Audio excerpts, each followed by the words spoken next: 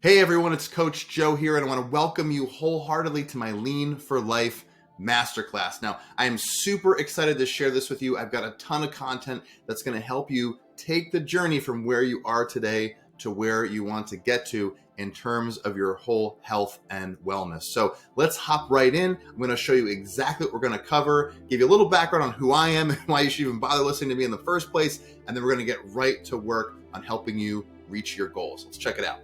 All right, so we are into our Lean for Life course. Again, this is just the intro, but I'm going to walk you through exactly what we're going to be covering throughout this entire masterclass. So let's take a look. We're going to start off with sustainable weight loss. That's going to be our first video coming up. We're then going to move into nutrition fundamentals. So I'm going to cover everything you need to know here to get your feet off the ground, or if you're someone who's a little more experienced, to come back to those fundamentals, get the numbers you need, whether it's calories, macros, or even find an approach that might work for you if you're not really, feeling confident in your previous nutrition approaches, okay? Video number 3, we're gonna go through exercise essentials. So I'm gonna take you through all the things you need to know to make sure you are properly incorporating exercise into your daily life. And I'm super excited because there's a worksheet I put together that literally helps you figure out step by step based on your personality, your schedule, your lifestyle, exactly what types of workouts and exercise are going to best fit and benefit you. We're then going to go into managing emotional eating. So this is a big issue that folks have. I mean, I myself included, this is something I've battled with for a long time. We're going to go through all sorts of kind of strategies, tips, and tactics to not only wrap our heads around what emotional eating is, but how we can best deal with it when it comes up. We're going to go through a bunch of social strategies. So how many times have we been caught in a social setting and it's been so hard to stick to our diet, our eating approach, when our friends are saying, hey, have a beer, have some apps or whatever. It's very hard to stick to our guns. So I'm going to teach you exactly how to do that in that video.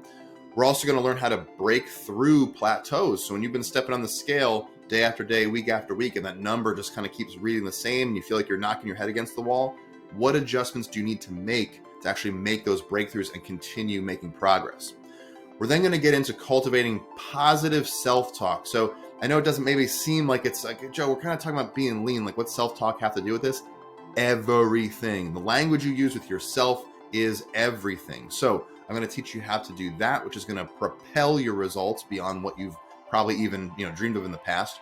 We're going to go through debunking certain diet myths and give you a set of tools so the next time your coworker says, hey, you should do keto or you should do intermittent fasting, you can sniff it out real fast and understand like, hey, maybe that's great and all, but it might not work for me. So we're going to go through all kinds of stuff for that.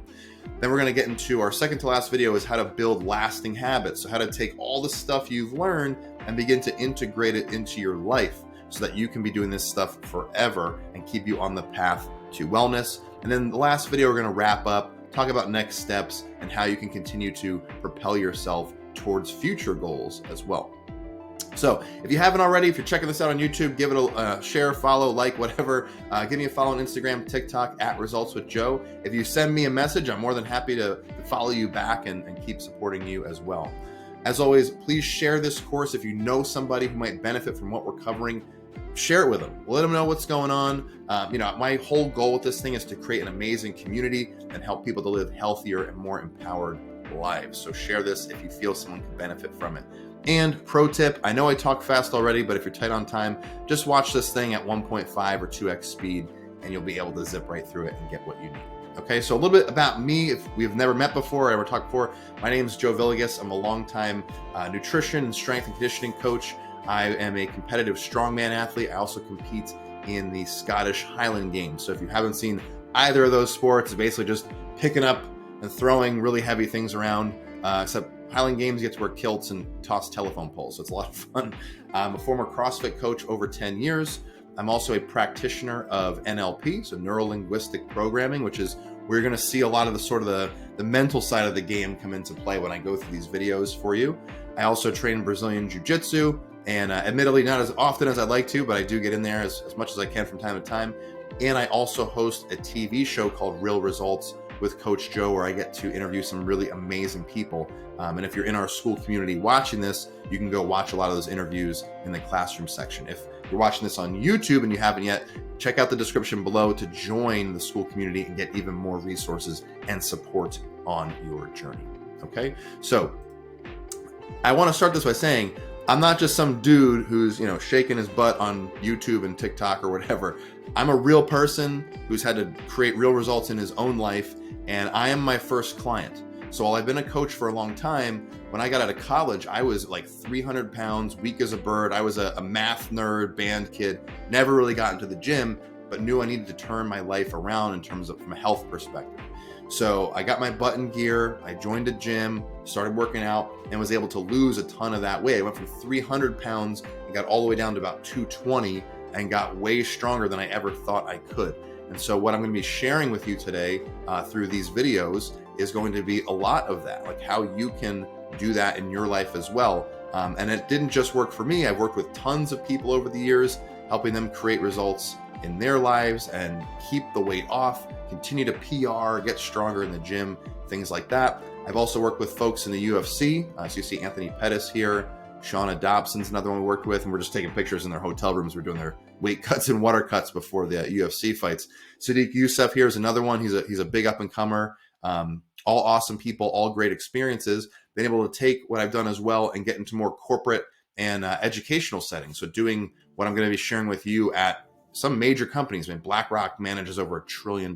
So all this to say is not to impress you, but to impress upon you that what I'm going to be covering is real stuff. Okay, this is real stuff, science-backed. We're going to be going through everything.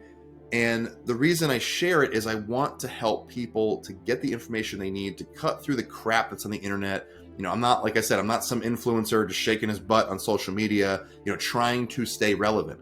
My goal is to give you real actionable strategies that are backed by science, backed by experience that you can use in your life every day to better yourself top to bottom. Not just, getting lean is one thing, but how can we help to improve ourselves as people, right? Be better citizens of our own households, our communities, and the world at large. So that's really my goal, is to help get that information out there. So last little bit here is I do have, if you're in the school community, you'll have access to all this. If you're not, just click the link in the description below, hop right in, it's free. You can get all this stuff here, but each video is going to have worksheets that are associated with it. So you're going to be able to actually do this stuff in real time while you're watching the video, get the answers you need. And by the time you're done with the whole masterclass, you're going to have a whole plan laid out. You're going to know exactly, okay, this is the approach to nutrition I want to take. This is the approach to exercise that I want to take that fits me.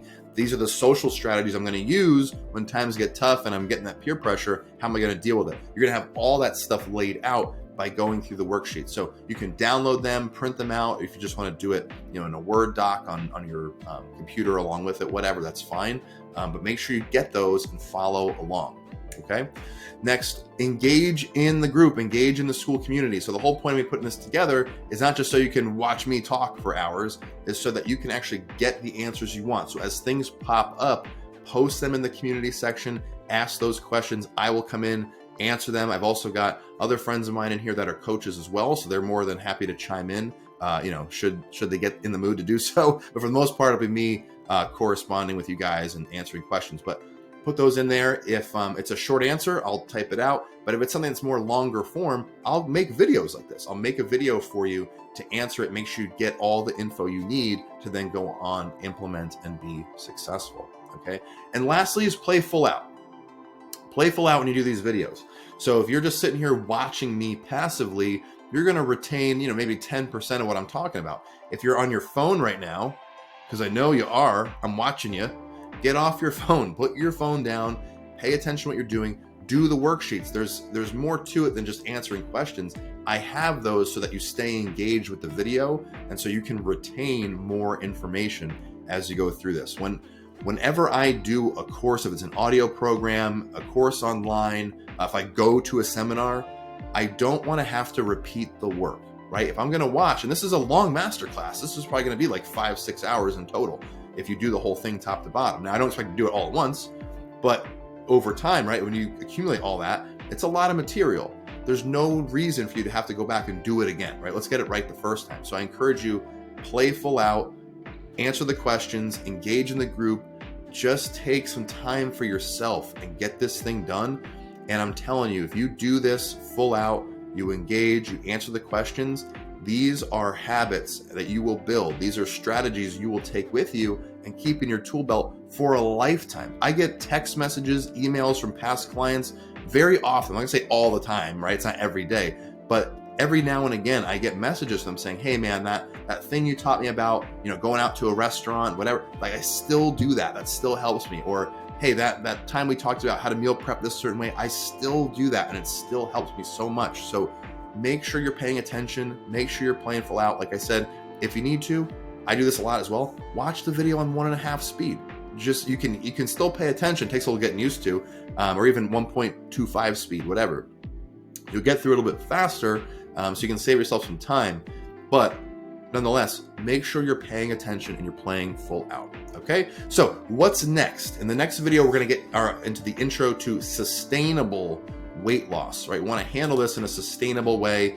I'm not the 21-day fat blast guy. That's not me. I want to make sure that you lose 10, 20, 30, or like myself, I've lost upwards of 80 pounds and never found it again. I don't want you to find it again. I want it to go away. And then you can make the decision if you want to put, weight on, like muscle on, things like that, or not. Right? The decision should be yours. Okay. So get excited, get pumped up, get those worksheets opened up, work through them, and we will see you on the next video. We're gonna go through the intro to sustainable weight loss, and we're gonna kick this thing off and really get you rock and rolling. We'll see you on the next video.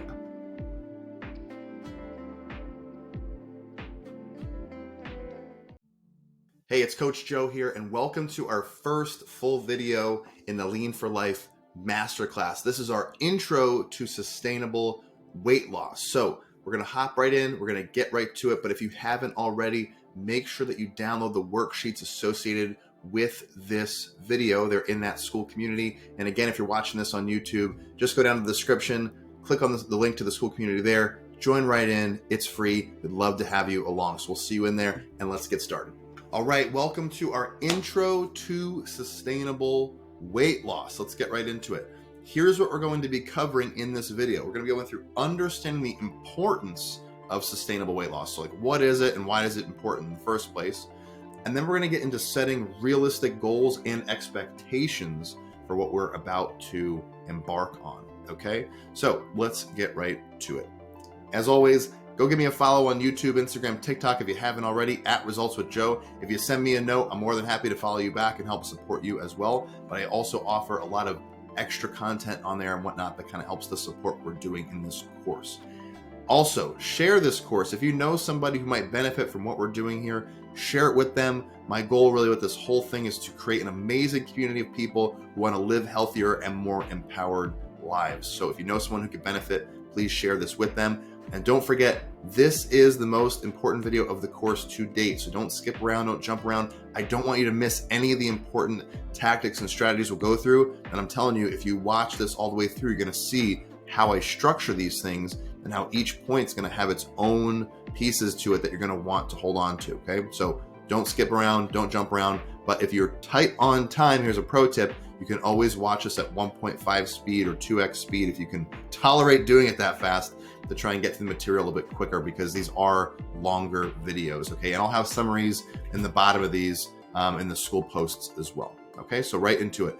Understanding the importance of sustainable weight loss. Okay. So the big thing here is having a health focus. Prioritize overall health and well-being over quick fixes or drastic weight loss methods. Now, before I really got into coaching and I started my own journey, this is the kind of stuff I fell for, right? Like, oh, we're going to do a 21-day fat blast or this or that just to try and shed the weight. From my own personal experience and from people that I've seen doing this until I've started working with them, this does not work long-term.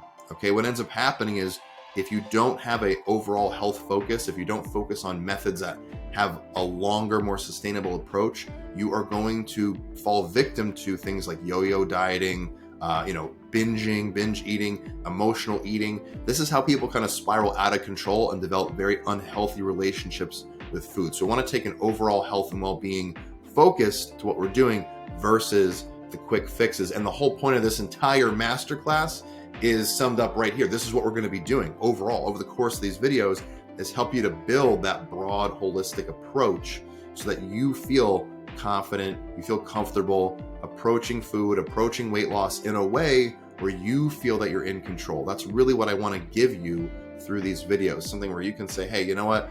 Like, yeah, I went out and had fun with my friends last night, but I'm not going to beat myself up about it today, right? Or, hey, weight loss is really hard for me, but now it doesn't feel that hard. I feel empowered. I feel like I have the tools to be successful. And taking this health-focused approach is the way to do it, okay?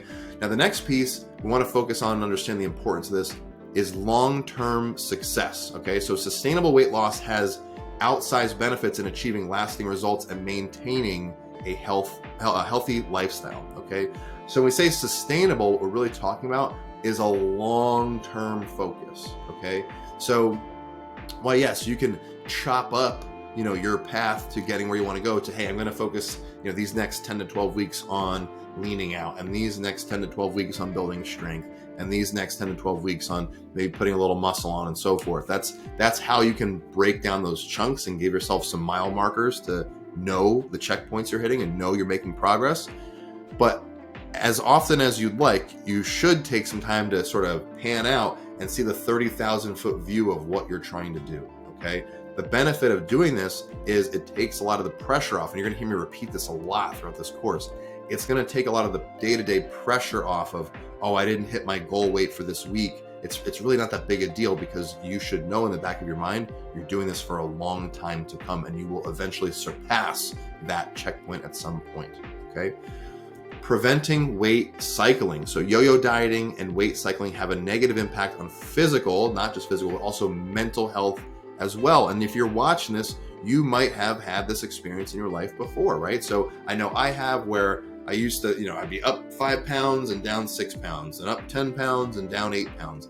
And it is very taxing mentally, emotionally, and physically, right? You just feel like you're spinning your wheels. It can be extremely frustrating. So what we want to do is use these sustainable approaches I'll be teaching you to get out of that yo-yo dieting, that emotional roller coaster that a lot of these other approaches can have. So I'm excited to share with you exactly how to do that. What we want to do is take a holistic approach, so addressing not just physical, but also emotional and behavioral aspects of weight loss. This provides us comprehensive results. So if you've ever watched Stan Efferding, he has a quote he says all the time, I love, that says, when you improve everything, everything improves. Okay, so everything is connected is what we're really saying here. So we're in this course, we're going to work on things like, how to combat emotional eating, right? How to obviously do all the physical stuff that comes with this. So, what you're eating, your exercise, things like that, but how to handle yourself mentally, emotionally, and in this holistic approach. So once you get those things right, you'll be more dialed in to do the physical exercise or to stick with the plan of eating that you choose to take. And when you stick to those more often and more consistent, you're going to build confidence. You're going to build the self-esteem up. And it's just going to be this nice cycle of feeding one into the other over and over again, and just sort of compound these results over time. Okay. I know for myself, I used to beat myself up a lot. I used to get real anxious, antsy if I wasn't following my program to a T and this and that. Nowadays, I don't put that pressure on myself. I don't have that pressure on myself, because I know that if I take that sort of long-term approach and I'm just putting one foot in front of the other, I'm going to get to where I want to go, and I'm in better control. And that's what we're going to be doing with you. And you're going to see over time, as you sort of stack these bricks, as we sort of build this house of the holistic approach, your results are going to be way more comprehensive. Okay. So a mindset shift, this is going to be a big one. So a shift in mindset from short-term goals to long-term habits and behaviors leads to sustained success. Okay. And again, I'm going to walk you through exactly how to do all this stuff. So if in the past you're used to doing this sort of short-term, hey, it's a 6-week challenge and whatever, those things are fine and they're great, whatever. But this long-term approach of the long-term habits is going to make you unstoppable when it comes to reaching those goals. Okay. And speaking of goals, how do we set realistic goals and expectations? So that's what I'm going to take you through right now. And if you saw, there's already a worksheet with this to help you take you through step by step. We're going to do it together here in a second, very quickly. So let's get into this. SMART goals. So SMART goals: specific, measurable, achievable, relevant, and time-bound. That's what the SMART acronym stands for.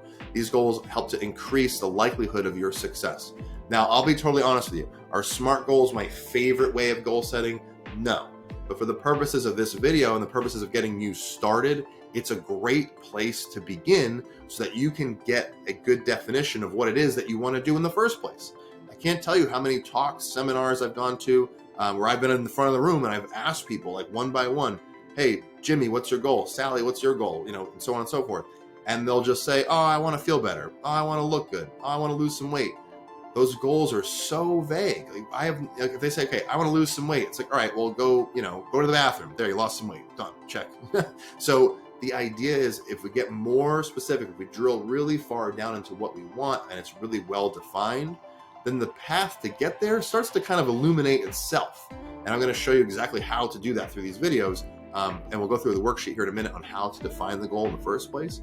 But this is a good place to start. I'll have a whole goal setting thing later in probably a whole different course that I'll put up in the school community.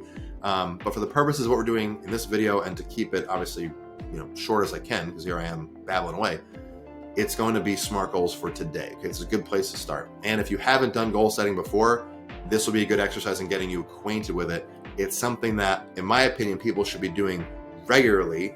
And I hear, a few sayings of like, if you don't live by design, you're going to live by default. So goals help you sort of design the life that you want and begin to get that started. And I always like hey, if you don't write down your goals, one day you're going to work for someone who does. So get your goals down, take this seriously, and do the exercise with me, because it can be game changing. And it's going to show you a lot of things that are on your mind, maybe you didn't know that you wanted to do. Okay, it's really going to help to define those things.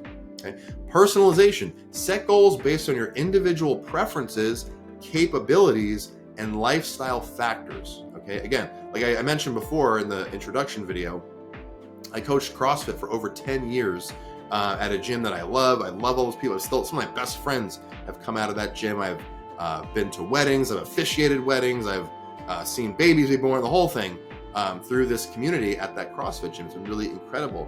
And one thing I saw there time and time again were folks who wanted to follow the program of like the CrossFit Games champion, right? Because that's but there's someone who works a 9-to-5, has 2 kids, has all this other stuff going on.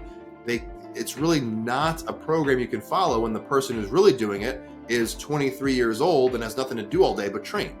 So the idea is, I want you to set your goals based on you. Don't worry about what someone else does or some influencer does or any of that stuff. Think about you. Put yourself first. Take this time to put yourself first and base what you're doing around what you want. Okay? And it might sound silly, but a lot of times we don't ask ourselves what we want deep down, right? Maybe you see some influencer on social media and say, oh, I want to look like that. But when you really sit back and peel the layers away and ask yourself what you really want, you might say, well, I just want to have some more energy so I can play with my kids. That's an amazing goal. You should do those things. So make sure you take the time, make it personalized to you, and don't worry about what other people are doing, right? Take into account your preferences, your capabilities, and your lifestyle. Now, progress tracking. If there is one thing that you take away from this video and what you can help yourself more than anything to be successful, it is tracking your progress. The number one tool, tactic, strategy, thing that I can recommend to you, statistically and anecdotally from my experience personally and working with tons of people at this point, is you need to track your progress, okay? And it could be as simple as, hey, I'm just gonna track my weight. I'm gonna weigh in on Monday, weigh in on Friday. That's fine, that's a good place to start. The more consistent you can be in tracking, the more you can find just not a lot, but a couple things that you can stick with and keep tabs on as you go through, the more likely you are to be successful. Okay, so I'll read the line here. Tracking progress using objective measures such as weight, body measurements, and fitness improvements is paramount. Okay, there are subjective measures you can do as well. We'll talk about some of those non-scale victories in a second. But the big thing here, just like in business, what gets measured gets managed. So if you have your head in the sand and you're not paying attention to certain things, they're going to get out of whack, just like your bank account.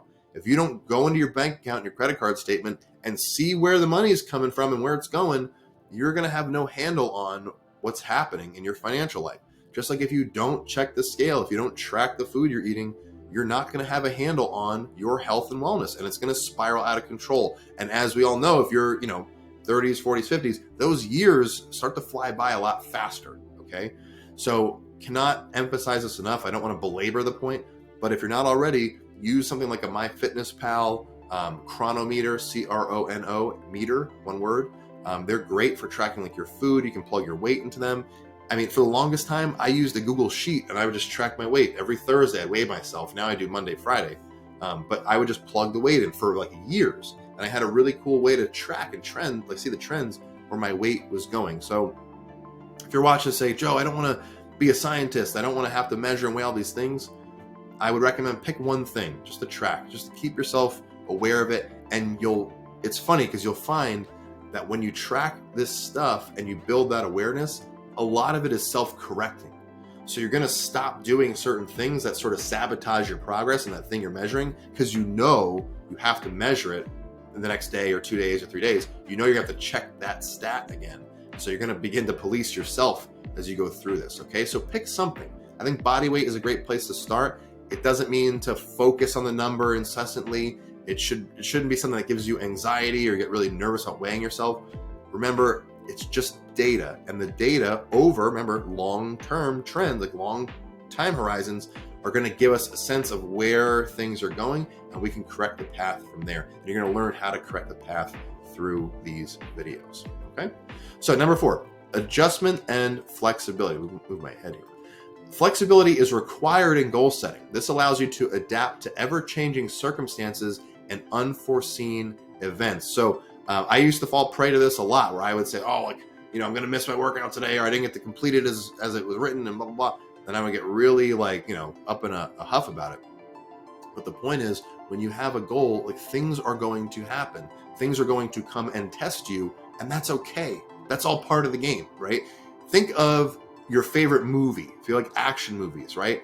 The hero in the movie never has a straight path to winning the game, or like winning the war or the battle, whatever they're doing. There's always circumstances that come up and challenge them or almost wipe them out completely, and they have to come back from it. Okay, so how much sweeter is your victory going to be if you can overcome those hurdles, be flexible and adapt, and keep pushing forward, right? So don't let those little setbacks get you upset. I should write that down. It sounds really good. But if something comes up, maybe you're training and you have an injury you need to come back from. Maybe you have a lot of social events, which we're going to talk about in one of the videos, how to handle social events. But if you're at, I have friends of mine who are at weddings like every weekend. It's very hard to stay on track. But if you can do it, you will have built up a toolkit of capabilities well beyond what the average person can do. And you'll know that no matter what pops up, you can handle it. You'll have that certainty and confidence to know you can get the job done. Okay, so adjust as needed, be flexible as needed. And if you have questions about those sorts of things, you can post it in the school group and I will help you out. I will write out exactly what to do. Okay, now number 5, non-scale victories. So celebrating non-scale victories such as improved energy levels, better sleep, or increased confidence help to recognize progress beyond just numbers on a scale. Right? And this is critical. If you want to solidify those positive habits, rewarding them, right? Positive reinforcement is the way to go. Now, it doesn't mean, hey, I hit my weight goal and I go crush, a dozen Krispy Kremes. That's not what we're talking about. What we're saying is celebrating these non-scale victories. So you could say, oh my gosh, I've, my app, whatever, I've averaged 8 hours of sleep a night, where I used to only do 6.5. Or, hey, I notice when I go in the gym now, I'm not nervous before workouts. Actually, I look forward to it. Like, those are things you want to welcome, obviously, because it's exciting, but you want to honor those things and really take a moment to kind of bask in it almost, right? Like, take that moment to celebrate the fact, like, hey, I am improving, because this game of wellness, it's kind of like golf, right? Like, you can't win it, right? There's no objective way to just beat it. You can get to a point where you're obviously very happy with yourself, you're happy with where you are in your journey, and those things are great. But for a long time, especially if you're just starting out, it's going to feel kind of monotonous. It's going to feel like you're not getting very far very quick, but it compounds over time, okay? I can't tell you, the person I am today is very different in a great way compared to who I used to be. I used to be a worrier, not a warrior, a worrier about a lot of things. And just kind of sort of sticking to it. And again, I'm not the most consistent person on the planet, right? I'm not, a superstar athlete, but I do know that I can stick to my plan to a pretty great degree. I can stick to my food to a pretty good degree, right? And stay on track to a point where I am making progress to where I want to get to. And I help my clients do the same thing.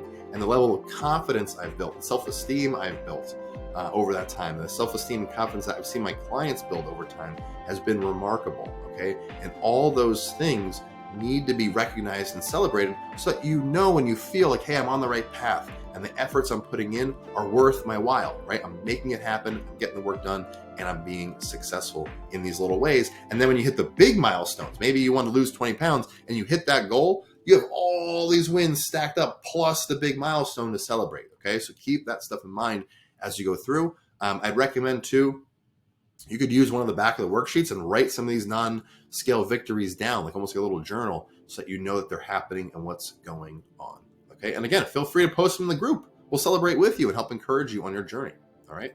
Now, quick summary of what we just covered, okay? Number one, focus on your overall well-being, okay? So total holistic well-being over long time horizons. Don't get caught in the trap of that, the 3-week fix, the 6-week fix, I'm just going to focus on no. Full picture of yourself over long time horizons. It's going to alleviate a lot of the pressure, okay? You have a much smoother ride to where you want to go, and it's going to help with that flexibility we talked about before. Set quantifiable and personalized goals. So go through the worksheet, which I'm going to pull up here in a second. We're going to just kind of overview it together. And we're going to set personalized goals that are relevant to you, okay? Track your progress. That is a big thing as well. Track your progress so that you know exactly where you are at in your journey, okay? And lastly, celebrate those wins, okay? Make sure you're giving yourself that positive reinforcement so that you can stay on the path. You're more likely to be successful if it's an enjoyable experience versus one that you're beating yourself up about, okay? So, home study, we have some questions, but first let's go back to our worksheet. So if you haven't already, check this out. I'm gonna zoom in a little bit on this. Beautiful. So in the school thing, go down, click on the worksheet for SMART goals, and I want you to go through this one by one if you haven't already. Okay, I'm just gonna read through them with you. This should take you like 10 minutes, 15 tops if you're writing slow, okay?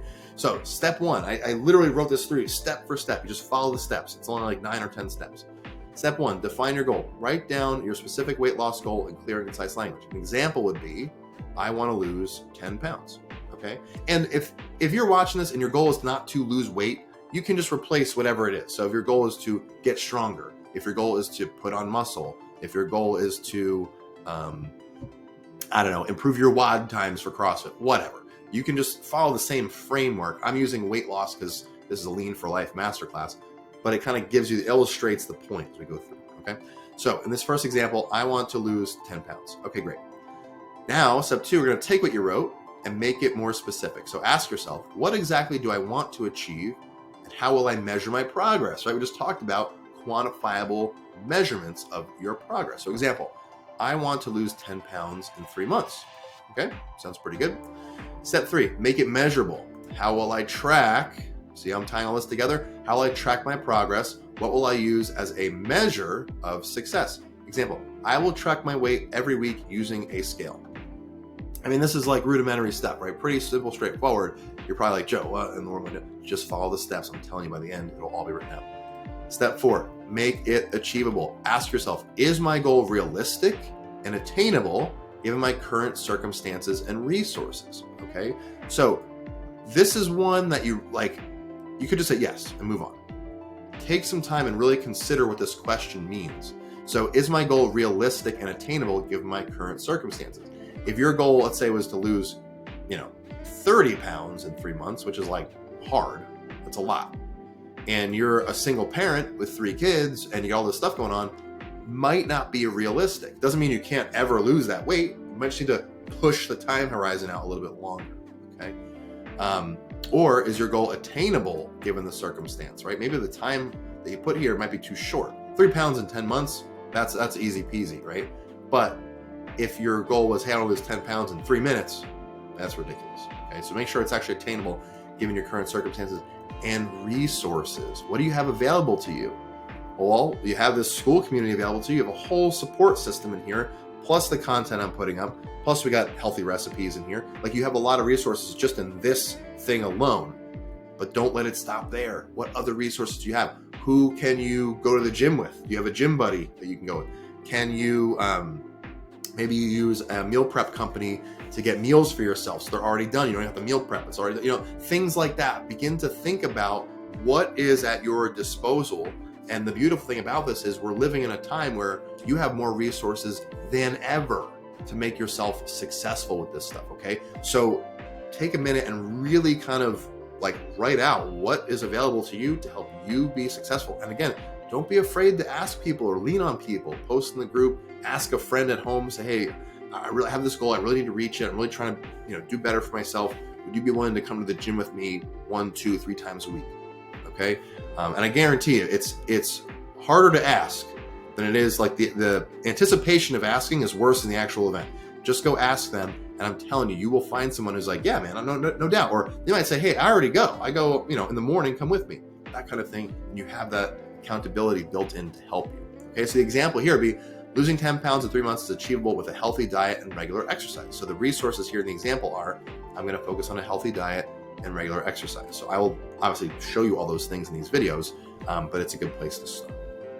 Step 5, make it relevant. Ask yourself, is this goal meaningful and relevant to my overall health and well-being?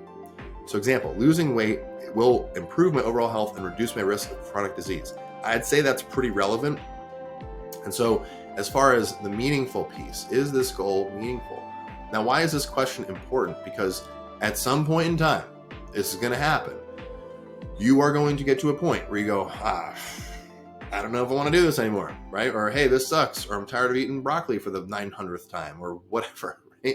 And we'll talk about strategies to make things more interesting, give you some variety, etc. But for now, for the purposes of this video, you really got to figure out if this goal is meaningful to you. So in this example person that I put together, maybe their family has a increased risk of chronic disease. And this is their way of fending it off, is eating healthy and exercising. Well, that makes it really relevant all of a sudden when they have, let's say, a genetic history of this. If they can do their best to stave off that chronic disease, then this goal becomes extremely meaningful to them because they want to stay alive or they want to stay healthy or whatever. So think about your goal. If your goal is, hey, I want to lose 20 pounds so I can pick up chicks, is that meaningful to you enough to stick with it when times are tough? And so what I would do is ask yourself, is this goal meaningful? Is it relevant to me? And my overall health and well-being? Again, this is one you can really kind of drill down on. And if you're not sure, you got to keep asking yourself and find, 1, 2, 3 reasons that this can really be relevant, meaningful to you. All right. We're almost done here. Step 6, make it time bound. Give yourself a deadline. Ask yourself, when do I want to achieve this goal?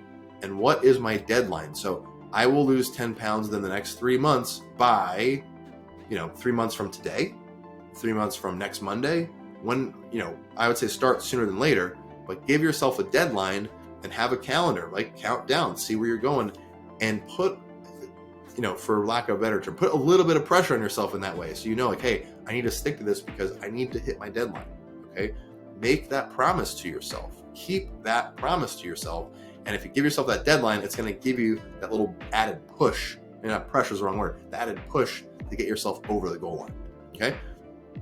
7, write your SMART goal. So by the time you've done all this, you have all these answers, you're going to put it together. So combine all the elements into a single statement that follows the SMART criteria. Example, I will lose 10 pounds in 3 months by tracking my weight weekly, maintaining a healthy diet, and exercising regularly. My deadline is whatever date you want to put in here. Okay. And if you're watching this and this is your goal, like you can just copy this basically if you want to. Make sure you go through the meaningful, relevant pieces for yourself. But this is exactly the kind of SMART goal you want to have at the end of this. Review and revise. So review your SMART goal to ensure it meets all criteria. So when we look at this example, is it specific? Yes, I'll lose 10 pounds. Is it measurable? Yes, because you're going to weigh yourself. Is it achievable? Very achievable. 3 pounds in 10 months, no problem. Is it relevant? Yes, because this fake person talked about chronic disease thing, right? Reducing risk of chronic disease. Is it time bound? Yes, 3 months, and they have a specific deadline. Okay, so it meets all the criteria. So you kind of see how you go from I want to lose weight to like a very specific way of this is what I'm going to do, this is when I'm going to do it by, this is kind of how I'm going to do it, and then you can rock and roll from there. Okay, make any necessary revisions to ensure clarity and alignment with your objectives. So going through this, you might need to, if you've never done it before, you might need to do it like 1, 2, 3 times till you kind of get that sort of like mission statement of like, here's what I'm going to do. But again, this should be faster than me reading it to you, basically is what I'm saying. It should be a quick exercise so you have it. And then you're going to take this with you throughout the rest of the videos, okay? Now, once all that's done, the last step, most important piece, is commitment. So now, I'm helping you to stay committed to this. Sign and date your SMART goal as a commitment to yourself. Display it somewhere visible, hang it on your fridge, and as a reminder of your dedication to achieving your weight loss goal. Okay, so you're gonna sign here, because you're gonna have your full statement right now. You're gonna sign here, you're gonna date it, and now congratulations, you've now created your own customized weight loss SMART goal. Keep it handy and refer back to it regularly to stay focused and motivated on your journey towards better health and well-being. Okay. Now, I would hope that if you're doing this, that you signing this and making a commitment to yourself really means something to you in your own mind. Okay. People will sign contracts for all kinds of things. They'll pay other people money to do other things. They'll pay for a car, they'll pay for a house, and they sign their commitment to do those things. Make sure that you are staying true to your own word to yourself. To the end of the day, the only person you have to answer to really is you. So write out that SMART goal, sign it, and make a real commitment to doing this.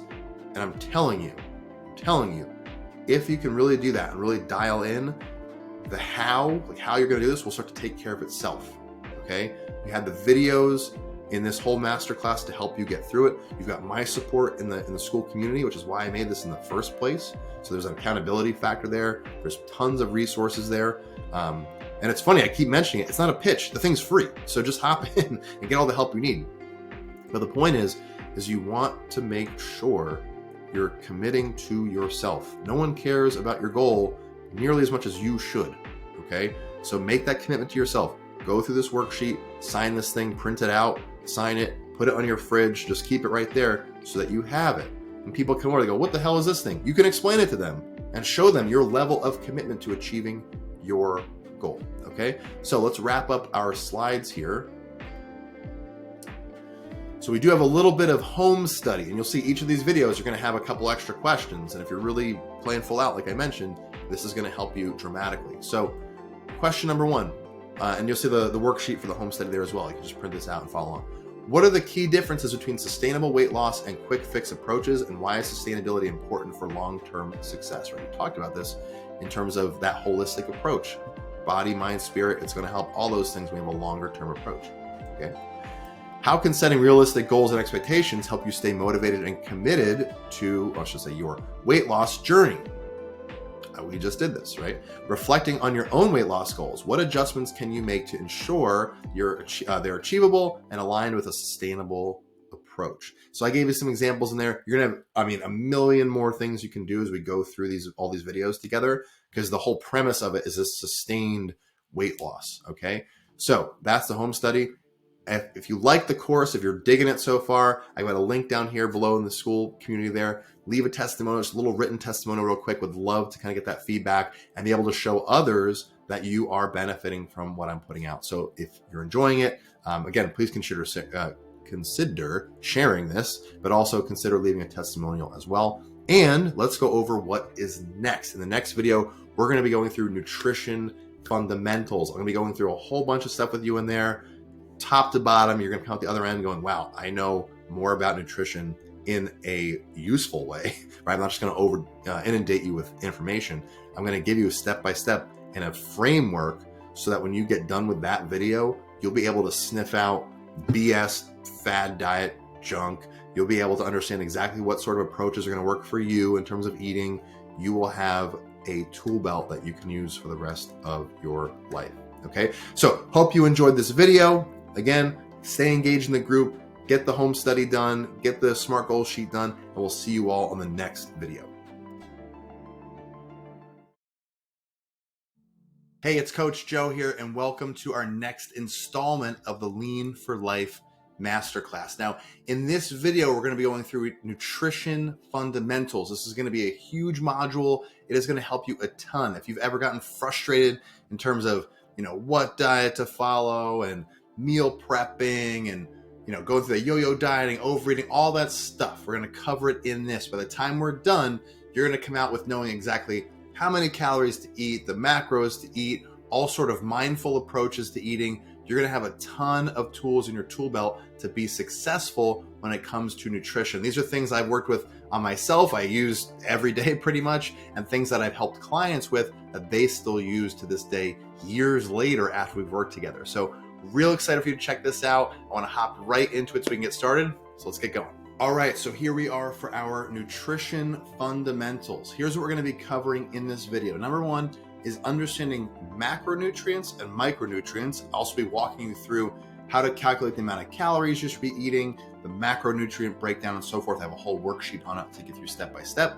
We're going to go through portion control and mindful eating techniques. So it's not just about the numbers. In fact, you will probably benefit more, I would argue, by understanding these sort of mindful eating techniques, because they're things you can use no matter what you've got going on. If you're stuck at a party and you can't calculate how much chicken you're having, you can use a lot of these techniques to control your portioning more intuitively versus having to weigh and measure. So if you find yourself in a situation where you can't weigh and measure, or you want to just create a better, healthier relationship with food, these mindful techniques are going to be critical. They are, I think, a staple of any plan.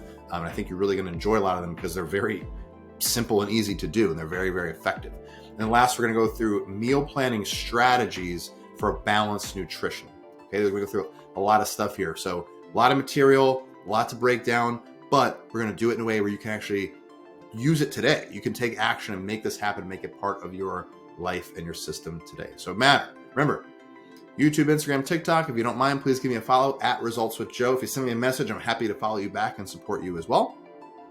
And please share this course. I want to create an amazing community of people who feel empowered, inspired to live healthier lives. And the bigger we build this thing, the more we have to support each other. And I can't do this without your help. So if you know someone who could benefit from the material here, if you're enjoying it yourself, please share it with a friend, family member who you think could benefit as well. Okay, and don't forget, this is the most important video in the course to date. So don't skip around, don't jump around. As you've probably seen if you watch the other couple videos, I go through tips and strategies on each point. So anything you skip, you're bound to miss, maybe that one gold nugget you needed to be successful. So make sure you're watching the video the entire way through. And if you're strapped for time, pro tip, you can always watch us at 1.5 or 2x speed. But I think I talk fast enough as it is, so you might not need to do that. Right? So let's hop into it. Understanding macronutrients and micronutrients. Now, nutrition's been a big staple of my coaching for a long time, so I'm very excited to share this stuff with you. Let's get into it. So macronutrients overview. Carbohydrates, proteins, and fats each play a critical role in supporting bodily function. They're also the three major types of food, okay? There is a fourth macro in there, kind of, jokingly, but kind of true as well. I would say alcohol, but for the purposes of this video, carbs, proteins, and fats, the three basic types of foods, they are going to be obviously the cornerstones of your diet and what you're eating, make it up. So if you've ever wondered, Joe, how much, should I be eating? How many calories, carbs, proteins, fats? We're going to take a sec right now, and we're going to jump into a little worksheet I put together for you guys that's going to go through this exact thing once and for all. So let's do a 150 on this thing. Okay. So this is going to be a step-by-step. How many calories, what the macros are. This is just a general breakdown. Okay. You see the disclaimers at the bottom of the video. This is for entertainment purposes only. So if you're going to embark on any of this stuff, you should consult with your doctor, physician, medical professional before you do any of this on your own. Okay. That being said, this is generally speaking, probably the easiest way to do it, because I want to walk you through the calculations so you understand where it's coming from. But at the same time, what I'd like for you to do is understand that this is just giving you the baseline of what to start with.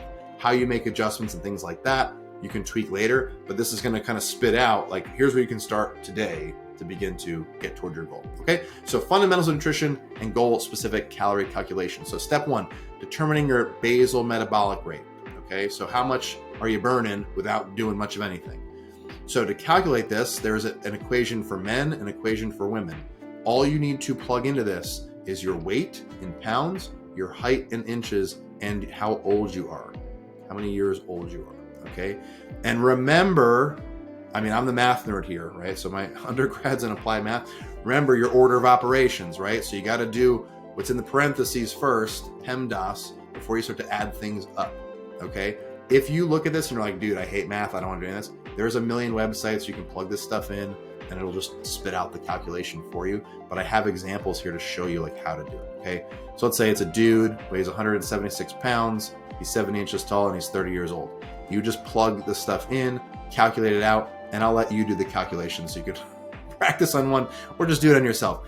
But this is going to give you your basal metabolic rate, your BMR, okay? When you get that number, you're then going to scroll down to step 2, accounting for activity level, right? Because ideally you're not doing nothing all day, you're doing something, okay? So if you're doing little to no exercise, let's say you're just getting started, maybe you're like I'm right now, you're sitting at a desk all day, that kind of thing, then this is the multiplier. You're going to multiply your BMR, the number you found up here, by these multipliers here, okay? And that's going to give you your starting number of calories. If you're someone who exercises a little more, maybe you play basketball a couple nights a week, whatever, you can do the second multiplier here, 1.375. Moderate activity, sports, 300 days a week. This would be like, if you're kind of your average CrossFitter, maybe you're an average gym goer, that kind of thing, good place to start. Someone who's very active. This to me is someone who's like more of an athlete. They're very, very serious with training. They're maybe in season, that kind of stuff. I would go there. And then extra active, this would be like for my, special forces dudes that I help and work with and do their nutrition for, like, they're doing really hard stuff on the job all day, all the time. Then yes, maybe do something like that. This would be someone who's like, maybe trying to peak in their sport and they're doing an insane amount of activity. Generally speaking though, most people are not going to dip into like the 4 and 5s. It's not going to happen. Unless you're like a really, really hard gainer and you're trying to put a lot of muscle on or something, then we'll ramp up your calories. But for the most part, most folks, myself included, are going to hang in like the 1 to 3 range. Okay. To give you an example, for me, I actually calculate my numbers with 2, and I train heavy weights like 4 days a week. I'll do some jujitsu maybe once a week, twice a week if I'm like real lucky. But for me, I actually figured out, I went to my doctor that I go to, they have a whole physiology set up there, and they calculated my resting metabolic rate. And it's actually, my metabolism is very slow, which not a surprise to me because I can put weight on very easily. It's more challenging for me to take it off. So in my case, I actually start with a lower multiplier because my numbers are going to be lower by default because my metabolism is slower. So for you, if you find like, hey, I do exercise frequently, but I can just burn through calories. Like my brother is that guy. Like he could just drink milkshakes and like not gain weight. He might go a little higher on the calories because he can burn through them. For me, not the case. So you need to take into account what your activity level is, but what your circumstances are. Like see what the deal is, okay? And then use the calculation from there, okay? Now, then we go to step 3, setting your goal. So if your goal is to lose weight or maintain your weight or build muscle, we're gonna go through all 3 of these. So number 1 is weight loss. If you're aiming to lose weight, you need to be in a caloric deficit. You need to be eating less calories, so taking in less than you are expending through exercise, movement, etc. So all that to say is whatever number you came out of with step 2, you're then going to try and get yourself into a deficit of that number. So I put 250 to 500. You'll see some things say, drop 500 to 1,000 calories. I think that's too extreme off the bat, personally. If let's say, you calculate 1,800 calories and you shave off 1,000, you're just eating 800 calories all day. That's ridiculous. So start lower, start at 250, and this gives you wiggle room to make adjustments over time versus just stripping out calories and slashing them all right away. Okay. General rule of thumb, 250 to 500 in my world, that's what I would say to do. So you have the number you calculated in step 2, bring it down to step 3. If your goal is to lose weight, subtract 250 calories, and that's the amount of calories total that you'll begin eating in a day. If your goal is to maintain weight, maybe you like where your weight's at, you just want to get stronger, fitter, whatever, you can keep your calories right at the number you calculated and see how it goes, okay? If your goal is to build muscle, then you need to be in a caloric surplus. In other words, eating more than you are expending, because you have to not only eat back what you burned off, but you got to eat more to support the growth of the muscle you're trying to put on to your frame. Okay, so all that to say, I'm going to share this. I have a post actually in the school group of how to do this more in depth, but I'll share it here real quick. Is you might say, well, Joe, how long should I try and lose weight for? How long should I try and build muscle for? How long should I maintain for? Okay, maintenance you can do indefinitely. You can just maintain your weight forever if you really want to. But in terms of weight loss and weight gain and building muscle, I recommend, from my experience, what I've found is no longer than 12 weeks. But I would, at a minimum, 4 to 6. Give yourself some runway to actually get some results. Don't try and say, oh, I'm bulking for a week, and then you're not. Then you're not going to get anywhere. You're going to spin your wheels. It's not enough of a stimulus to make it happen. Same thing with weight loss. So commit to the plan. Commit to the phase you're in, if it's losing weight or whatever, for a decent period of time. Okay, so 6 weeks, 10 to 12 is probably better, just so it's long enough to get some appreciable results. And then you can go into like a maintenance phase and maintain where you're at, resensitize, etc. But that's how you would get started. So you calculate your basal metabolic rate, you factor in your activity level by multiplying your BMR by one of these multipliers based on your activity level and circumstances. Then you align that number with your goal. So if it's weight loss, you would put yourself in a deficit. You'd subtract 250 calories from that number that you calculated in step 2. Okay, and that gives you your total calories for the day. Got it? With me? If you need to, you can pause the video, go back and rewatch what I just said. But I think that should get you to where you want to go to now. Then you're going to take that number and come down to step 4. Okay, step 4. Protein. Recommended intake, 0.8 to 1.2 grams per pound of body weight per day. Now, 1 gram per pound of body weight, the old like bodybuilder way to do it, is plenty. I actually 1.2 here. I'm going to change this to just 1.0. Okay. So you're going to take your body weight and figure out that number, and I give you that grams for the day. Okay. Carbs and fats, you're going to use the calorie number that you had, and it's all written out here in the example. Okay. To figure out how many grams of carbs in a day and how many grams of fats in a day. Got it? And then if you need to put, you have yourself in a deficit, use that number, etc., and go from there. Okay. Now, all this to say, as I mentioned before, you might look at this and go like, dude, I don't want to do all this computation. Like, this is a lot of work. It's a pain in the ass. I get it. That's totally fine. I'm just showing you how you would go about finding the numbers. You do not have to do all this. There are websites that'll calculate this for you. Just Google it, hop in, and you can do that as well. If you're having trouble doing this, you can post in the school group and I will help you with the computation. I'll help you get through it. Okay. So once you figure out how many grams of protein, carbs, and fats for the day, now you have your total calories, you have your macronutrients, right? Your macro is all figured out, and then you're going to put it all together. So calculate your total calories from step 3, divide the caloric intake into macronutrient ratios. That's step 4. And the ratio can be whatever. You could do 33%, 33%, 33%. You could do, 30, 40, 30. You can do whatever you want. But the idea is we don't ever want to go over that calorie ceiling, and the protein is like the floor of the house. You can bring that up if you want. So if you want a little more protein in your diet like that, that's great. If you like to eat more carbs and fats, it's fine. Just make sure you're adjusting the ratios so you're not spilling over on the total calories. Okay. And then last step here is you're going to adjust based on progress and individual response to the plan. So as you follow your plan, as you track, like we talked about in the last video, your weight, your body weight should be trending in the direction of your goal. And if it's not, then it's time to make an adjustment. My recommendation is, though, give yourself a couple weeks to get acclimated to what you're doing. And then every other week or so, then we make an adjustment if you're not moving in the direction you want to move. Okay. So if you're having trouble with that, you just post in the group. I will help you out, because there's a lot of moving parts to this, but this should be enough to get you your calorie numbers, your macro numbers, and give you a sense of where to begin on the journey of what do I start with what numbers, and get tracking and moving from there. Okay. So this is that worksheet. You can download this, you can use it, follow it along. Or like I said, if you don't want to do all the computation yourself, there's tons of websites you can do this with to get you rocking and rolling. Okay. So back to our slide. So that's macros, protein, carbs, and fats. Now you've probably heard of other eating approaches where it's like, oh, keto and you don't eat carbs and blah, blah, blah. My recommendation is, I'm going to get to a very simple metaphor in a little bit. Incorporate all 3 into your diet. Have a balanced approach, because your body needs all of these things for regular bodily function. Okay. Micronutrients, vitamins, minerals also play a significant role in maintaining overall health, immunity, and various physiological processes. There is so much that goes on in your body. We need to be thankful every minute of the day that we have a heart that beats without us having to tell it to. We have cells that do all kinds of operations and things all the time without us having to tell it to. Your body is an incredible machine.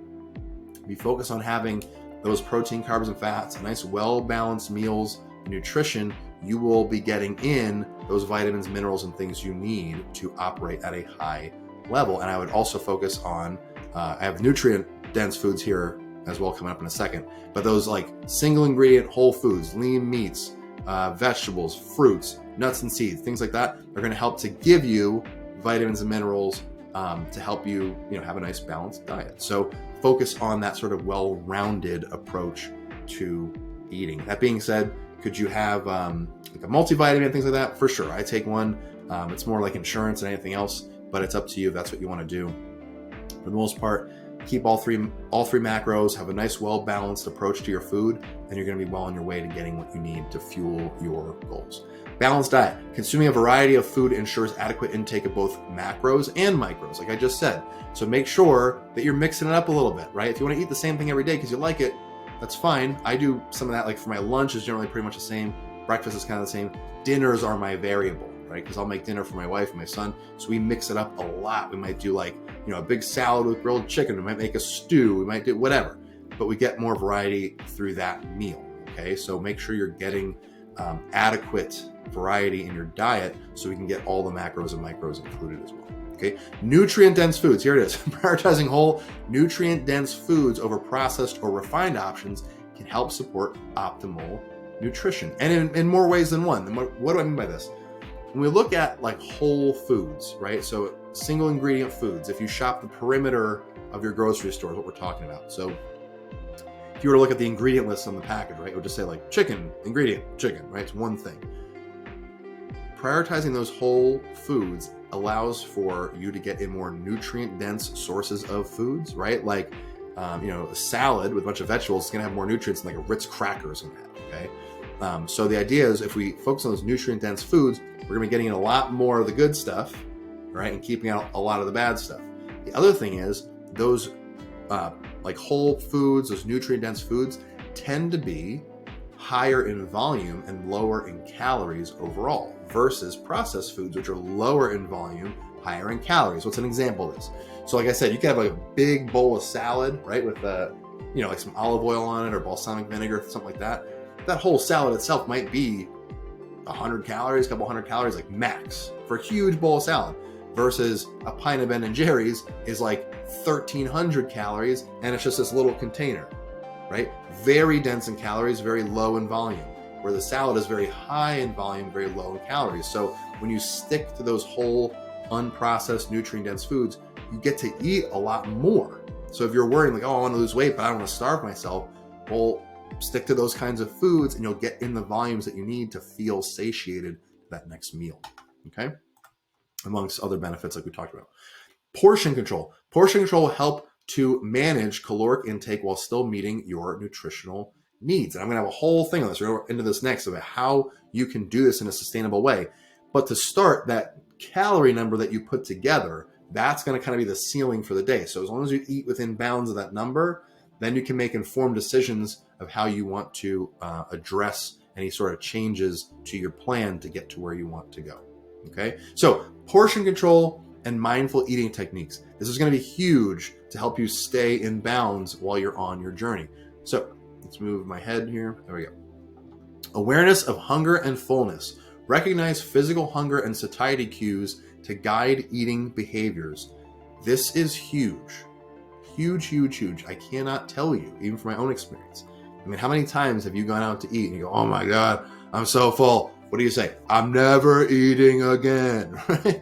So you need to try to honor those hunger cues and fullness cues. So eat when you're really hungry, like not really hungry, like hungry.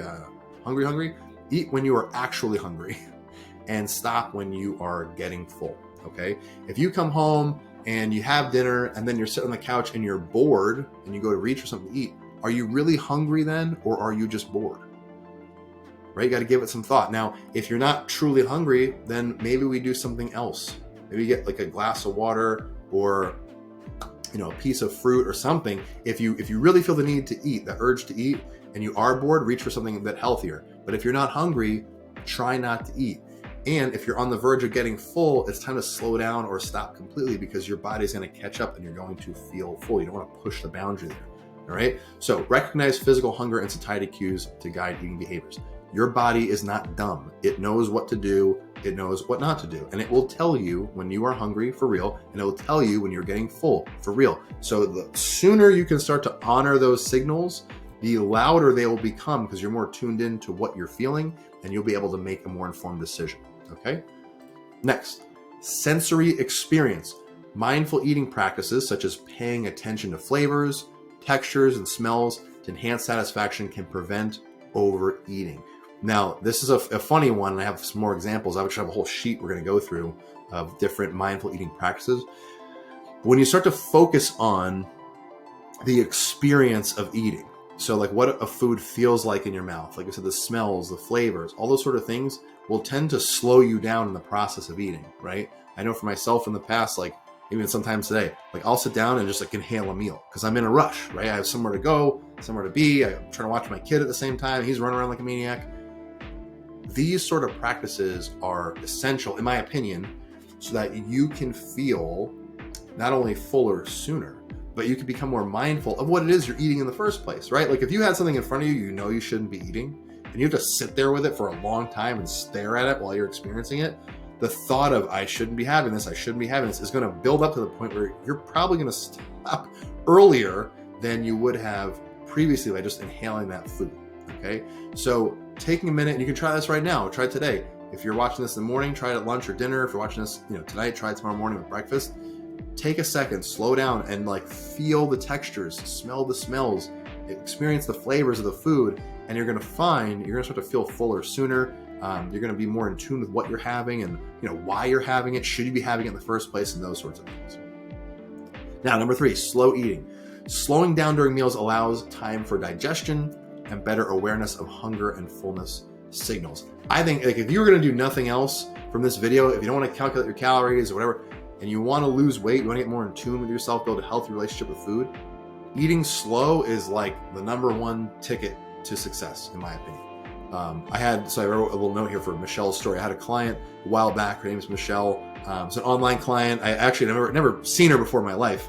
We only ever corresponded over phone and email. But she said to me when we first got started, she goes, Joe, I don't want to weigh and measure. I don't want to track stuff, other than her body weight. And she said, I had this like poor relationship with food. I don't know what to do. I've tried this diet. It didn't work. I tried that diet. I'm yo-yoing all over the place, et cetera, et cetera. And I suggested her, I said, why don't we just start by eating slowly? Let's begin there. Okay. Now, over the 12 weeks I worked with Michelle, and she wasn't very heavy. I think she weighed maybe 170 pounds, something like that. We just focused on eating slowly over those 12 weeks together. That was it. Every meal. Take a bite, put the fork down. Take a bite, enjoy the conversation with your friends and family. Take a bite, just relax, don't check your phone, all that kind of stuff. And we really, really honed in on that. In that time, in that 12 weeks, she lost, it was like 16 or 17 pounds. 16 or 17 pounds, like right just shy of 20 pounds in that time. So she lost a little more than a pound a week. She didn't really change much of anything. She ate the foods that she ate. She ate pretty healthy to begin with, for the most part. But what she found was she would start to feel fuller sooner. She was eating slower. Like I mentioned before, she would look at the food on her plate if it wasn't exactly what she kind of knew she should be having, and she would stop herself even earlier. So overall, what ended up happening? She put herself in a caloric deficit just by virtue of eating slowly. Okay, so this is a very, very powerful tool. It's, and I'll warn you right now, it's very awkward. Like the first time you try it, it's very weird if you're used to eating fast to sit there and eat slowly. But it's something that you can do today. It doesn't cost any money, doesn't really cost a whole lot of time. And if you're like, oh, well, Joe, I'm strapped for time. I don't have time to eat slow. That's even better. Because if you eat slow and your time's up, you're going to be cutting yourself off sooner from eating even more food. Okay, so try and focus on eating slowly. It's a great place to start. Now, meal planning strategies. I'm going to go through a whole thing with this, but this is a main way that we help to control our portioning, right? Meal planning is a tool for portion control, helping you to make healthier choices and avoid spontaneous, less nutritious options. So let's hop into meal planning strategies for balanced nutrition. I'll keep moving my head around here. So weekly meal prep. These are just different ways you could do this, okay? Weekly meal prep. Batch cooking and meal prepping can save time, money, and reduce reliance on convenience foods. So does this mean you have to batch all your food for the entire week? No, that's not what I'm saying. Batch cooking could mean, hey, I'm going to make breakfast, lunch, and dinner for tomorrow and have it ready to go. It could be, hey, on Sunday, I'm going to make Monday through Wednesday's food, and then I'll make, Wednesday night, I'll do Thursday, Friday, something like that. You need to figure out what works best for you, but having a plan to have meals prepped in advance, or at least organized in advance, right? So for myself, breakfast for me tends to kind of be like the same thing every day. I'll have eggs, sometimes I'll do like a protein shake. I just tried these like Legendary Foods does a high protein Pop-Tart kind of thing. You know what I mean? Like I've got a plan is the point. So I'll make some of that stuff fresh, or I just grab and go. It's easy to do.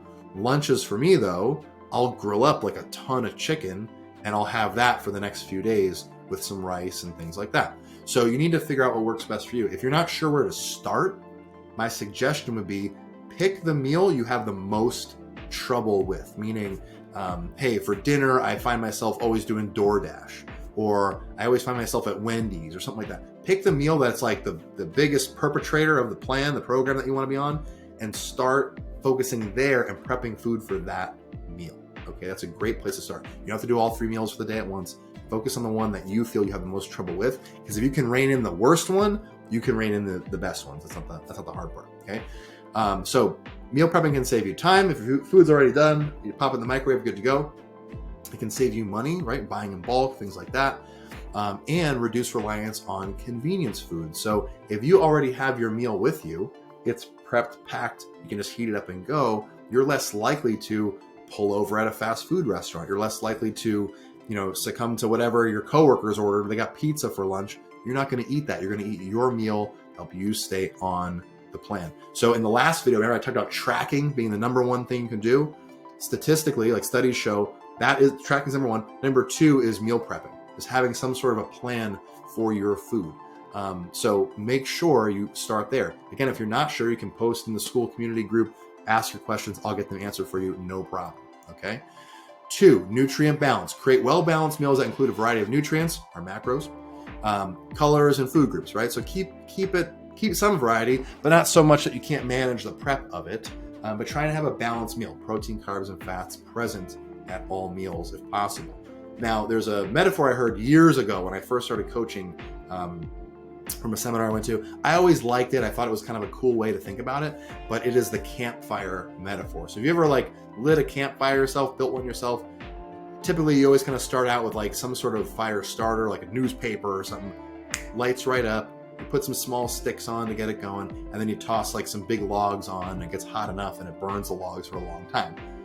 I like to think about meals in the same way, okay? And our macros kind of fit this metaphor, where carbs are like the fast energy source. They're the newspaper that burns up really quick, right? So they kind of get our energy going, get us going. And the protein is like the sticks and the twigs that we pile on top of the carbs that burn for a little bit longer, right? They're a little more satiating, but they're not going to be burning forever. And the fat is like the big log that's on top that burns for a long time. It's a very long burning energy source, okay? When we have all 3, we've got a nice, well-balanced campfire.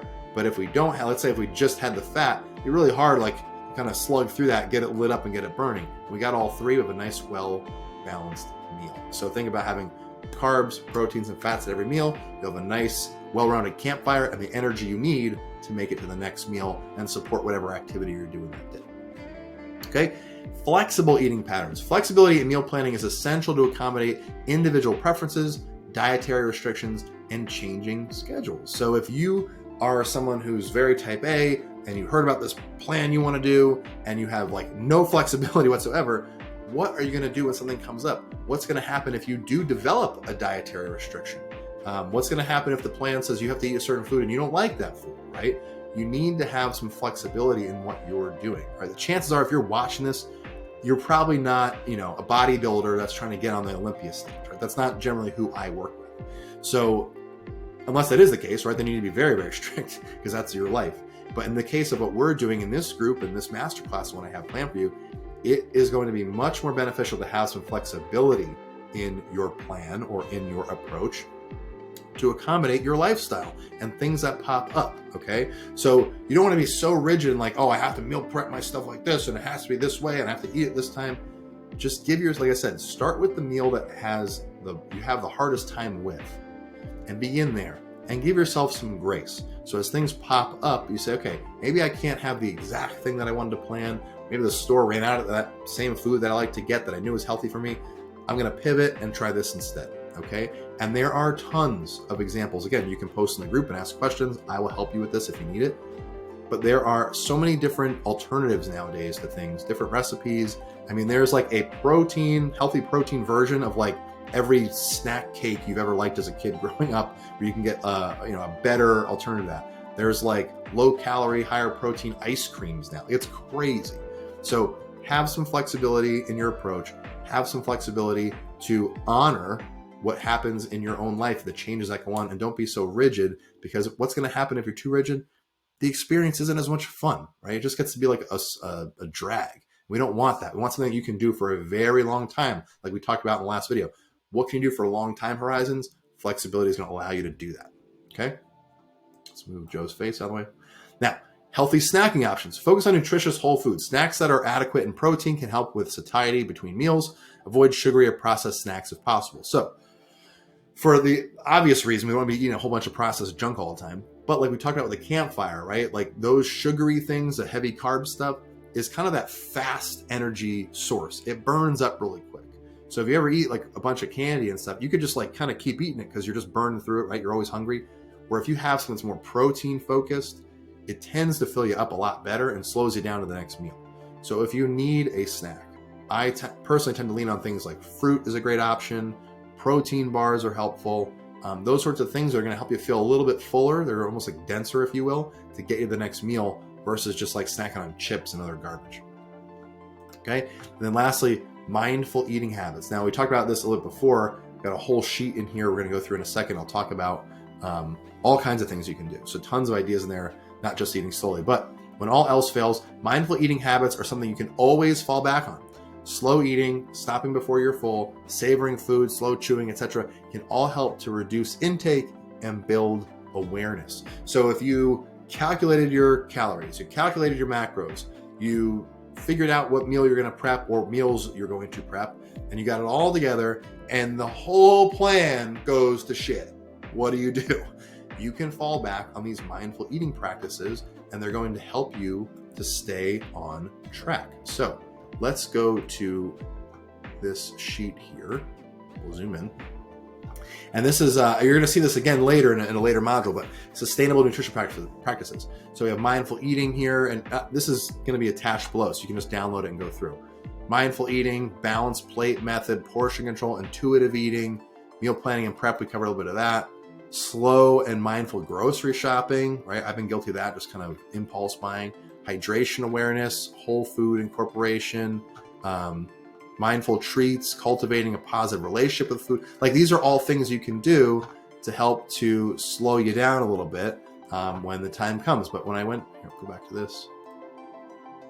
When it comes to the mindful eating habits, we always have these to fall back on. So again, if you find yourself at a birthday party, at a holiday event, at a work event, and you don't have your meal with you, you don't have a plan, you don't know what to do. These are things that cost you no time, no money, just a little bit of awareness and a reminder to know, okay, I'm here. None of this food is what I want or should be having. What can I do to get myself through this experience? Hey, maybe I'll focus on slow eating. Okay, great. Take your time, eat slow. You feel yourself starting to get full. You cut yourself off. You're good to go. Did you eat the best, most ideal food? No. But did you stop yourself from overeating it? Yes. And that's a win. Okay. So the mindful eating habits really go a long way in helping you to stay on track. All right. Now, summary. 1, macronutrients are the 3 basic types of food. Aim for a solid campfire. Keep it balanced. If you're someone who's more advanced and you want to ramp up, certain ratios or percentages, things, knock yourself out. Go nuts. But to get started, aim for a nice balanced plate. Number 2, focus on mindful eating to help with portion control. So you have your balanced plate, you're good to go, you calculate everything. Now focus on those mindful eating practices, and that's going to help you to build that awareness for that long-term health and wellness goal. Number 3, utilize meal planning for increased adherence, right? So if you have a plan, if you have your meals prepped and packed, you're much more likely to stay on track than if you're just trying to wing it every single day. The people you see on YouTube, Instagram that are like making it up as they go and they're still very on track, they've probably been doing this for years, if not decades. Okay, for myself personally, like I'm pretty good at winging it. I have a good eye for how much things are in terms of grams and calories, stuff like that, and I still mess it up. Okay, so try your best to plan as much as you can to stay on the track. But like I said, have some flexibility, give yourself some grace. This is not a 21-day program. This is a rest of your life thing. Okay, so it's going to take time to build those skills. And lastly, allow for flexibility, right? So give yourself some grace, give yourself some flexibility. It is a learning experience. And I can tell you, in the first few weeks alone, you're going to learn a ton that you're going to be able to take with you through the rest of your experience. All right, home study. Of course, we got home study. What do you think this is? So, number 1, how does understanding macronutrients and micronutrients contribute to making informed food choices and achieving balanced nutrition? Now, there's no right or wrong answer here, really. I want you to reflect on what you've watched and seen and put your own answers down on the sheet, okay? What are some practical strategies for practicing portion control and mindful eating that you can use in your everyday life? So pick 1 or 2, just jot them down, right? And I will tell you this, and I've mentioned this in other videos, is what you write is what you invite. So if you are doing this and you're not writing stuff down right now, if you're just like on your phone putzing around, put the phone down, get a piece of paper and write this stuff down. What you write is what you invite. If you write it down, it's much more likely to come into your life. You're much more likely to remember it. You're much more likely to pull this out of your memory bank when you're in a situation that requires these mindful eating practices than if you don't. Okay, so can't stress that enough.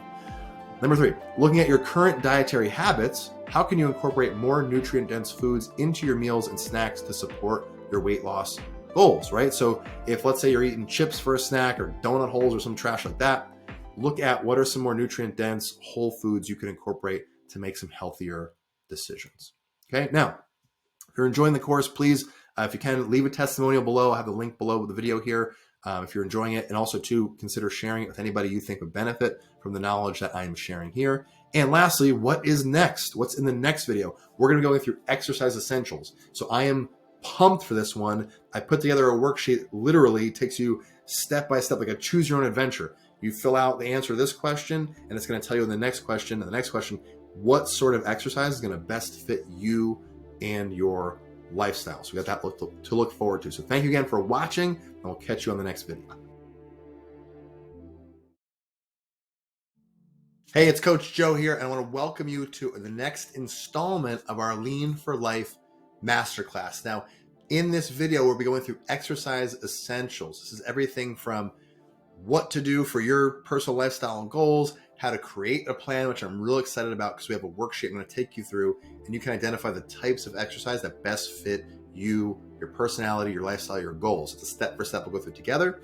Then we're going to get into kind of that mindset shift of how you overcome the barriers to getting in the gym or getting your workout routine started and getting going. And you will be out the other end of this thing with a whole new outlook on how to approach exercise and make it effective and consistent in your lifestyle. So without further ado, let's get started. All right, exercise essentials. Let's kick this bad boy off. So what are we going to cover? We're going to go through the importance of regular exercise for weight loss, regular physical activity for weight loss. We're going to go through creating a personalized exercise plan. And we're going to be talking about overcoming barriers to make sure we're consistent with exercise. Okay, so real excited about this one. We're going to have some fun with this. As always, if you haven't yet, give me a follow on YouTube, Instagram, TikTok. All platforms are at Results with Joe. If you shoot me a message, I'm happy to follow you back and support you as well. And please share this course. If you're getting value out of it, share it with somebody you think would benefit from watching all these videos. My goal with this is to create an amazing community of people who want to live healthier lives, more empowered lives, and empower each other to do the same. So if you know someone who could benefit, share this with them. We'll get them in the school community, get them hanging out. We'll have some fun for sure. Don't forget, this is the most important video in the course up to this point. So please do not skip around, do not jump around. By now you should be very familiar with how I structure these, and at each point you're getting strategies and tips along the way. So if you skip around, you might miss that golden nugget you needed to be successful and take your health and wellness to the next level, right? So don't skip around. But if you are strapped for time, pro tip, you can always watch us at 1.5 speed, or if you're a maniac like I am, you can watch at 2x speed and knock this thing out in half the time, okay? So let's hop into it. The importance of regular physical activity for weight loss seems pretty obvious, but let's really kind of dig into why this is so important and really peel back the layers so we can feel the gravity of what's, the necessity of us having to exercise here. So number one is caloric expenditure. Exercise contributes to creating a calorie deficit, which is essential for weight loss. Okay, in this case, in the context of this course, this Lean for Life Masterclass I'm doing, we focus, a lot of the examples are based on losing weight. So if you want to get lean, you want to lean out and keep that fat off your body best you can, you need to be in a calorie deficit for some period of time to elicit that response, okay? On the flip side too, like physical activity is going to help you to not only keep the deficit, but if you are watching this and your goal is to like build muscle, things like that, you need the activity to do that as well, okay? So as far as weight loss is concerned in this course, it is essential to help us to build a caloric deficit. Now, if you think about it, let's say you did no exercise whatsoever. What's your other main weapon to create a calorie deficit? Is to reduce your food intake. Well, how far down that rabbit hole do you want to go? Do you want to basically starve yourself? No. So it's a balance of how much we expend versus how much we intake, and the more we can burn off through activity, the less we have to pull from our calories to get the same response. Metabolic benefits. Long-term metabolic benefits of regular exercise, regular physical activity include increased metabolism and improved insulin sensitivity. So you'll find too, just by exercising, putting even weight training, putting a little bit more muscle on your frame, that's active tissue that requires calories just to exist, right? So you'll find that's why you see these big bodybuilders eat, just eating constantly. How are they so muscular? They're just eating all the time. It's because they have to feed the muscle that's on their frame, okay? And improved insulin sensitivity. So exercise actually results in a higher level of insulin sensitivity after bouts of exercise. So it is something where if you are, maybe you're getting on the fence of developing an insensitivity to insulin, exercise can help to bring that back and reel it back in again, which is amazing. Muscle maintenance. Exercise plays a pivotal role in preserving lean muscle mass while losing weight, which is crucial for overall health and metabolism. Now, it's crucial in terms of you don't want to just waste away. But the way I like to think about that lean muscle mass is it's kind of like an investment in your health into your later years. So think about a 401k, right? You put away money in a retirement account so that you have something to pull from when you're retired, right? It's basically, you're investing in your financial future. I think of lean muscle mass the same way, is you want muscle on your frame and you want to preserve it as you get into your older age so you don't become decrepit, right? You don't want to, God forbid, you don't want to fall and hurt yourself or not be able to get back up, things like that. And having that lean muscle mass is going to give you the strength and the durability for the long-term play. For me, I want to be lifting weights into my 80s. I want to be lifting, as long as I can, because I enjoy it. It's fun to me, but I also see it as an investment in my own health. So muscle maintenance is huge, and physical activity helps us to do that while we're losing weight.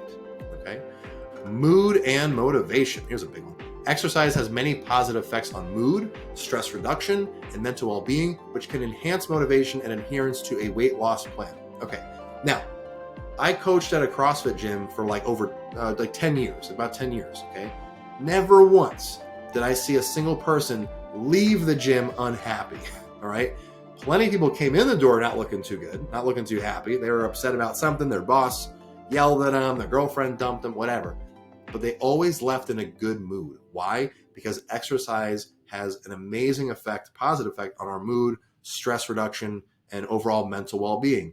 And for those of you who are into more of the personal development stuff, this is a big lesson in state, your actual state that you're in any given moment. And the three big factors that can alter your state is your physiology, how you move your body, what you focus on, and the language you use to talk to yourself. So if you just begin to move your body, let's say you're in a bad mood, you're all boo-hoo, just getting up and walking around can change that state and knock you out of that bad mood, okay?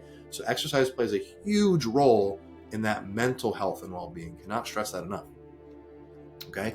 And number 5, disease prevention. Exercise and diet are the 2 biggest weapons you have in reducing the risk of chronic diseases such as heart disease, diabetes, and certain cancers beyond just weight management. Okay. So this is a pretty powerful index of reasons why we want to keep physical activity in the rotation. But we're going to talk about too is like how to make it fun, make it something you actually look forward to doing. Okay. So huge, huge, huge. Now, creating a personalized exercise plan. We're going to get into this. Now, assessing current fitness levels. See course worksheet for customized exercise routine questionnaires. We'll do that right now. So I put together this little worksheet for you.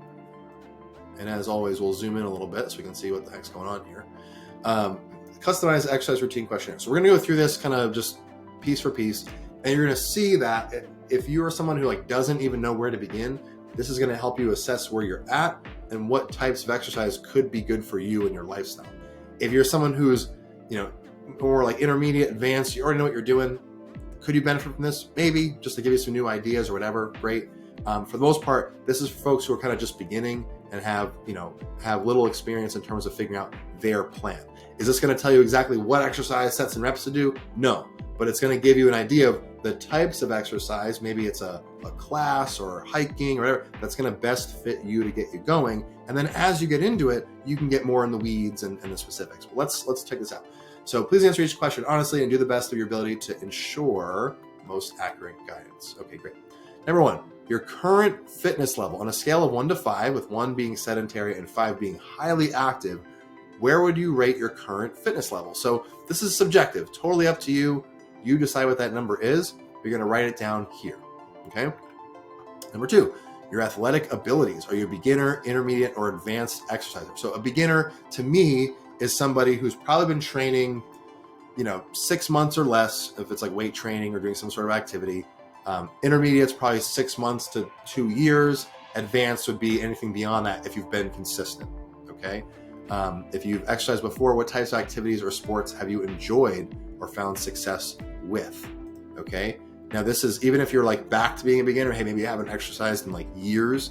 This is a great question to write down all the things you can think of, because we want to stick to things that are enjoyable. Okay.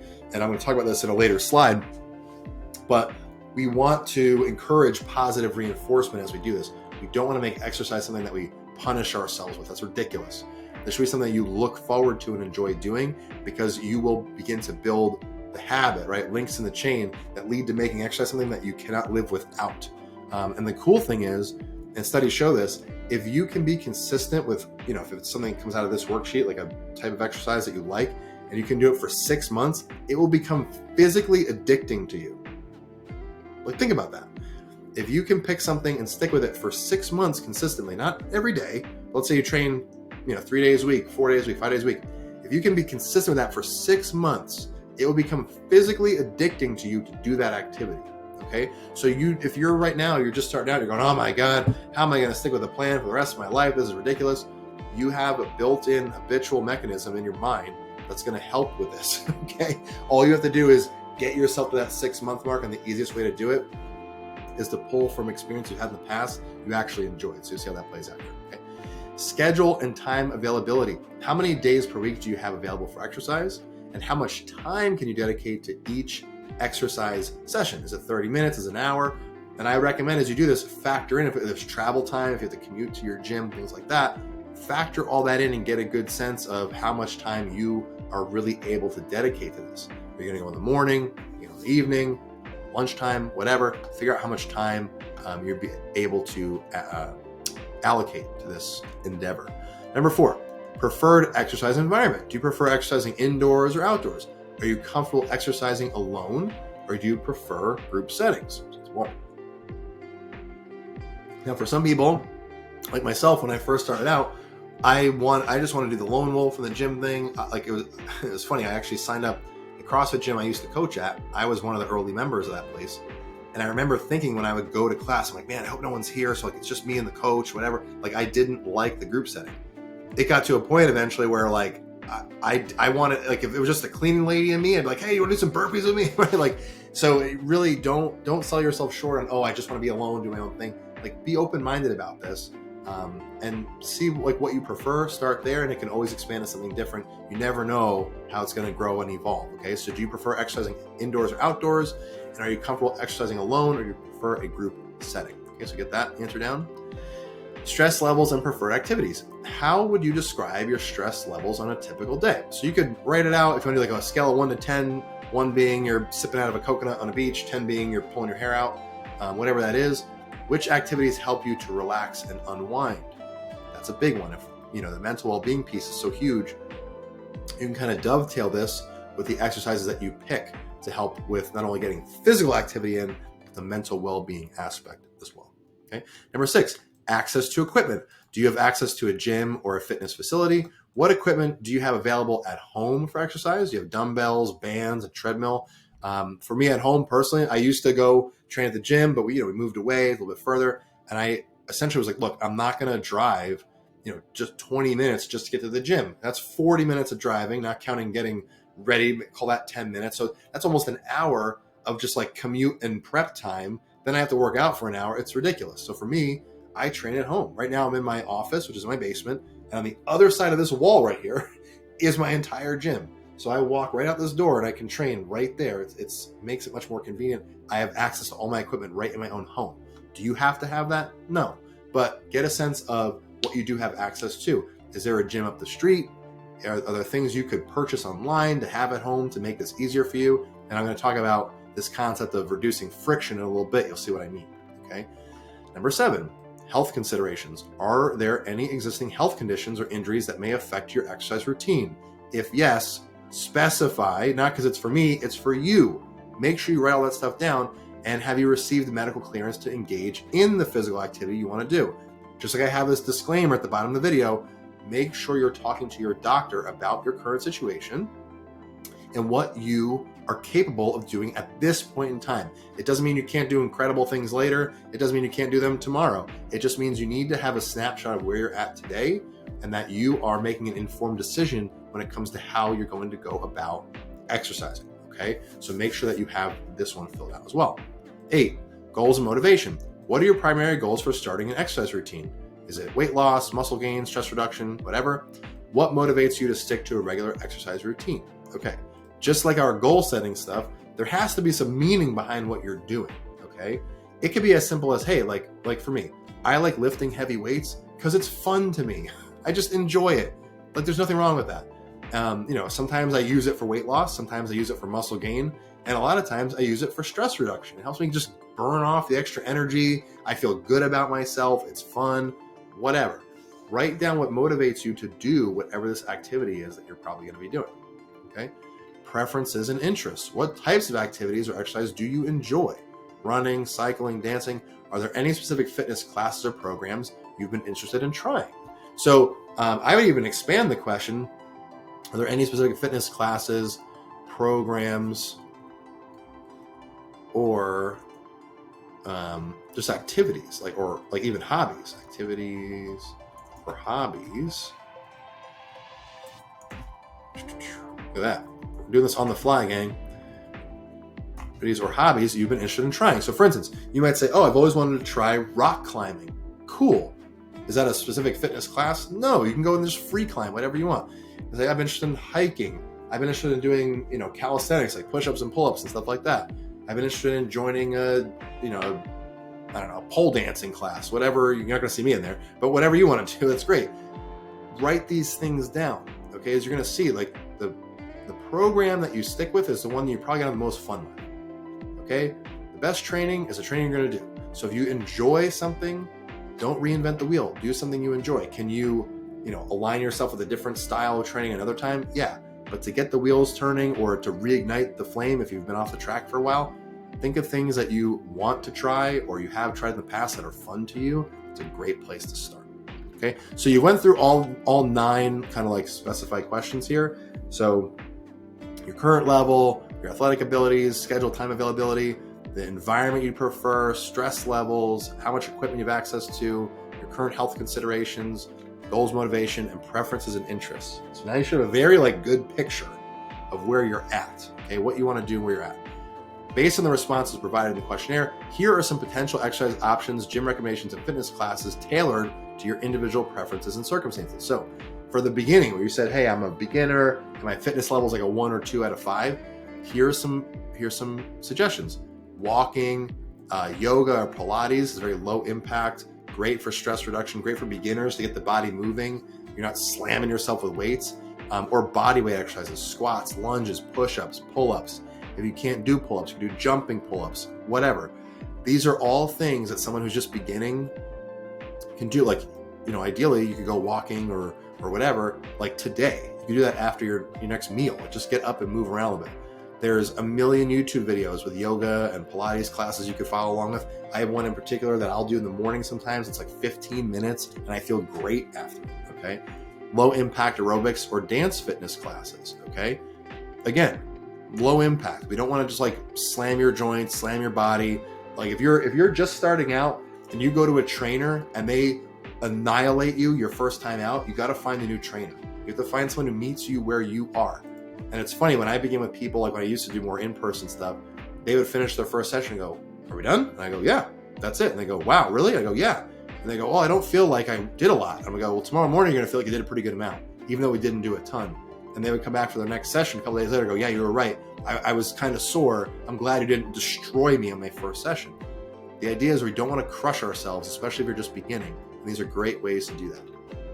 If your fitness level is like a 3 down, jogging, running, cycling, or spin classes are great. I have a Peloton here behind me in the office. That's a great option as well if that's something you want to invest in. Strength training with dumbbells, resistance bands. I like the idea of starting with strength training with dumbbells if you've never done any sort of barbell work, you're just kind of getting going. One, because you can go a lot lighter, right? A barbell, you're starting at 45 pounds, presumably, or 35 pounds right off the bat. Dumbbells, you can go even lighter. But also 2 is you can work out a lot of those like asymmetries. If you're right-handed versus left, your right side is stronger, you can bring up that left side a little faster doing the dumbbell work. Or intermediate level yoga or Pilates classes, great option as well. If you're more advanced, you can look at things like high intensity interval training, so HIIT workouts, CrossFit or functional fitness, advanced strength training, barbells, kettlebells, powerlifting, things like that. Advanced yoga, Pilates classes. I mean, yoga, to me, even beginning yoga classes for me, I'm a big guy. They're very challenging, but like advanced yoga, hot yoga, that kind of stuff, great, all good options. So let's get on to time constraints. If you are busy, short, high intensity workouts. Tabatas are great for this. Circuit training, HIIT classes, express fitness classes are great. I know some gyms offer like a 45-minute session, a 30-minute session, so you can be in and out and on with your day if you're strapped for time. Interval training sessions, I think are great. I love things like EMOMs, like every minute on the minute. So maybe every minute on the minute for 20 minutes, you do 6 burpees, whatever. Right? By the time you're done, you've done 120 burpees and it's spread out over 20 minutes and you're done in 20 minutes, right? The warm-up is the first couple minutes. So you could think of something like that, things that can just get you moving, but keep you in bounds as far as your time constraints go. Number 5, stress reduction and relaxation. So here's a bunch of stuff you could do. Yoga or meditation classes. You might say, Joe, meditation is my physical activity. You're right, it's not. You're sitting there meditating, but it can help you get into a really great mindset and open up to get you to do more things that are physical, okay? Tai Chi or Qigong, awesome. Mindful walking and nature hikes. I think any chance to get out in nature is huge. Get off your screen. Ironically, here we are on the computer or your phone. Get off the screen, get out in nature, reconnect with nature, appreciate what's around you, appreciate the world you live in, the planet you live on. It's a great way to reduce stress and get some extra steps in.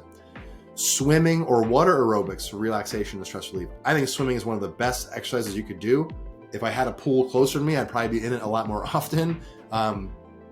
Swimming is actually one of the only exercises you can do that actually works the cardio, but also strengthens your heart simultaneously as a muscle. It's fantastic.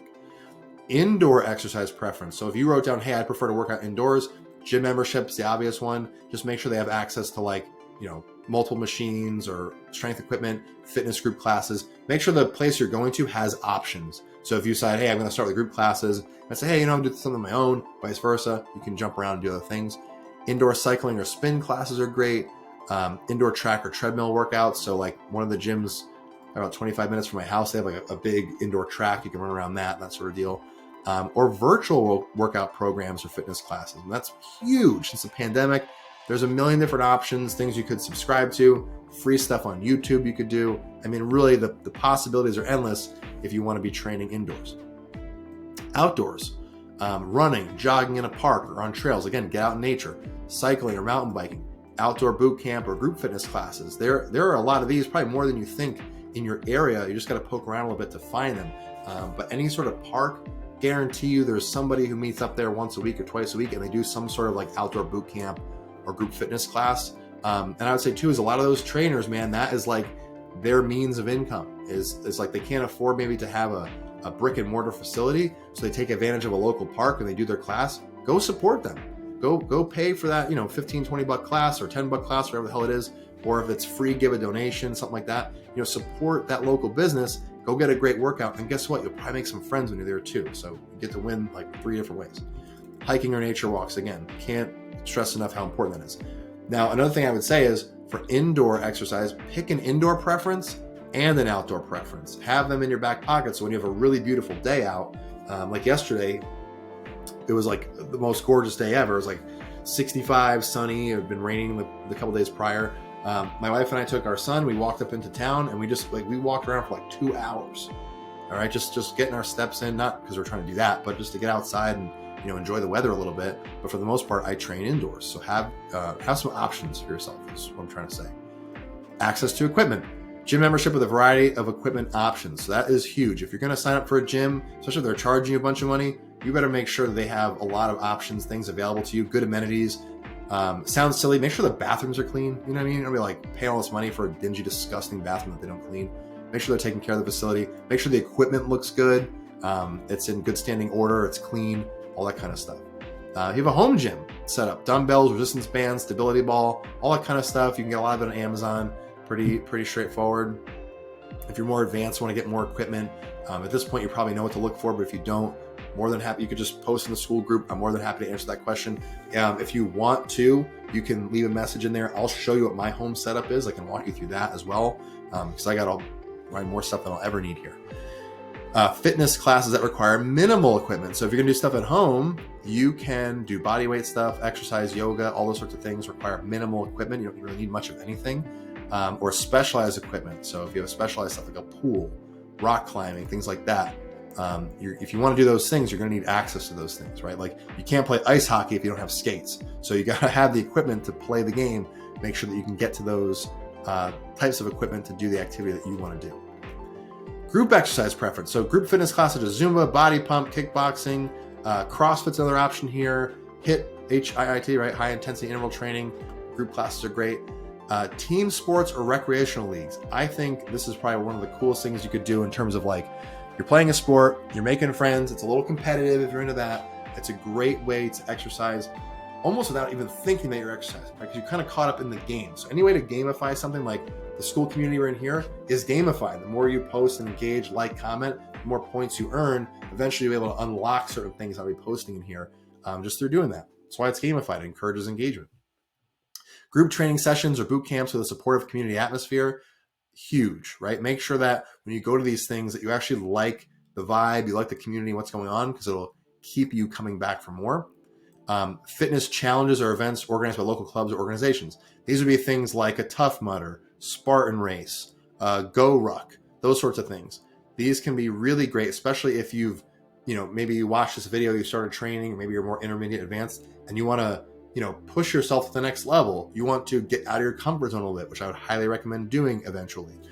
These are great things to do. My friends and I did a Go Ruck challenge, a number of years ago now, but it was 12 hours long. And it was a bunch of, ex-Green Berets, and they beat the crap out of you for a little while. And we got to hike all around Washington, D.C. It was like 12 hours straight. We ended in front of the White House. It was super, super cool. So really interesting way to kind of get out of our comfort zone, do something different, and also connect, bond, and challenge ourselves. Health considerations. Physical therapy or rehabilitation programs tailored to specific injuries or health conditions. So if you went through that, the questionnaire before, and you got to the health thing and said, I got a bad back, I got a bad knee, I got that. This is a good place to start. Like, go get it checked out. Don't wait till you're injured again for it to flare up and do something about it.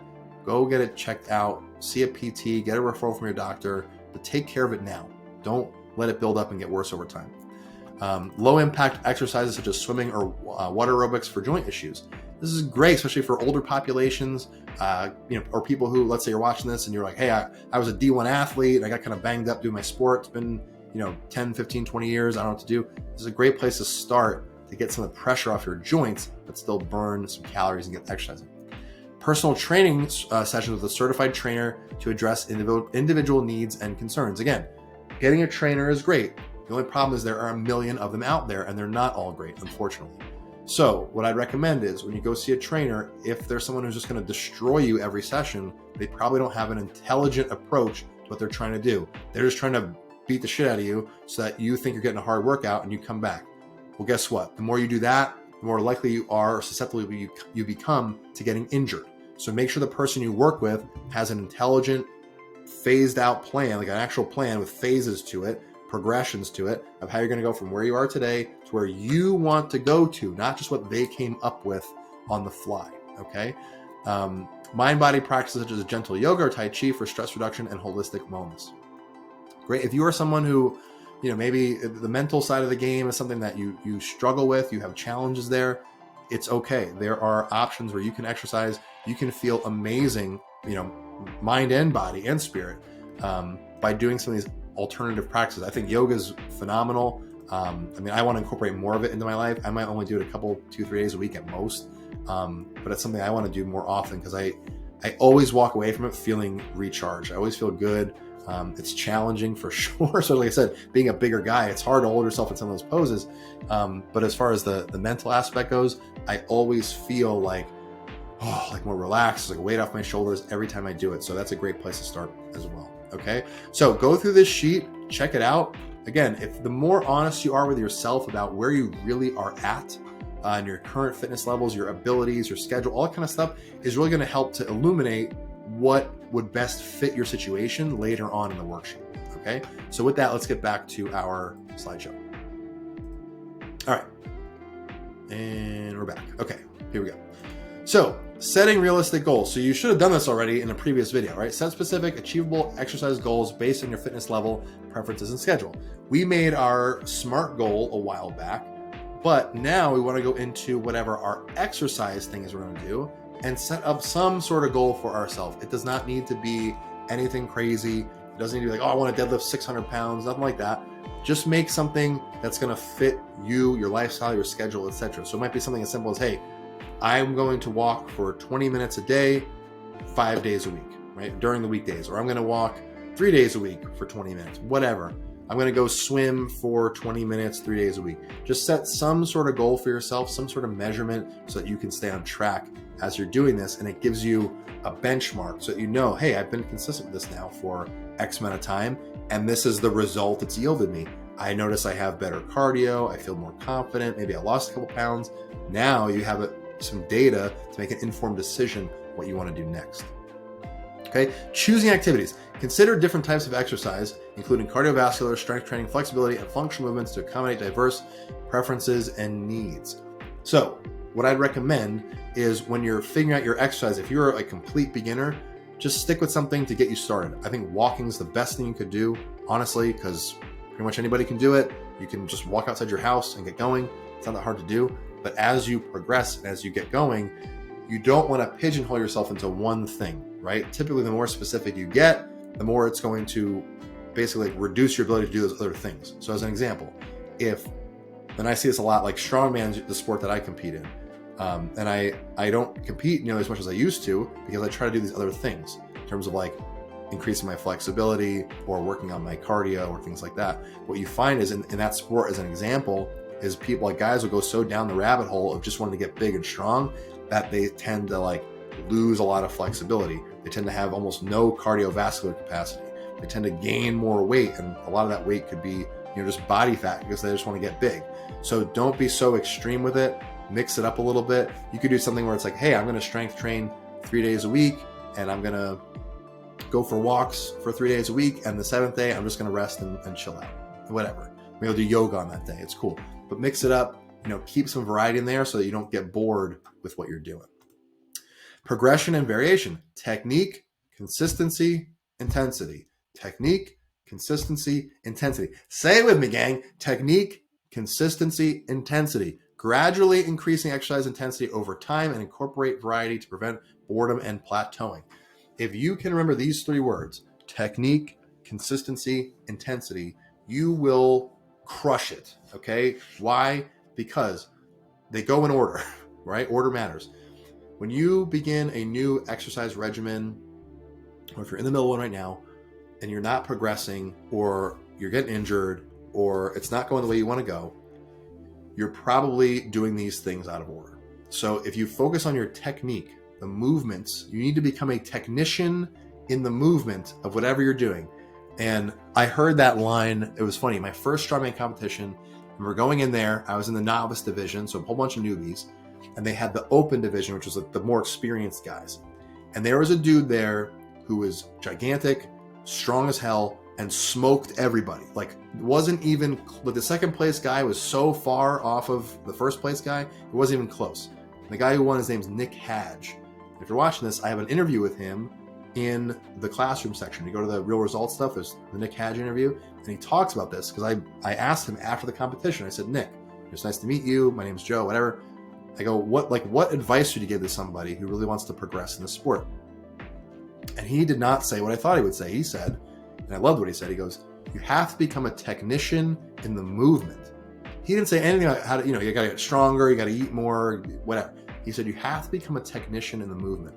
So as soon as you can get really, really strong with your technique, in other words, you can do a squat really well, you can bench press really well, all these things, and you're consistent with it, then you can add intensity, meaning you can add more weight.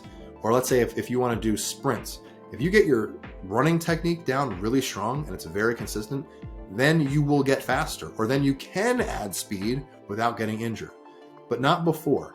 Most people, what they'll do is they'll go in the gym, they think they look good with their technique, or they don't even think about it, and they just start adding plates in the bar. What happens? They blow out a shoulder, an elbow, tear a pec, they get all jacked up. But if you just take your time, focus on gradual progressions, you can remain injury-free, okay? You can, try new things and understand, like, hey, this is where I'm at with this today. I'm just beginning. Over time, I'll get this technique down, it'll be consistent, and then I'll be adding intensity, okay? And you can have a lifetime's worth of progressing and breaking through plateaus and having fun because you did a little bit more of the work up front to be consistent, okay? Lastly, scheduling and consistency. Strategies for fitting exercise into daily routines. Reduce friction and make it fun. What do I mean by that? Think of this concept of friction where you want to make it as easy as possible for you to access the thing you want to do. So if you want to work out, actually, here's a good example. For me, I like to lift weights, okay? I outfitted a home gym in my basement. I spent the money. I hauled all this crap down in my basement, like hundreds and hundreds of pounds of weights and equipment, whatever, and spent the time and set this thing up so that there's no friction between me and lifting weights. In other words, there's nothing standing in my way. I don't have to get in my car to drive anywhere. I don't have to go out in the snow. I don't have to pay a membership somewhere. I don't have to, deal with the people who aren't putting equipment away. I don't have to wait for a squat rack to open up. There's nothing standing in my way between me and doing that thing I enjoy doing, which is lifting weights. And because of that, I am more adherent to my plan, right? I'm much more consistent now than I was when I had to go to a gym. It's very easy to get distracted or say, I'll just go tomorrow. Like now it's like, no, dude, you're here today. And so is that equipment, and it's 10 feet away from you. Like you need to go work out. So reduce friction when you can. Now I understand not everyone's going to have the ability to have a home gym in their house, and that's fine. But if let's say your thing is you got to stick between or choose between 2 gyms to go to, and you like them both equally, pick the one that's closer because you're likely to go to it more. Or have your gym bag packed the night before, or sleep in your shorts and t-shirts. You can get right up in the morning, throw your shoes on, and get out the door. Okay, those sorts of things are going to make it easier to get your exercise in on a daily basis. And lastly with this is to make it fun, right? It should be no surprise that something that you enjoy doing is going to be a lot easier to stick with than things you don't enjoy doing, right? So for instance, like my dad loves to play golf. No one needs to convince that guy to go play golf. He enjoys playing golf, so he does it, right? I enjoy lifting weights. I enjoy going for walks with my family. No one has to convince me to go do those things. I can do them. I have fun doing them, and it's something I look forward to doing, okay? So try and reduce friction and make it fun, and you're much more likely to fit this stuff into your daily routines. Now, the last topic, overcoming barriers to consistent exercise, kind of what we just started talking about. So identify barriers. Common barriers to exercise: lack of time, motivation, or access to facility. A lot of this stuff, I mean, pending any sort of like real circumstance, like, oh, I don't have a gym within 100 miles of me and I hate working out and I literally have zero time. Okay. I would argue that that person probably doesn't exist. Okay. If you're even watching this at all, you have health as a priority. It is a value to you. Clearly, you're spending this much time with me. So make sure that you're not falling on these excuses. To me, like, a lack of time is ridiculous. All right. Why? Because this is the only like space humans are treated equally. We all have the same 24 hours. And you might say, oh, Joe, I'm a busy parent. And I understand that. I'm a busy parent as well. But even 5 minutes, 10 minutes for yourself, it might not be the most ideal workout you've ever wanted to do. You just got to do something. Okay. If you want a real wake up call and you have an iPhone, if you go into your settings, go to the battery in the setting, go to battery, it'll show you how much time you spend on the apps on your phone. Like, there's the time that you don't have. It's sitting right there waiting for you. Okay. So try your best to, make the time. And again, if you reduce the friction and make it something fun, you're going to find the time to go do it. Motivation. We're going to go through a whole video about this kind of stuff. But in essence, if you're not motivated to work out, in my opinion, you're focused on the wrong things. Don't be focused on being motivated to go do something. Motivation is a fleeting feeling. It's not going to stick around forever. If you focus on the input, the discipline of going, motivation will come and go, but you'll always be putting that in there, and you'll be building the confidence to say, wow, like I've been, checking the box every day for like a month, for 2 months, for 3 months. Like, I don't want to break that chain. And again, like I said before, if you can do something for 6 months, you really stick to it, it will become physically addicting to you to do that thing. Okay. So you got to find something you enjoy doing, have fun doing it for 6 months, and then it'll become part of who you are. It'll become part of your identity. You have that built into your nervous system. And another barrier is like, oh, I don't have access to facilities. Well, we just went through a whole sheet. So if you don't have access to a gym, that's okay. There's a ton of different alternatives. People get plenty strong doing push-ups and pull-ups and things like that. You can do those in your home. You can get a pull-up bar, from whatever, Titan Fitness, Rogue Fitness, set it up in your garage, do some push-ups with it, have some fun, burpees, what have you, and you can get pretty freaking fit doing that kind of stuff. Okay. Number 2, creating a supportive environment. Why do you think I created the school community? Enlist support from friends, family, or workout buddies to stay accountable and motivated. This is huge. And if nothing else, I'll probably say this a lot, but if nothing else, with these videos is the idea of having a supportive environment. Like, environment trumps will any day of the week. So the day that you feel like, oh, I don't feel motivated, I don't want to go to the gym, blah, blah, blah, and you have a group of people that you feel like, well, if I don't go, they're going to wonder where I am, they're going to see if I'm okay, or that kind of, you are going to go to the gym because you don't want to let those people down. I had a conversation the other day with someone who said, like, why is CrossFit so successful, so popular? Like, is it the programming? And I said, no, it's not. The programming's fun. It's a lot of variety and it's challenging, all those things, and you get really fit. To me, the glue that really keeps it together is the community. Okay. That's why I'm creating this school community, right? It gives people a place to go that they might not have that support elsewhere, or they have the support at their gym, but those other 23 hours of the day, they need a place where they can continue to get support because it's challenging, right? So creating a supportive environment is going to help you to stay more on track, more likely to stay and play in bounds than if you don't have it. Okay. Mindset shift. Remove common misconceptions and negative beliefs about exercise, such as viewing it as punishment or only for weight loss. Promote a positive mindset towards physical activity as a form of self-care and enjoyment. This is critical. Okay. You as a human being do things for one of two reasons, either to avoid pain or to gain pleasure. And you will do more to avoid pain than you'll ever do to gain pleasure. So if you associate a lot of pain to working out, like, oh, I'm just doing this because I ate too much last night, so now I gotta go work out and beat myself up, or, they just keep associating negativity to it, you will then begin to avoid that thing at all costs, because that's how you're wired as a human being. Where if you, can promote a positive mindset toward exercise, you will look forward to doing that thing. That's why I encourage people, pick activities you have fun with first. Pick things that you enjoy doing or you're curious about. Do those things first, because you're more likely to make them a positive experience than just say, oh, I gotta go get on the treadmill now because I ate a donut yesterday. Like, that's never gonna freaking work. Okay. So stick to a positive mindset. and understand that you're doing this as an investment into yourself. Okay, use it as a form of self-care and enjoyment versus just being there to beat yourself up. That's not productive. All right, adapting to setbacks. Not every workout is going to be perfect.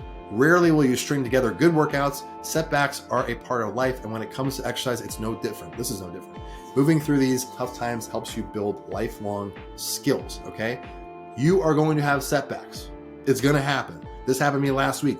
I was deadlifting and I had a little bit of a back spasm. It's like, all right, well, I'm not deadlifting now for probably at least another week. Okay, fine. Does that mean I just stop working out? No, right? There are other things I can be doing. Maybe it's I'm doing more upper body stuff now, or I'm going to go for walks or whatever. I'm going to do some more yoga. I'm just going to keep doing things. Why is this important? One is you don't want to stop what you're doing, right? Because who knows how that could spiral out of control.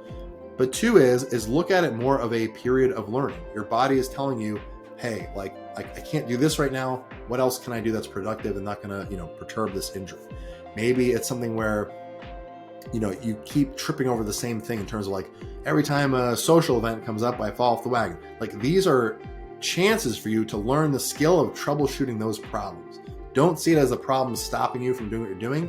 Think of it as a way to, hey, now I can figure out a new way to do what I need to do and overcome this. And then you will have lifelong troubleshooting skills you can take with you beyond just the exercise stuff.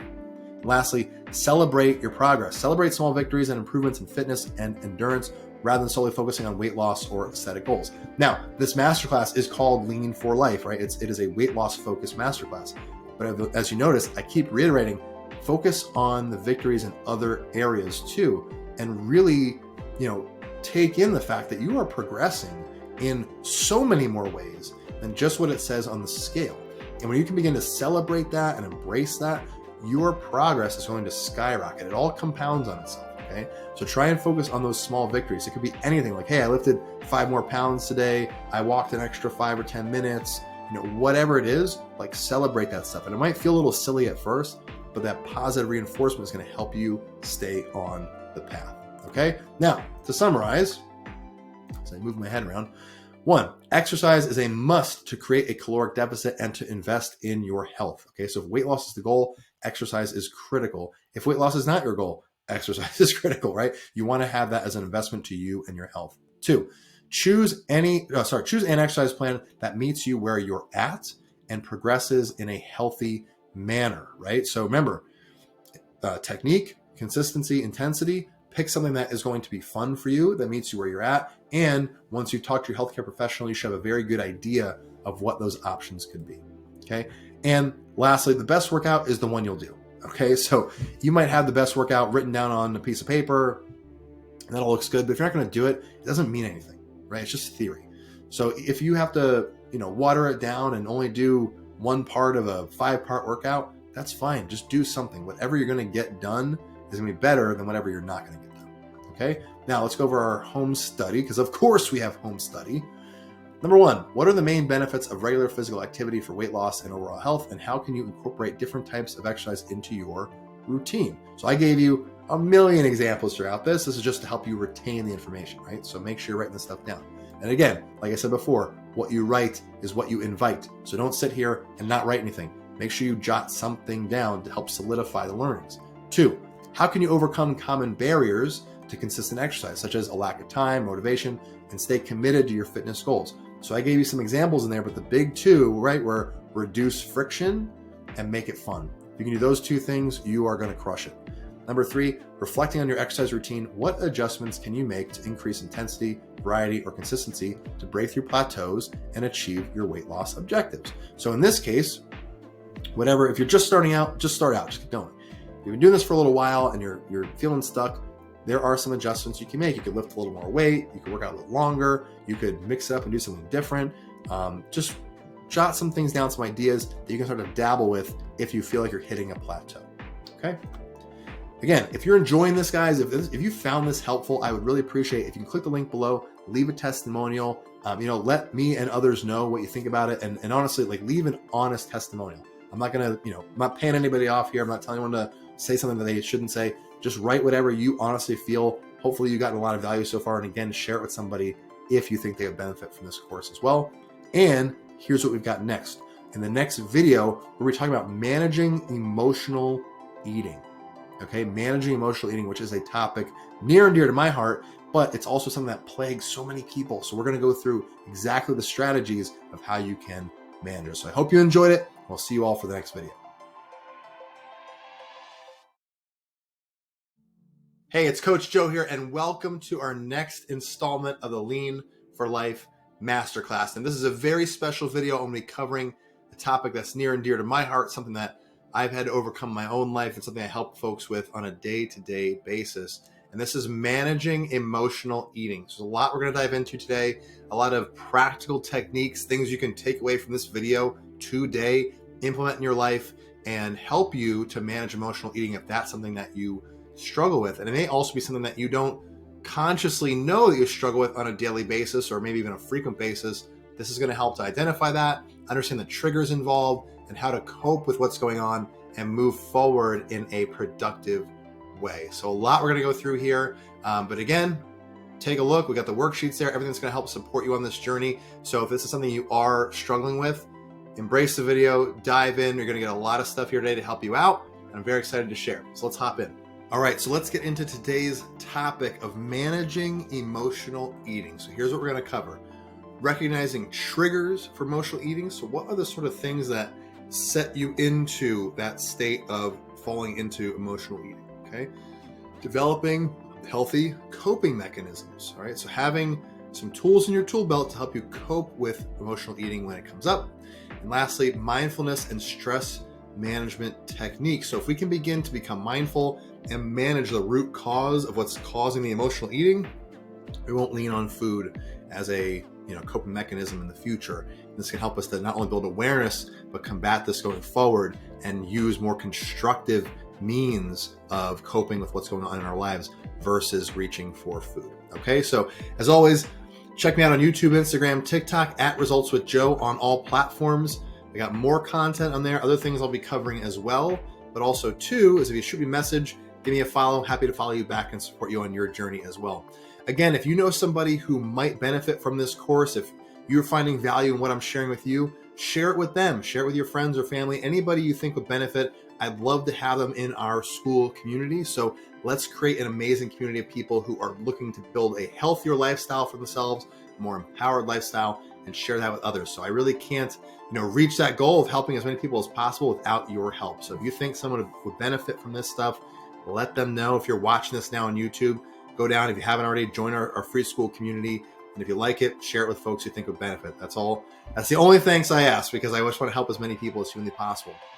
Again, don't forget, this video is the most important video of the course to date. So don't skip around, don't jump around. If you hop around in the video, as you've probably seen from the other ones that you've watched, the structure and how I do this, each piece I talk about has its own nuggets, its own strategies, tips, tactics, etc. So if you skip around, you might miss that one golden nugget you needed to make the progress into the next phase of your training or your journey in terms of health and wellness. So don't skip around. And pro tip, if you're tight on time, you can always watch this at 1.5 or 2x speed. But as I always say, I tend to talk a little fast as it is. So I'll try and keep this quick for you best I can without skipping out on quality, because I want to give you as much value as humanly possible. Okay, so recognizing triggers for emotional eating. Let's get right into this. Number one is emotional awareness. Okay, we want to begin to recognize your own emotional triggers for overeating, such as stress, boredom, sadness, or anxiety. So am I a psychological counselor? Am I a PhD or a psychiatrist? No. But when I work with folks, typically on weight loss, which is the majority of the clients I work with, emotional eating is a recurring theme. And this is something that I've had trouble with myself, or stress eating, or when I feel overwhelmed, I used to reach for food. And sometimes it still creeps up. Like even the coach sometimes, falls prey to these sort of things. But what I tell people, it's a little counterintuitive at first, is you need to allow this event to happen. You need to allow it to happen so you can understand the patterns as to why it's caused in the first place and begin to build that awareness. So if right now when I feel sad, I reach for food or whatever, or maybe you can't quite put your finger on exactly what's causing it, the next time it comes up, you want to be more aware of what's happening so that you can identify what the trigger is. Is it stress? Is it boredom? Is it sadness? Is it anxiety?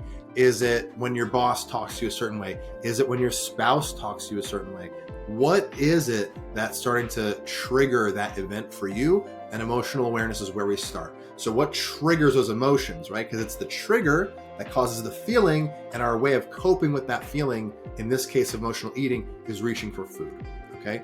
Number 2 is behavioral patterns. We want to identify specific situations or circumstances that tend to lead to emotional eating episodes, such as certain times of day, environments, social interactions, like kind of a bunch of the stuff I mentioned earlier, right? Maybe your boss talks to you a certain way, your spouse yelled at you, your folks said something to you that set you off, whatever it is. We want to begin to identify and drill down what are the specific circumstances. So we figure out that emotional awareness, like what types of emotions tend to set us off and trigger it, and what behavioral patterns. So is it the environment that we're in? Is it circumstances or certain situations that set us off and fall into those eating episodes? So we want to begin to identify those patterns, okay? And then we want to try, and we kind of always want to be doing this anyway, but is tune into your internal cues, right? So tune into your internal cues for hunger and fullness, and distinguish or begin to distinguish between physical hunger and emotional hunger, right? Those are two very different things.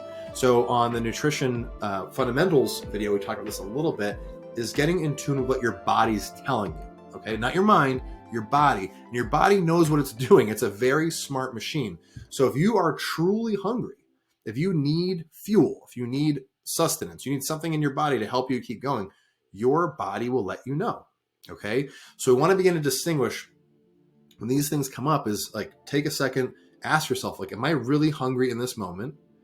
Or am I reaching for food to deal with something else? And if the answer is, no, I'm not really hungry, then it's most likely some sort of emotional cue to reach for food, right? And that brings us back to the first point, is like, what is that emotion then? Am I reaching for food because I'm bored? Am I reaching for food because I'm upset? Am I sad? Am I anxious? Am I overwhelmed? Whatever that word might be, that emotion might be that you're linking to it, want to figure out what that is. And then we can drill down to the behavior pattern of, hey, maybe it's because I'm stressed at work, or I'm fighting with my boss or my spouse or whatever. We're kind of starting to peel the layers back and better understand what exactly is causing this event, this emotional eating event, okay? And then we've got emotional states. So common emotional states that may trigger overeating can be loneliness, frustration, or feeling of overwhelm. That's a big one. I see a lot, and that was big for me as well. How can we address these emotions without turning to food? We're going to go through a whole bunch of ways of how we can do this. Up to this point, what we've talked about so far is building that awareness of what the triggers are, understanding the emotional states, and seeing what causes it for you, because everyone is different. So how can we address these emotional states without turning to food? There's a bunch we're going to go through, but one example is journaling and reflection. So keep a food and mood journal to track your eating patterns and emotional triggers, promoting self-awareness and insight into your behaviors. Like I said before, when I work with somebody, if emotional eating is something that is part of their life, something that they have to deal with, or they have trouble dealing with, the first thing I tell them to do is, like, let's identify and walk through the next episode. Like, when that happens, I want you to write down, journal, reflect on what happened end to end. Where were you? When did this happen? What time of day? Who were you around? What did you reach for? What did you feel in your body? Like, any sensations in your body? What did you feel emotionally? What was on your mind at that time? And the questions, they go on and on, because we want to kind of peel back the layers and really understand the circumstance. So if you're watching this is something that you battle with, I'd recommend highly to start building that awareness, understanding the patterns around what's going on, is begin to journal and reflect on those episodes. And you'll see very quickly, hey, let's say I had 3 episodes. Of those 3, 2 of the times are almost cookie cutter, cut and paste, very similar examples. Okay, now I understand the pattern. You can begin to use what we do in this video to work through it and learn how to cope with it effectively. Okay, so let's talk about developing healthy coping mechanisms. Okay, so alternative coping strategies. Alternative coping mechanisms for managing emotions without turning to food could be deep breathing, meditation, journaling, or engaging in hobbies and activities you enjoy. Okay, this could be anything from walking, hiking, painting, writing, connecting with others, literally anything than reaching for food, right? So when we talk about identifying patterns in your journaling and reflecting, all we're trying to do is break the pattern that you're used to doing. So think of it like, I guess this would be like a throwback now, like listening to a CD, right? When I was growing up, we had CDs, and you'd listen to a CD, and after a while, if you didn't take care of it, the CD would get scratches on it, right? So when you listen to the CD again, you might have like a skip in the song, and you're like, oh, that kind of stinks. I can't really hear what they're saying. And then eventually the CD got so bad, it got so scratched, you couldn't play the song at all. The CD was unplayable. Think of this pattern that you run with emotional eating as the CD. We want to put scratches in it as much as possible, like break the pattern and do other things rather than reach for food, to the point where your brain no longer associates food with dealing with that thing. Okay? Now, am I saying you should ignore the cause of what's causing emotional eating? No, we'll get to that in a minute. But for now, to get you started, it's a nice way to move into something more constructive rather than food. Maybe you go for deep breathing, or a breathing exercise I like is box breathing. If you're not familiar, it's just like picture like a box, right? You'll breathe in for 4, hold for 4, breathe out for 4, hold for 4, and you just cycle through that. If you did 5 or 6 or even 10, box breaths with a 4 count, you would change your state enough physically and put enough time between you and that emotion to let it process enough for you to then make a different decision and move on and not reach for food. Okay, so breathing is a great way. Meditation is a great thing too. Also, what I found with people is the more frequently they meditate, they do even 10 minutes a day, something like that, you tend to reduce overall stress levels anyway, and it can really help to combat some of this stuff ahead of time. Journaling, again, is a great way to kind of keep track of those, how you were feeling, what sort of patterns come up, and really understand what's going on in your life. And then again, engaging in hobbies, activities, things you enjoy doing. If you can move your mindset from, hey, I'm feeling overwhelmed, I'm feeling anxious, to, hey, I'm going to go out for a walk and listen to my favorite podcast, or I'm going to go ride my bike, or I'm going to go paint or draw, or I'm going to go play pickleball or something like that. Doing something you enjoy can help to break that state, get your mind off it, and move on to other things. Okay, so those are alternative coping strategies. Next would be stress reduction techniques. We're actually going to go through a whole worksheet right now and give you some examples. So let's hop into that. So I put together an entire stress management techniques worksheet specifically for emotional eating. So we're going to go through these here. So number 1 I mentioned is deep breathing. So there's little explanations of what each thing is. So deep breathing helps activate the body's relaxation response, reducing stress and promoting calmness. So I have a guided walkthrough. So all you have to do is take a look at this, read through it, and it teaches you how to do the thing. Okay. Progressive muscle relaxation. PMR involves tensing and relaxing different muscle groups to promote physical and mental relaxation. So if you ever tried this before, it's very interesting to walk through. And it's cool because it kind of gets your mind off of a lot of things, right? It's hard for your mind to focus on more than one thing. Even people who think that they're multitaskers, your mind's like a compass. It can only point in one direction at a time. So when you lead your body through, okay, I'm going to, put some tension into my hands, then I'm going to relax. Put some tension into my hamstrings, then I'm going to relax. And you go through that. By the time you're done, your whole body feels way more relaxed and your mind's in a completely different place. It's a very interesting one to try. We definitely recommend going through the guided walkthrough on that. Mindfulness meditation. So I have a whole one here you can go through. And actually on YouTube, there's a ton of different more mindfulness geared meditations, meaning you're going to focus on something without judgment in that moment. Body scan meditations are great for this kind of thing. Sort of similar to the PMR one up here, but you're not like tensing and engaging. You're more of just sort of observing and feeling the sensations in your body in different areas. So like, okay, we're going to focus on your feet and how they feel right now. Okay. And then your shins and your calves and your quads, and you kind of work your way up or down the body. It's a great way to kind of break the pattern and reduce stress. Progressive relaxation visualization. So visualization techniques involve imagining a peaceful scene or experience to promote relaxation and reduce stress. Again, just follow the guided walkthrough here. Journaling, as well, as I keep saying, great way to express yourself on paper, get your thoughts down, concerns, and just sort of unload your brain. Like put the weight down, right? Take off the backpack of emotion that you're carrying and set it down. And journaling is a great way to do that, just to get it out of your brain, get it on paper, and put it down for a minute. And you can always go back and address it later, read through it, see how you felt, and begin to, process it with a more, understanding mind than trying to do it in the moment. Okay, and you can follow these walkthroughs as well. Physical activity is the last one. So While it is last on the list, honestly, it's probably the fastest way. And deep breathing technically is like a physical activity, right? But getting up, walking, doing some yoga, jogging, maybe go do a dance class, do something, get out and move your body. You're going to be in a better mood. You're going to reduce stress. You're going to reduce anxiety. And like I said in the last video about exercise, in my 10 plus years of coaching CrossFit in a physical brick and mortar location, hundreds of people in and out that door, I've never seen anybody leave the gym in a bad mood after a workout, right? They've come in a bad mood. They've come in stressed out or anxious or this or that, overwhelmed, whatever, but they've never left in a bad mood. Okay. So physical activity is your friend.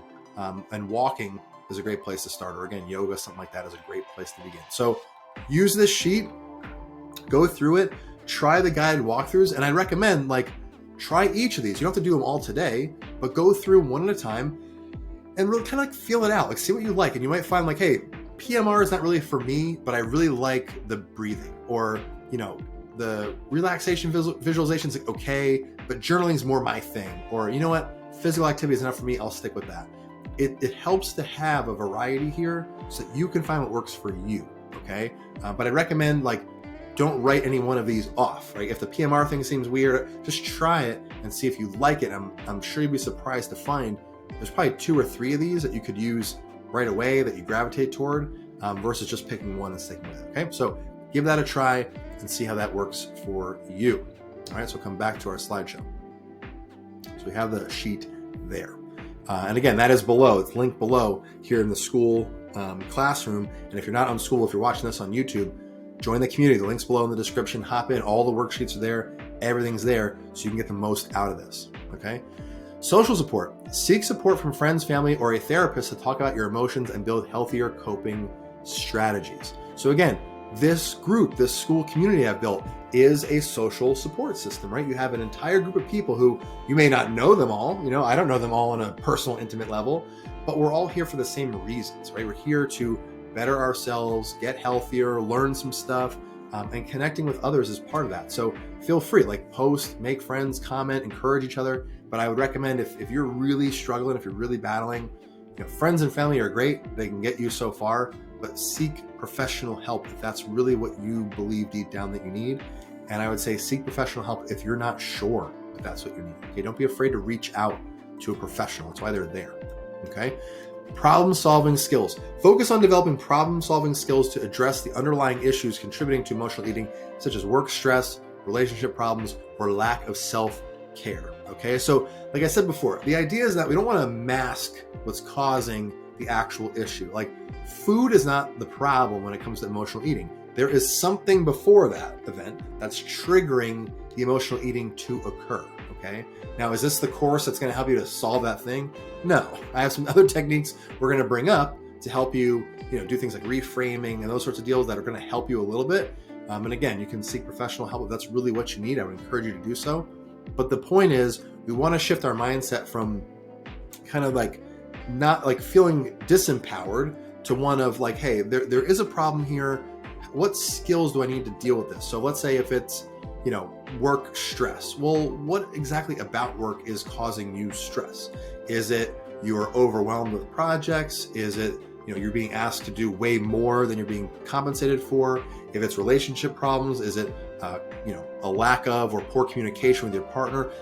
What really is the issue? And are there any skills we need to build to help you to cope with that thing and better handle it? If it also too, it might even be a lack of self-care. If you're not taking time for yourself, in other words, if you're filling up everybody else's cup and you're not filling up your own, that can really lead to some tough times for sure. So try to identify what that is. And we want to begin to develop some problem-solving skills around those things and begin to address that underlying issue. And again, if you're not sure, you can post things in this group. You're more than welcome to post. If you're not sure, you can even DM me to say, hey, is this cool? I put this up here, whatever. Put it up there and get feedback from people, right? Understand oh, hey, this is the thing you have trouble with. Well, why don't you try this tool or this tactic? And I'll chime in as well to help you out for sure. Okay. And number 5, self-compassion practices. So self-compassion and self-kindness is of utmost importance in dealing with emotions and setbacks. Be gentle with yourself during difficult times. Okay. This is not the group that's going to be, I'm not the coach that's going to say, hey, suck it up, figure it out, deal with it. that doesn't get you anywhere. It might get you a little bit somewhere if you're willing to put up with something like that. For the most part, that's not helping anybody, right?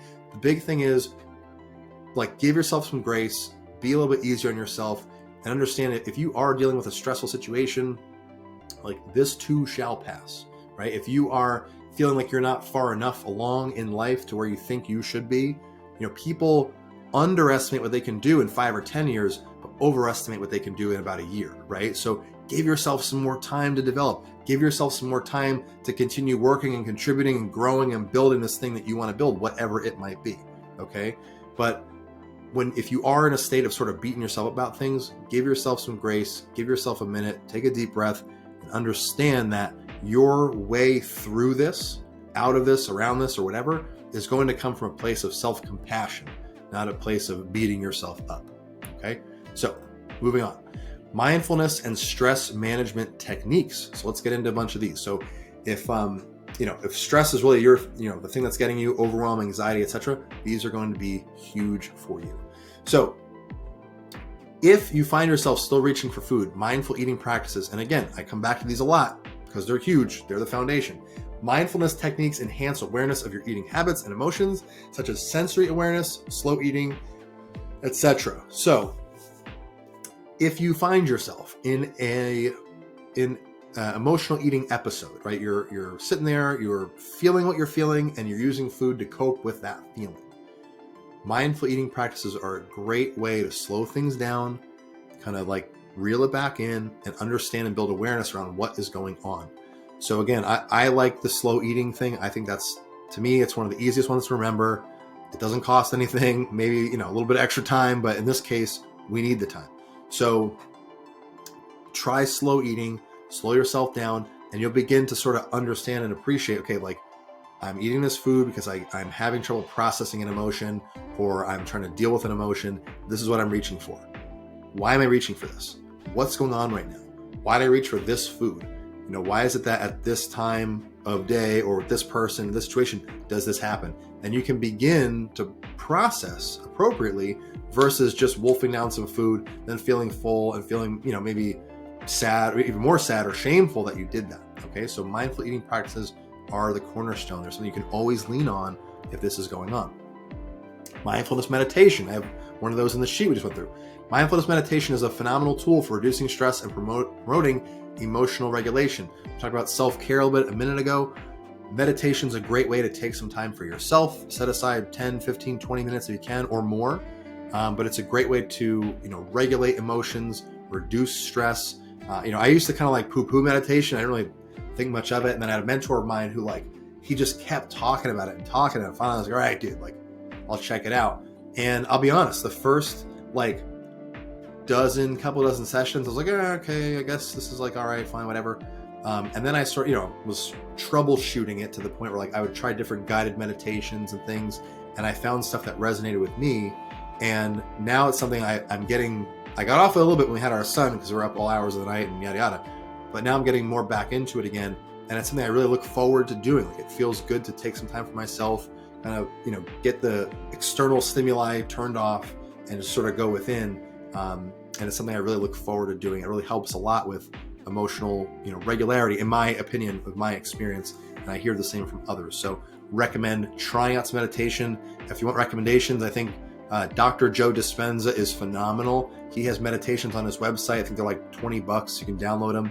I've bought probably all of them at this point, but they're things that you can just play at any time. Some of them are 15, 20 minutes. Some of them are upwards of an hour. It's really kind of dependent on what you want to do.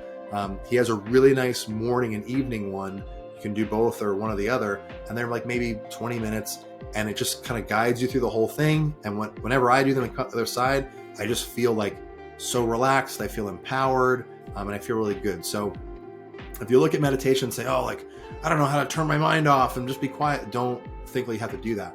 You can literally just listen to a guided meditation, and someone can take you through the whole thing, and you come out the other end with the same benefits. It's really awesome. Number 3, here's a technique: reframing. Reframing is an NLP technique, or neuro-linguistic programming technique, used to change the meaning of a given situation. Okay, so kind of like a classic reframe would be, Rudolph the Red-Nosed Reindeer. That story is a classic reframe. You You got Rudolph with this weird glowing nose, and everyone's making fun of him, and he's like not cool. But in the context of like a stormy night when Santa's got to deliver all these presents, that nose actually comes in handy, and he's like a hero, right? The reframe is, in this circumstance, in this other context, it is a really good thing to have that nose, versus in the beginning of the story, he's like a total loser, right? He's a weirdo. So what we want to do is try to reframe situations to see the good in what's going on, okay? Which you might say, Joe, well, like in this particular situation, there is no good. It's impossible. Okay, well, if there was any good, like what could it be? So the way to reframe quickly, because you might need this quickly when you're doing it. There's a million ways to reframe, but this is one that you can do very quickly when something pops up. So let's say, as an example, your boss, yells at you and gets on your case about a project because it wasn't done fast enough. Okay. An initial reaction might be, oh, that guy's an asshole and he doesn't get it because he's not with our team every day and he doesn't know what's really going on, and the customer did this and blah, blah, blah, blah, blah, right? You can throw yourself into a whole fit of just madness by focusing on all the things that are wrong or why you're right or whatever. When if you take a second and just say, okay, what else could this mean? Like, in my mind right now, I'm thinking this whole situation means that I'm not a good employee, I suck, whatever. But if you ask yourself, okay, what else could this mean? Well, maybe my boss is just having a bad day, okay? And you can also ask yourself, what's good about this? Like, what's good about the situation? Well, my boss is getting all in a huff because, like, he cares. He wants us to do well. But ultimately, he may not be saying that in the way I would like to receive it, but maybe that's what's really going on, right? So just a quick example, but take a situation where you might find yourself reaching for food to deal with it emotionally. And before you reach for the food, try and reframe the situation. Say, okay, what else could this situation mean? And what's good about this? Like, what's good about this situation? Okay, try it. It sounds silly. It sounds like a little, I'll say too good to be true, but like too easy. Give it a shot. And if you sit on it for a second and really like let your brain look for those answers, it will find them. And you'll begin to see the good in situations. And it might even be something where you said, like, this is there's nothing good about this at all. You'll begin to find things because you're asking better questions, okay? Questions to me are the steering wheel of the mind. They are what's going to direct where you go. And they're probably one of the most empowering tools you have as a human being to give meaning to things and to find answers to things. Most people just ask questions, unconsciously. They'll say, why me? Why does this happen to me? Why did she do this? Why did he say that? And blah, blah, blah, blah.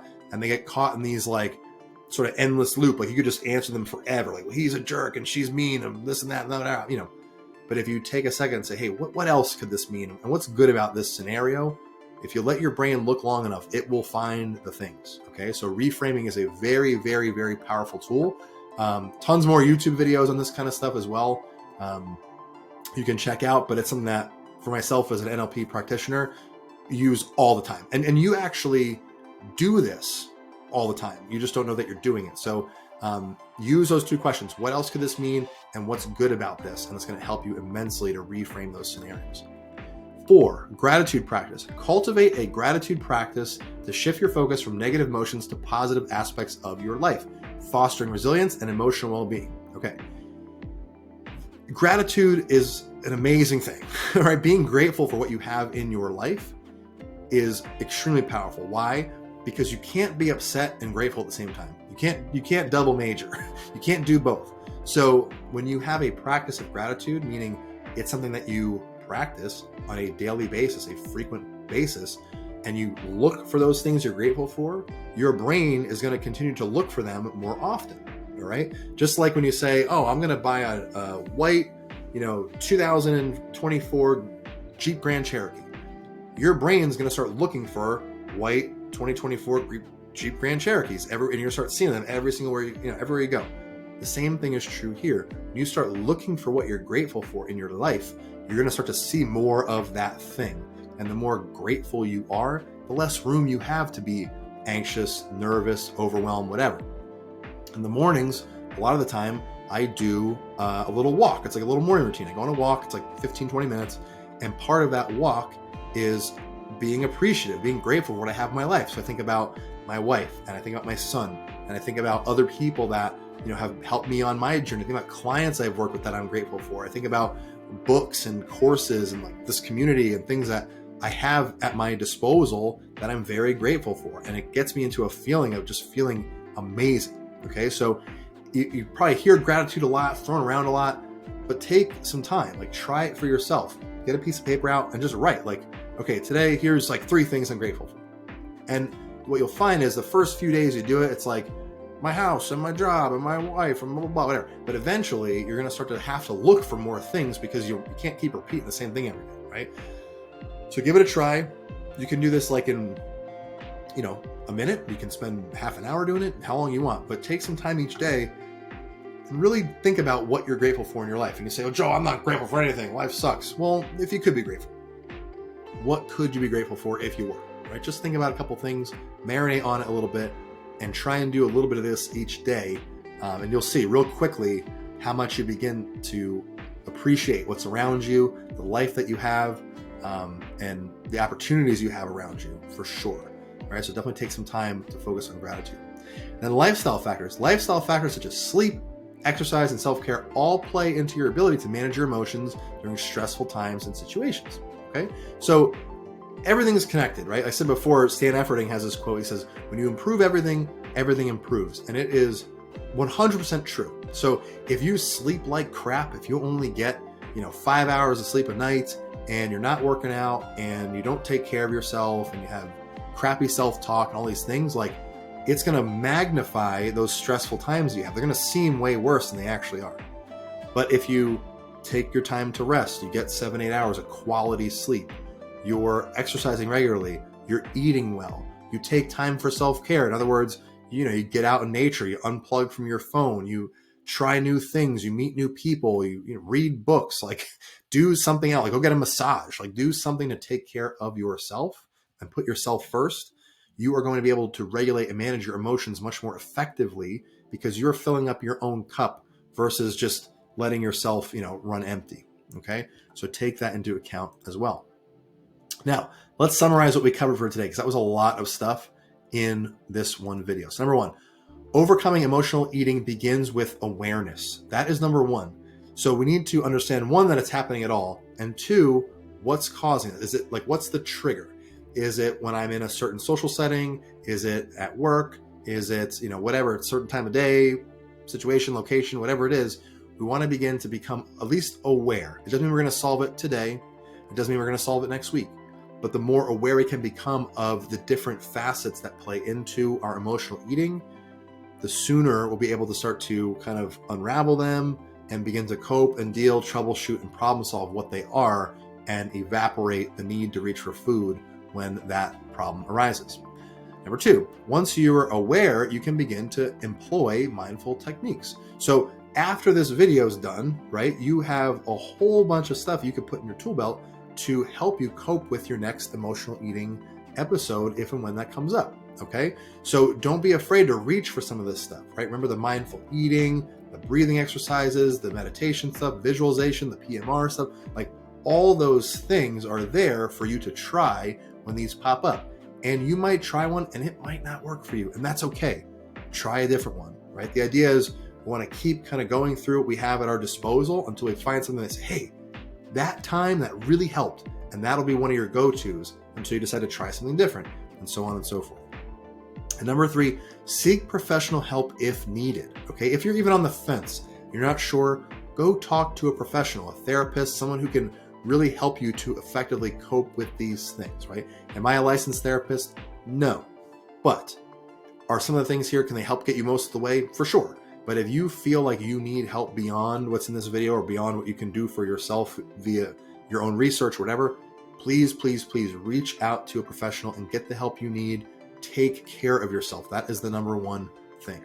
Okay. And of course, we've got home study. So I'm not going to leave you hanging on that one. Number 1, what are some common triggers for emotional eating and how can you recognize and address them in your own life? So this might be a tall order just to answer this one question. But again, it's about building awareness. And as I've said before, what you write is what you invite. So if you're just watching this passively, if you're messing around on your phone, put the phone down, get a pen out, get some paper, and write this one down. Like write this stuff out. So what are some common triggers for emotional eating and how can you recognize and address them in your own life? It's a good exercise, even if you don't have any, you're not sure that you have any, just write some examples down that I talked about. Like, get familiar with this stuff, because one day you might run into somebody, you may have a friend or a family member who battles with emotional eating, and you'll be able to become the coach in that instance and say, hey, you know what? I watched this course from this goofy guy named Joe, and he actually had some okay advice. In that instance, what if you tried doing some breathing or some journaling or whatever? And you might be able to help that person get out of that rut, okay? So it's very good to practice this stuff. What are some alternative coping mechanisms to emotional eating that you can incorporate into your daily routine? So again, we have that whole worksheet that covers a lot of that stuff. You can go through and pick the ones that you like, and the ones you don't, scrap them, no big deal.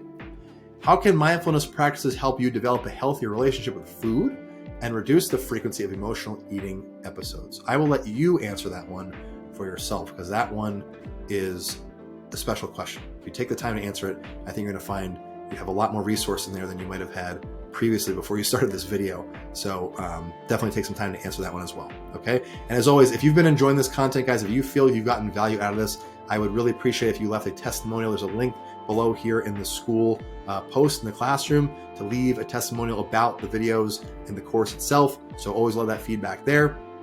And again, if you know anybody who could benefit, please share the course with them, share the school community with them. I want to try and help as many people as humanly possible. Now, what is next? What's next in our video series is social strategies. How do you deal with being in a social setting, going out to eat with friends and family, maybe you're at a work function? How do you stay on track in a social setting? We'll be covering all that in the next video. So we'll see you there. I can't wait. Hey there, Coach Joe here, and I want to welcome you to our next installment of the Lean for Life Masterclass. If you've been following up to this point, you have got a monster tool belt to help you, and today is going to be no different. We're going to be going over social strategies. So how do you navigate going out to eat, going to parties and events, and still sticking to your plan in a way that feels like you're able to enjoy yourself, connect with others, and still have a good time and not be stuck in a dieting prison. So without further ado, we're going to hop right in. I got a whole bunch of stuff for you today. I think you're really going to enjoy. You're going to come out the other end being able to navigate these social settings with confidence, with ease, and knowing that you're staying on the right track. So let's get into it. All right, social strategies. Let's get into it. So here's what we're going to cover today. Navigating social situations and peer pressure, right? Big one. Making healthier choices when dining out to eat or at attending events. And also too is building a supportive network for accountability, AKA school community. All right. And as always, give me a follow on YouTube, Instagram, TikTok, pretty please, at Results with Joe on all platforms. And again, if you send me a DM and say, hey, I know you're from the school thing, I'll follow you as well to help support you on your journey while you're posting. Happy to like and subscribe on your stuff as well. So let me know. Also, too, is if you're getting value from this, guys, if you're having fun, you're enjoying it, listening to my goofy self this entire time, you think someone else you know would benefit, please share this with them. My goal is to create an amazing community through this school platform and to help people live healthier and more empowered lives. So if you're getting some value out of this, please share this. It really can't have as big an impact as I'm trying to have without your help. So sharing this with somebody would be the biggest thank you I could ever ask for. And also, don't forget, this is the most important video of the course up to this point. So don't jump around, don't skip around. As always, you understand by now the structure of how I do these videos and how I talk through each point, and that golden nugget you're looking for could be in that segment that you skipped. So make sure you watch this top to bottom, all the way through end to end so you don't miss a single thing. And pro tip, be sure to watch this at 1.5 speed or 2x speed if you're tight on time. But again, I do tend to talk pretty fast, so I'll keep it moving for you to make sure you get what you need as quickly as possible. So let's jump into it. Navigating social situations and peer pressure. This can be extremely tough. I've fallen prey to this myself. I know, I'm sure if you're watching this, you have before. You get your diet all set up, you're on your plan, you're good to go. You go out to your first birthday party, work event, friend hang, and you go off the railings. You wake up in a ditch somewhere covered in cheeseburgers and jalapeno poppers, wondering what the hell happened. We're going to learn how to navigate this today in a way that is effective, respectful to not only the peers, but to your own self as well, and arm you with some methods and strategies to still enjoy yourself, right? You shouldn't feel like you can't have fun, you can't enjoy the foods you like to have. You should be able to have that balance in your life. And I'm going to show you how to do that today in this video. Okay. So understanding social dynamics is where we start in terms of navigating social situations and peer pressure. Social situations, gatherings, and peer interactions can influence eating behaviors and choices, as we all know, right? Humans are pack animals. We are pack animals. I don't care if you're watching this and think, oh, well, I'm introverted. No, you're not. You're introverted, but ultimately you need other people to survive. Less more so now. You can do DoorDash right to your house. I get Instacart groceries to my house. You don't have to go out all the time, but at some point in your day, you're interacting with other people, you're relying on other people, and how we survive this long is by working together. So we are pack animals inherently. So when you're in a social situation and everybody's moving over here to the left, you're probably going to follow and wonder what the hell's going on. You're just going to go and follow the group because that's what we're wired to do. So when you're in a social situation and everyone's drinking alcohol and eating pizza and doing that stuff, you're more likely to follow suit because your peers are doing the same. Peer pressure awareness. Begin to recognize the impact of peer pressure on food choices, such as feeling pressured to indulge in unhealthy foods, drink alcohol, or overeat in social settings. Now, this is not to say that you can't have a little bit of fun. This is not to say that your friends shouldn't bust your chops and give you a hard time. If they didn't bust your chops and give you a hard time, they're probably not your friends, okay? It's going to happen. What we want to do is begin to recognize how this affects you as an individual. So when your friends or family, whoever, give you a hard time, they say, oh, it's just one piece of cake, it's just a piece of pizza. How does that make you feel? Like, do you really feel pressure to do it? Are you making decisions are you making the decision or are they making the decision for you? I want to kind of begin to build awareness around that peer pressure. Assertiveness skills. So we're going to go through this right now. I have a food refusal line. So I give you some lines you can say. At the end of the day, no means no, and don't be afraid to stick to your guns, okay? So let's look at these food refusal lines. So these are things you can keep in your back pocket. They might seem kind of silly, but it's a way for you to just tell people no and just stick to what you're doing. And ultimately, like, someone might try, I've had this happen to me before for sure. I've seen it happen where a friend might give you a hard time, like 1, 2, maybe 3 times. They're not going to spend the whole night busting your balls, all right? So if somebody says, hey man, eat this, drink that, you can say things like, appreciate the offer, but I'm feeling more into my healthier choices tonight. Thanks, but I'm kind of vibing with the healthier options I have at the moment. Try to sound like, the kids today do. 3, I'm all about enjoying myself, just taking it easy on the fries or the chips or the soda, whatever. You can insert whatever unhealthy thing they're trying to get you to have there. Passing on chips, but let's keep the good times rolling. Trying to keep things a bit lighter tonight. Hope you don't mind. I'm on a bit of a health kick, so I'm going to sit out on the ice cream or whatever your thing is, okay? Not today for me. I'm still down to hang and have fun. That's a line I usually go with, like, hey, I'm not going to eat all that right now, but I still want to hang and like have a good time with you guys. And usually people are like, all right, cool, whatever. All right, hey, I'm choosing to skip on the fries, the chips, whatever. I'm still here for some good laughs. I'm feeling more in the mood for something else. Hope you understand. Like, just do my thing with healthier choices tonight. I'm still up for a good time, okay? So like I said, these are just like little lines you can read. You might think they're silly or stupid, but honestly, like, it's silly or stupid now until you need it. So pick one of these, memorize it in your head. The next time somebody says something, just, whip that out. Say, hey, I'm just trying to do my own thing tonight with the eating. I'm still enjoying myself. It's all good. Or, hey, I'm just going to get like a salad. I know it sounds kind of lame, but whatever. You can make it kind of funny. You can be silly about it. But ultimately, at the end of the day, if you don't want to eat something, you do not have to eat something you don't want to. So no means no. Stick to your guns. And a lot of times what happens with this sort of thing, like when you feel pressured into eating food, it almost falls in that category of like FOMO, right? Like fear of missing out. Like, oh, if I don't have it now, I'm not going to have it at home. I'm not going to have it later. Like, I don't have, loaded French fries right now. Like, I'm not going to have them another time. At least in America, in most developed countries, like, we're in a time where food scarcity is like not a thing anymore, right? Like, we actually have food certainty for some of the first times or some of the first generations have food certainty like ever. So like, if you really wanted cake, you can go down to a store tomorrow and get a cake, or right now and get a cake. It's not like it can't have those things. So remember, like, in that moment, it might feel good to have that cake or chips or ice cream, whatever. But how much better are you going to feel tomorrow knowing that you overcame that pattern of going out to eat and indulging? You said no, you stuck to your guns, you were successful at that, and now you have the confidence to do it again and again and again. And eventually what will happen with your peers, if you stick to your guns enough, they're not going to bother you ever again because they know it's not worth giving you a hard time. You're not going to succumb to it anyway. So they're not going to waste their energy asking you. All right, so pick one of these, shape it to how you would sound, how you would say it, or make up something of your own. But the idea is you want to have something in your back pocket. So before you go into that setting, you're ready to rock and roll and say, hey, like, hey, thanks, appreciate it, but no thanks, I'm going to stick with this tonight. Or, hey, yeah, I'm just drinking water, or, whatever you got to make up to get them to back off you is totally fine, right? It's your body, your rules. So make sure that you are sticking to your guns, okay? So those are our assertiveness skills. 4 is planning ahead. Plan ahead for social events by bringing healthy options, eating a balanced meal beforehand, or setting boundaries with friends and family. So if it's possible to bring your own food, great. I know that's probably a rarer occurrence. You can do that. But having a balanced meal before you go out is a great way, because you'll fill up a little bit. You're not going to be as hungry or as tempted. You can say, oh man, thanks, but I just ate. I'm really full. I'm going to hold off for a bit. Okay, cool. And like I said, setting boundaries, those kind of refusal lines are good to use as well.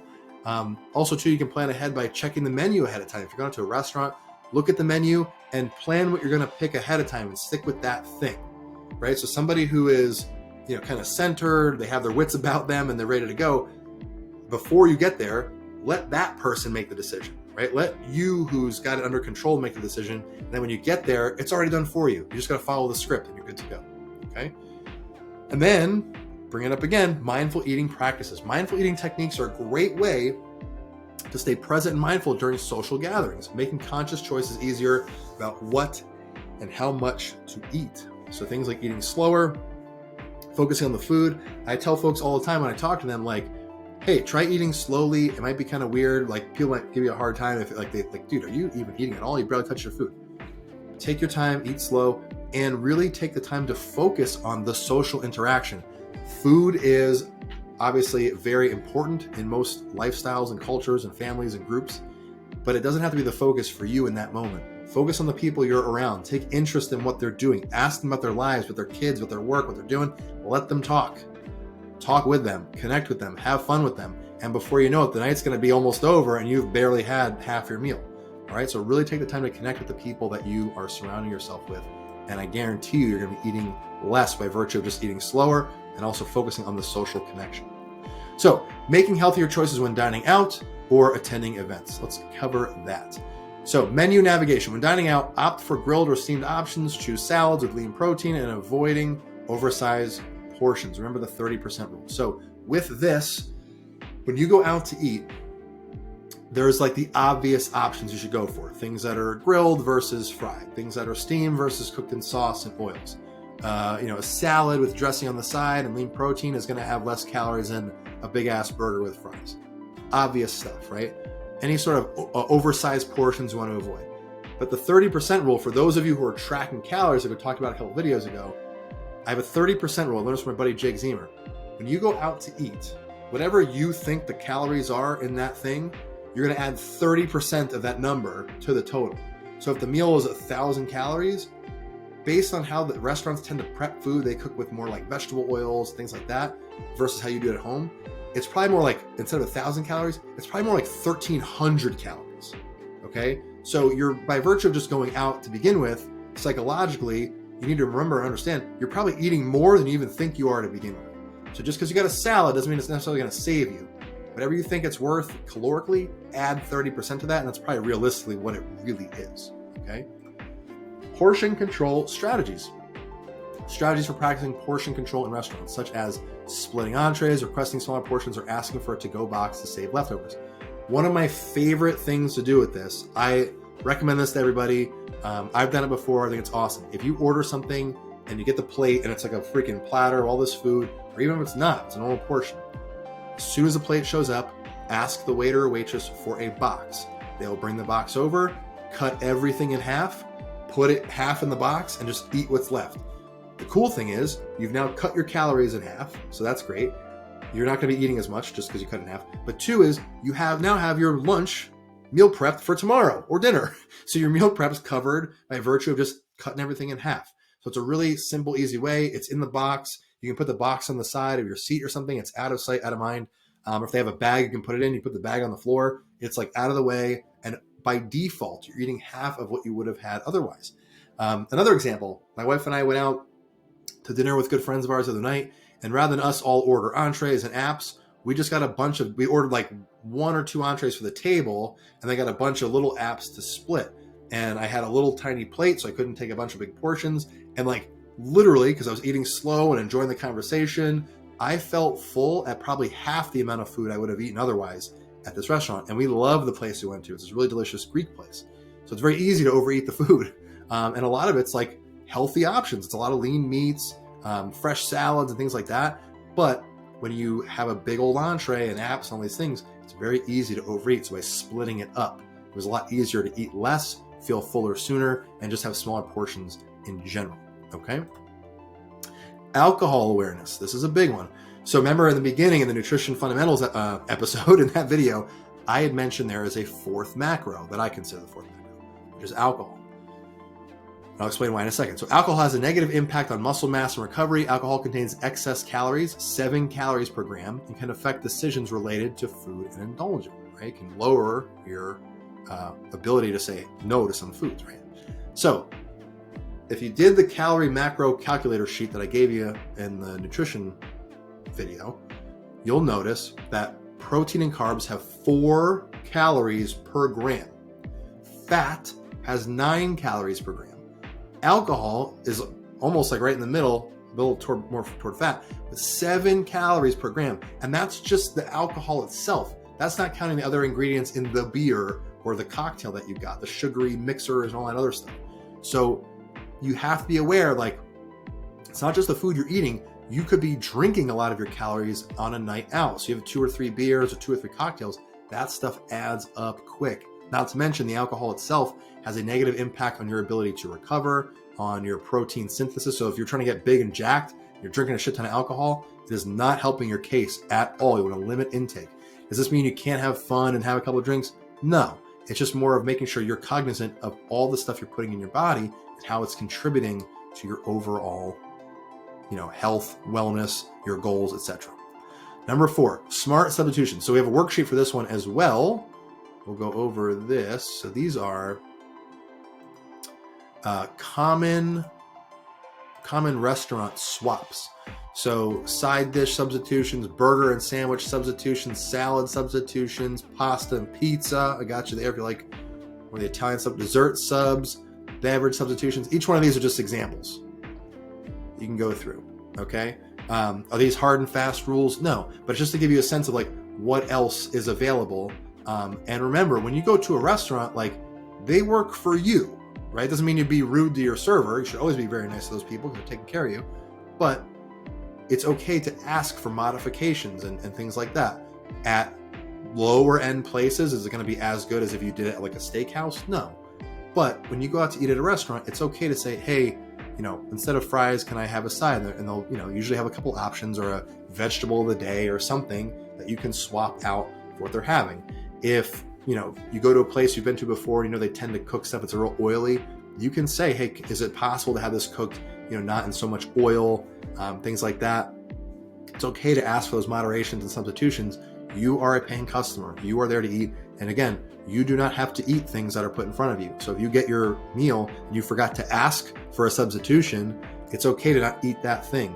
Okay. It's okay to ask your friends, hey, I got this by accident. Do you want to switch? Or, whatever. Or ask the kitchen for substitutions and things like that. Okay. Generally speaking, they're more than happy to help you and take care of you. They're a service-based business. That's why they're there. So use this sheet to remind you of some subs that you can make when it comes to swapping out for certain things that you order. And if you're not sure, you can always post a question in the school group. I'll go in, answer that. If you want, you can even post the menu that you're looking at and say, hey, what are some good options in here, things I could pick? And I'll jump in and say, hey, this entree, this salad, this side, these all look good. Try those, that kind of stuff. So really help to get you that support you need to be successful when you go out in those social settings. All right, so let's get back to it. So that's our smart subs worksheet. And then last piece here is mindful eating tips. Again, mindful eating practices when dining out, such as savoring each bite, paying attention to hunger and fullness cues, slowing down and enjoying the dining experience, remain an amazing tool you should always keep handy. Okay. And what's cool about the social setting, I said this earlier, is if you're eating slowly, just focus on the conversation. Don't make the food the focus. Maybe you're out to eat with friends, but you're really there to connect with friends, and food just happens to be present. So don't focus on the food. Focus on the people around you. Ask them how they're doing. Ask them how their life's going. Hey, I heard you went on a date recently. How was that? Oh, you just got back from vacation. What was that trip like? Tell me about it. talk to these people, connect with them. Don't just keep it surface level. Combo that with the fact that you're then eating slower, you're feeling fuller sooner, maybe you boxed half your meal. I mean, these are pretty powerful tools where all of a sudden it's not this like scary process of, oh, can I stick to my diet tonight when I go out to eat? It's, hey, like I'm going to stick to it no matter what, because all this stuff makes it very easy to do.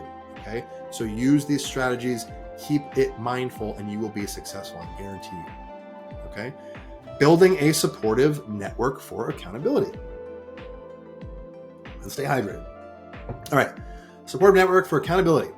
Finding like-minded individuals. Seek out support from friends, family, and online communities, school, who share similar health and fitness goals. So I've said this before.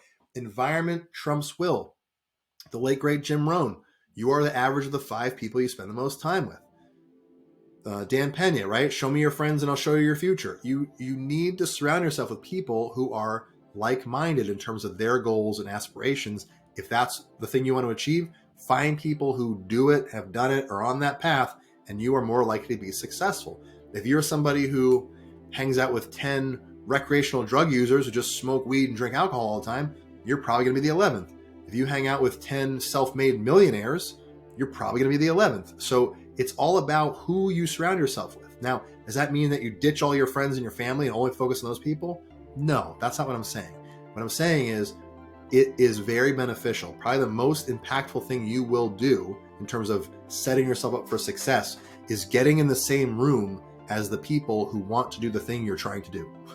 All those people will be able to help support you and vice versa to get to where you want to go. And you're going to be surrounding yourself with that thing all the time. If it's fitness and you're in a community-based fitness environment, people are talking about it all the time. They're troubleshooting problems all the time. They have new ideas and all these, like, you are going to be just around it all the time. It'll be on your mind more often, and you will build a connection with those people and you won't want to let them down, let alone yourself. So getting in that group is going to be critical. Okay. Accountability partnerships. Having an accountability partner or buddy to check in with regularly, share progress, and provide encouragement and support can be extremely helpful. So if you have someone you can go to the gym with, if you have someone who, I don't know, you're meal prep meals together with, whatever, something where you can have that accountability is massive. This group is kind of part of that. You can post in here as well and say, hey, my goal this week is to go to the gym 5 times. Like, who here can DM me and hold me accountable? Well, we'll do it. Like, get in there, post, engage, and everybody who's watching this, help that person when they post, right? Let's keep ourselves accountable, and having that support, that accountability buddy, so to speak, is a great way to do that. Group activities. Participate in group fitness classes, walking groups, or other social activities centered around health and wellness to stay motivated and connected. Again, this is why things like CrossFit are so successful, or group class-based things, like Zumba, stuff where you're with other people, you're connecting with other people, you're building relationships. That helps to keep you on the right track. You're surrounding yourself with like-minded people, you are making connections, and you're seeing other people progress and stay motivated. You're more likely to stay motivated as well to do that. Okay? What else we got here? Virtual support options. Explore virtual support options such as an online forum, social media groups, or virtual workout buddies for additional accountability and camaraderie. Now, I could sit here for this entire slide and just talk about my school community and how great it is and blah, blah, blah. I'm telling you, like, explore all kinds of options, because this group may work for most, but may not work for some. I'm not delusional to think that I am the answer for everybody. I'm the answer for some people, but not everybody. So I get, if you're in this group and for some reason this is not like your thing, that's totally fine. But don't stop here. Find other support systems, or use this group and other support systems. Like, just stack it all on. It's great.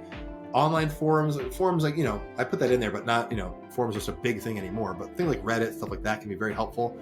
Social media groups, those are everywhere. And virtual workout buddies for additional accountability and camaraderie. So maybe you connect with someone in this group and you exchange information and you text and stay accountable to each other. That's a great way to keep on it. Okay, lastly, setting boundaries. Set boundaries with unsupportive or sabotaging individuals and prioritize your own health and well-being in social settings. It is okay to tell people no. In fact, you should probably say no more in your life, right? Don't say yes to everybody. Set boundaries for yourself, and this really can be very effective if you try to think about it before you leave for the night, before you head out to go to that restaurant or go to that luncheon or whatever. party, what have you, think about, this is my plan. This is what I'm doing. I'm going to stick to my guns. No questions asked. And when you get there, you don't have to be rude, right? You shouldn't be rude. You want to be accommodating, put a smile on, all those things. But if somebody is saying like, hey, try this, eat that, drink that, blah, blah, blah. Say, hey, thanks, but I'm good. I'm going to stick with my plan tonight. I appreciate it, but it's a no for me tonight. And it's okay to stick to your guns. And I'm telling you, it's going to happen for a little while. Like your friends, or if they do give you a hard time, it's going to happen for a little while. And then you're going to do it so much and you're going to get such great results. I guarantee you, they're going to turn around and go, hey man, like, how'd you lose all that weight? Or how'd you get so strong? Or how'd you blah, blah, blah. They're going to be asking you for advice pretty soon. And they're going to see what you've been doing. You are setting the example for those around you of what's possible, as long as you stick to your guns. But if you keep succumbing to what they're telling you to do, and you don't have that sort of like, I'll say integrity, but that motivation inside you to stay on task and stay on target. And it's hard. It's very easy for me to sit here and say this. It is hard to do. But if you can do it, if you can stick to your guns, pretty soon your friends are going to be asking you how to get results and how did you do that and how can you help them, etc. So in a way, you are setting the example for the people around you and you're actually helping them. They might be pressuring you, but ultimately you're helping yourself and you're helping set the example for them for what's possible. So I can't encourage you enough to stick to it. Take care of yourself, and it's okay to say no. All right. Here's our summary for today. Plan ahead for social outings and don't be afraid to stick to your plan. Look at the menu before you go out. Ask people what they're going to have at their party for food. If you can, bring something. If it's a party and everyone's kind of bringing a tray, bring the healthy option, bring the fruit salad, bring the veggie platter, whatever. And be strong in what your plan is. Don't be afraid to say no. Keep menu choices simple and plan ahead if possible. So I just mentioned this, planning ahead, check the menu. But keep your menu choices simple. Grilled lean meats, salad or dressing on the side. Don't go crazy, like swap out fries for a side salad, things like that. They're easy swaps. And again, those restaurants are service-based businesses. They are there to work for you and serve you dinner. Again, be respectful to your waitress and waiter and waitress always, tip well, all those kinds of things. But also don't be afraid at the same time to ask them for modifications or, to swap things out and stuff like that. That's why they're there. Okay. And lastly, build a supportive community around you. Environment trumps will, always. So the more you can have a supportive community built around you, whether it's the people you surround yourself with. I know in the exercise video, we talked about having equipment easily accessible to you, things like that. The more likely you are to stick to your plan over the long term and reap the benefits of that consistency. Okay. So build that environment. Use this school group, post in here, ask questions, take advantage, like grill me with questions, put me to the test, make sure I know what I'm talking about, right? Like post that stuff in there, ask those questions, because this is going to be how you build that support for yourself. If you're not sure, ask questions. Okay. So home study, we got homework. Let's do it. Remember, what you write is what you invite. So get that paper out right now, answer the stuff on the sheet, get a pen and do this stuff. I'm telling you, it's going to help solidify the learning and you're going to have this stuff handy in your tool belt when the time arises versus wondering, oh man, what was that thing Joe said again? Or just do it now, do it right the first time, and you will have this stuff in your brain for the future. Number one, how can you navigate social situations and peer pressure to make healthier choices when dining out or attending events? So use any of the different strategies I talked about in here. Pick a couple you like, a couple that could work for you, write them down. This way you have it. Number two, what are some strategies for building a supportive network of friends, family, or online communities to help you stay motivated and accountable on your weight loss journey? Do you have to have 100 options? No. Can you use this group and maybe a workout buddy? Yeah. Can you let your family know, like, hey, this is the health journey I'm on. I want to do better for myself. I made my goal, right? I wrote out my sheet. I put it on my fridge. This is what I'm doing. Can I count on you to help keep me in balance? If you see me reaching for a cupcake, can you say, hey, are you sure you want to do that? Like, it's okay to ask for that help. And if they love you, which they do, they're going to help you out.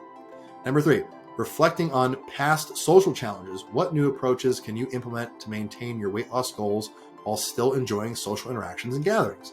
So a great place to start, rather than have to figure this out in the moment the next time, is think back. Think back to a time where you did have a social challenge or you did overindulge in a social setting. replay the memory in your head, like, and get real associated with it. Like, close your eyes, put yourself in that moment. What did you see? What did you hear? What did you feel in your body? What sensations did you feel? Then walk through it again, knowing what you know now and how you would handle it differently. And if you can do that, you've now essentially had the experience of doing it the right way or the better way. You can take that with you into your next social gathering. All right. And as always, if you've been enjoying this content, guys, I'd really appreciate if you go down below and leave an honest testimonial using the link below. I'd really appreciate that. I hope you guys get a lot out of this. And, if you are enjoying it, please share it with someone you think could benefit as well. Now, what's next? What's next? We're going to talk about how to break through plateaus. So at this point, unless you've been binging the hell out of what I've been saying, maybe you put some of this stuff to the test, you're implementing it, that's great. At some point in time, you're going to hit a plateau. It's just going to happen. It's part of life. It's part of this process. How do you break through it? How do you wrap your head around what's going on? And how do you make intelligent decisions so we don't totally blow up our whole plan and mess everything up? So I'll go through all that in the next video, and we'll see you there. Hey everyone, it's Coach Joe here, and welcome to our next installment of the Lean for Life Masterclass. Now, in this video, we'll be covering how to break through plateaus in your weight loss journey, because they're going to happen. You know they're coming. You've probably seen them before. I'm going to go through exactly how we tackle these things. What modifications do we need to make in our exercise plan, our eating plan, and our mindset to break through plateaus and continue making progress toward our goal. So without further ado, let's get into it. All right, plateau breakthroughs. Let's do it. What are we going to cover? Number one, understanding weight loss plateaus and why they occur. We're going to cover strategies for overcoming plateaus and staying motivated. And then we're also going to be going over celebrating non-scale victories and progress. In other words, understanding how we can see progress in our path and what we're doing versus just focusing on the number on the scale. Okay, so let's get into it. First topic, as always, YouTube, Instagram, TikTok. If you haven't already, please give me a follow at Results with Joe on all platforms. And again, send me a DM, give me a hey, and I'm happy to follow you back and support you on your journey as well. Please share the course. If you know somebody who could benefit from this, if you're getting value from these videos or the community at large here on school, please consider sharing this with somebody you think could benefit. My goal with this whole thing is to build an amazing community of like-minded people who want to live healthier lives, more empowered lives, and I need your help to help as many people as I can. So if you know someone who could benefit, your brother, sister, your mom, your dad, whoever, friend, share this with them, and I'm sure they'll get a lot out of this as well. So thank you for doing that.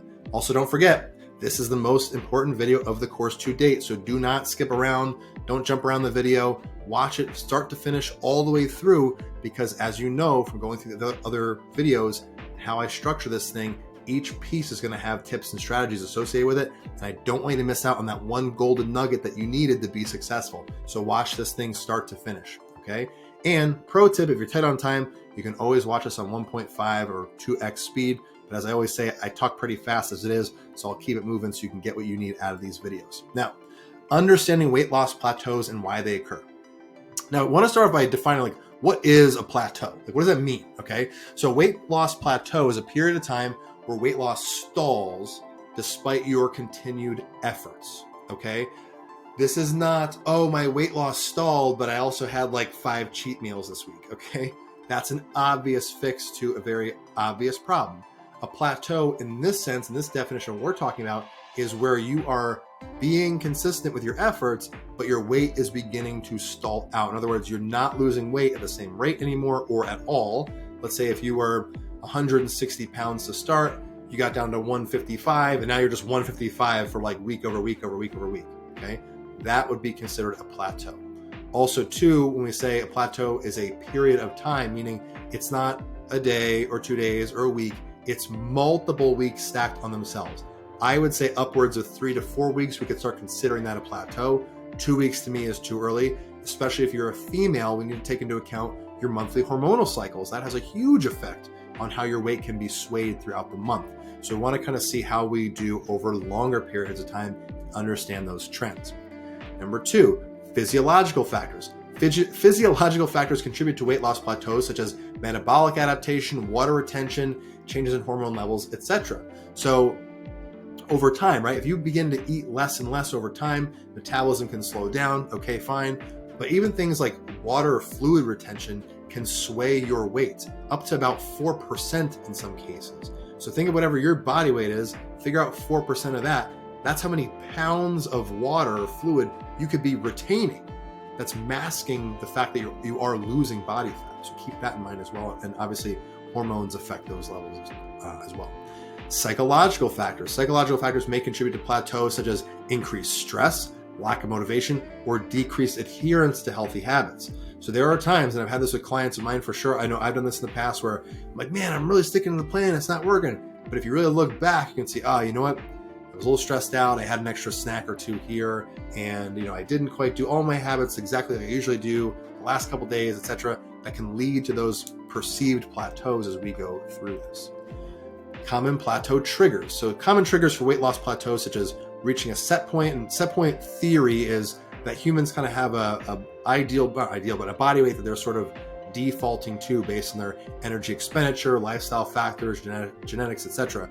So maybe you are sort of reaching that set point of where your body is, set to. Is that a real thing? No, it's a theory. But when you think about all the things that typically happen in your lifestyle and how your body is constructed and your metabolism, all those things, you are likely to hang around a certain body weight. So for me, I tend to hover comfortably. If I don't change anything, if I don't put any real effort in, I tend to hover around 255, 260. I'm a big guy, I'm 6'4", I train with heavy weights, I eat a good amount of food, my metabolism's kind of slow. All those things sort of stack up to that's a good spot. It takes some effort on my part to want to gain weight, or to actually gain weight, and it takes some effort on my part to come down in weight. Okay, so the set point for me in this case would be about that much. So think about where you tend to hover. That may be the set point for you. Other common triggers: over restriction of calories, which could lead to binging events and things like that, and a lack of variety in an exercise routine, meaning you kind of get stuck in the same old, maybe not put as much effort in, get bored, they skip days, things like that. And number 5 is we want to normalize plateaus. So it's time to normalize the experience of weight loss plateaus as a natural part of the journey. And remember, you are not alone in experiencing them. Everyone experiences them. I experience them. You experience them. We all experience them. Okay. So it's bound to happen. We don't want to see it as this sort of this crazy thing that came out of nowhere and this shouldn't be happening to me and blah, blah, blah. This stuff happens on the regular. It is totally normal. And think of it more as an opportunity to learn some new skills to how to troubleshoot it. Because once you get through it a couple times, you got the tools in your tool belt. You can handle it any other time that it pops up. Okay? So here are some strategies for overcoming plateaus and staying motivated as we go through them. Number 1, reassessing your goals. So revisit your goals and adjust them if necessary to reflect progress and changing circumstances. So when you wrote your SMART goals way back when, a few videos ago, things may have changed from then to now or down the road if you're watching this later on. And it's okay to revisit your goals and say, hey, you know what? Maybe I set that goal a little too aggressively, right? Maybe I need to take a step back, or hey, maybe I was trying to cut too much and I need to, do a maintenance phase, kind of resensitize myself and then get back into it again.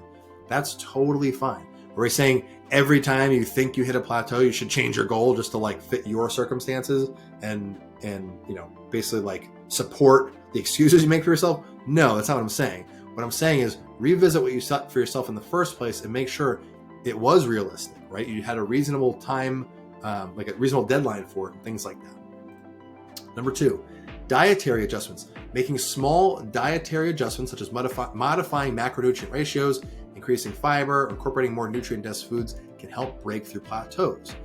Also 2 is you can restrict more calories if you need to, but again, like we did in the calorie calculation sheet, small adjustments is the key. I cannot stress that enough. There's a lot of times where and I've had people come to me hey, what do I do? I tried this, I tried that. And what happens is they hit a plateau, it startles them, they're upset, they're frustrated about it, and so they make some drastic change. They'll take 1,000 calories off the table to try and get the scale to start moving. Not smart, not good. Small, tiny adjustments is the name of the game. Again, think of this as your health and wellness plan forever. Right? You're not going to just win the game. You got to play the game. The game is the game. But winning the game is playing the game. You got to do it for a long, long period of time, meaning a little adjustment today, we tweak it, we see how that goes. If it works, great. If it doesn't, we tweak something else, and so on and so forth. So you can do some of the stuff that's written here. You can reduce your calories a little bit. A good place to start, 250 calories is a good modification, and then run that for a while. If you're truly in a deficit and you take away that 250, it puts you more in a deficit. The scale is going to move. So don't freak out. Maintain composure and understand that we're in it for the long haul, and it's okay because this thing is going to happen. Exercise modifications. Modifying exercise routines by increasing intensity, incorporating strength training, or trying new activities to challenge the body can also help to overcome plateaus. Again, these are small adjustments. Don't freak out and change everything top to bottom and rework your entire schedule and your day just because you plateaued for a couple weeks. When we say modifying your routine by increasing intensity, you might say, hey, if you usually go for a walk for 30 minutes, let's try 40 minutes.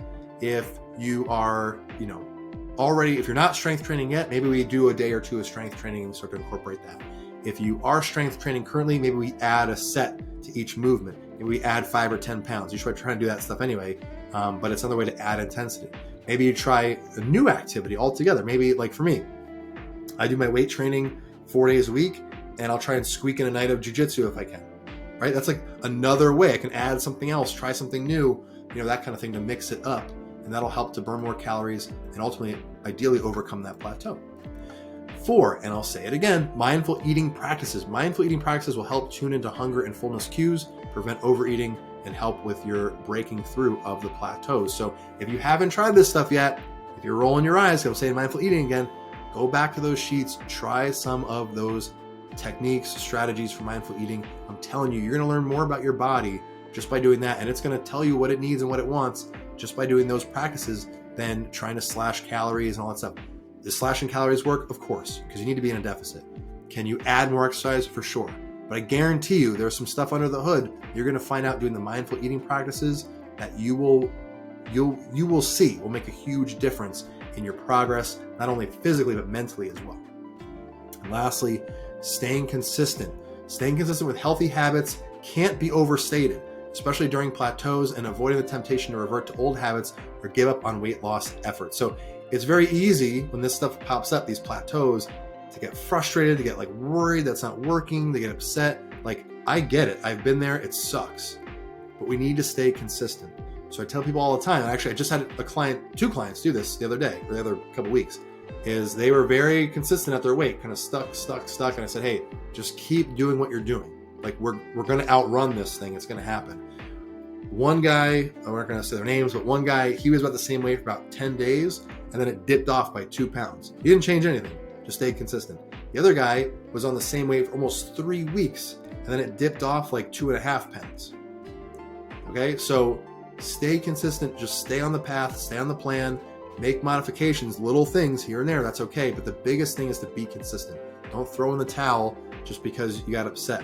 What we're really going for here, like I said at the very beginning of these videos, is holistic wellness. We want to improve your whole life, body, mind, spirit, all those things. And the way we do that is by making this a lifestyle, okay? How do we do that? Through being consistent. How long do we have to do it for? About 6 months, and you'll become physically addicted to doing these things. So stick it out, stay on the path. I'm telling you that consistency is the key, okay? So whatever you have to do, stay consistent with those healthy habits is the way to go. Okay, and our last little topic here is celebrating non-scale victories and progress. So non-scale measures of success. Celebrate non-scale victories such as improved energy levels, better sleep, increased strength or endurance, and improved mood and confidence. The scale is not the whole story, okay? If you start to feel like, hey, I've got more energy, I don't have that 230 feeling when I'm at work anymore. Hey, I used to bench press 185, now I'm bench pressing 200 pounds. All those little things, that's all improvement. I mean, I've had some clients before where if you looked at their before and after photos, we're going to talk about photos in a second, the difference in the two bodies is like night and day. And you'd be like, oh my God, that person lost 20, 25 pounds. And when you look at the scale, they only lost about 5 pounds. They've recomposed themselves. So the scale, while it tells some of the story and it's data, we need that, it's not the whole story, okay? So focus on other things. Focus on other areas of your wellness. Am I sleeping better? Hey, am I more consistent with my hydration? And all those sorts of things play into your progress and can help feed your confidence, help feed your consistency, and so forth. So focus on those sorts of things. Number 2, progress photos and measurements. Take progress photos and measurements to track physical changes over time and celebrate progress beyond just the number on the scale. Now, I tell every client that works with me, I say, take progress photos. You don't have to show them to me if you don't want to. That's totally fine. I'm not going to ask you to send me pictures, but you should have them for your own record. And I would encourage you to do the same, because the picture is worth 1,000 words. It's going to tell you a lot more than just what's on the scale. As far as frequency, I would say taking a picture every 3 weeks, 4 weeks is probably plenty. If you took them every day, you're not going to see the difference unless you played them all, back to back. So you need a little bit of time to elapse to start to see differences, but it's going to tell you a lot. Okay. Also too is like how your clothes fit, how they feel on your body. And if you wear the same things in the picture, you'll start to see how the clothes start to hang differently on your body. Maybe like if you're starting to fill out a little more, you'll see it in the clothes in your body. So I recommend take a picture, usually like in your underwear, if for ladies, bra and underwear, so you can see, what the body changes like. And then if you want to do it with the same kind of clothes on, like throw a shirt on, take another picture and see how it looks in the clothes as well. It's a very interesting progression that you'll see over time. 3, reflecting on achievements. So reflect on your achievements and milestones throughout your weight loss journey and acknowledge your hard work and dedication. You should be rewarding yourself on what you're achieving.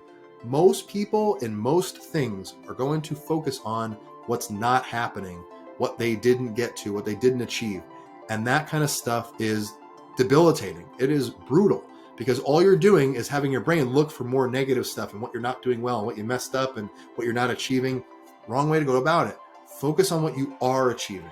All right. So you might say, hey, I've been plateaued for a while and the deadline for my goal has come and gone. I didn't lose the 20 pounds and blah, blah. Well, maybe you lost 15 pounds. You got 75% of your way to your goal of losing 20 pounds. That's still pretty amazing. Maybe now you get an extra hour of sleep every night and you're taking time to take care of yourself. You're actually reading a book for the first time in 15 years. Like, focus on the things you're actually achieving and celebrate that stuff and give yourself some credit. All right. I doubt if you're watching this, you're an Olympic athlete. If you are, that's pretty cool. I'd love to talk to you. But if, you don't have to treat yourself like some robot who's supposed to get everything perfect. It's okay to not get everything perfect. It's totally fine. But focus on the things you are achieving, and you'll see more of that as you go through your journey. Okay. Again, we talked about this before. Having a practice of gratitude. Introduce a gratitude practice to help cultivate appreciation for your body and the progress that you have made. This helps to foster a positive mindset. Again, you can't be upset and angry and grateful at the same time. Can't happen. You can only do one or the other.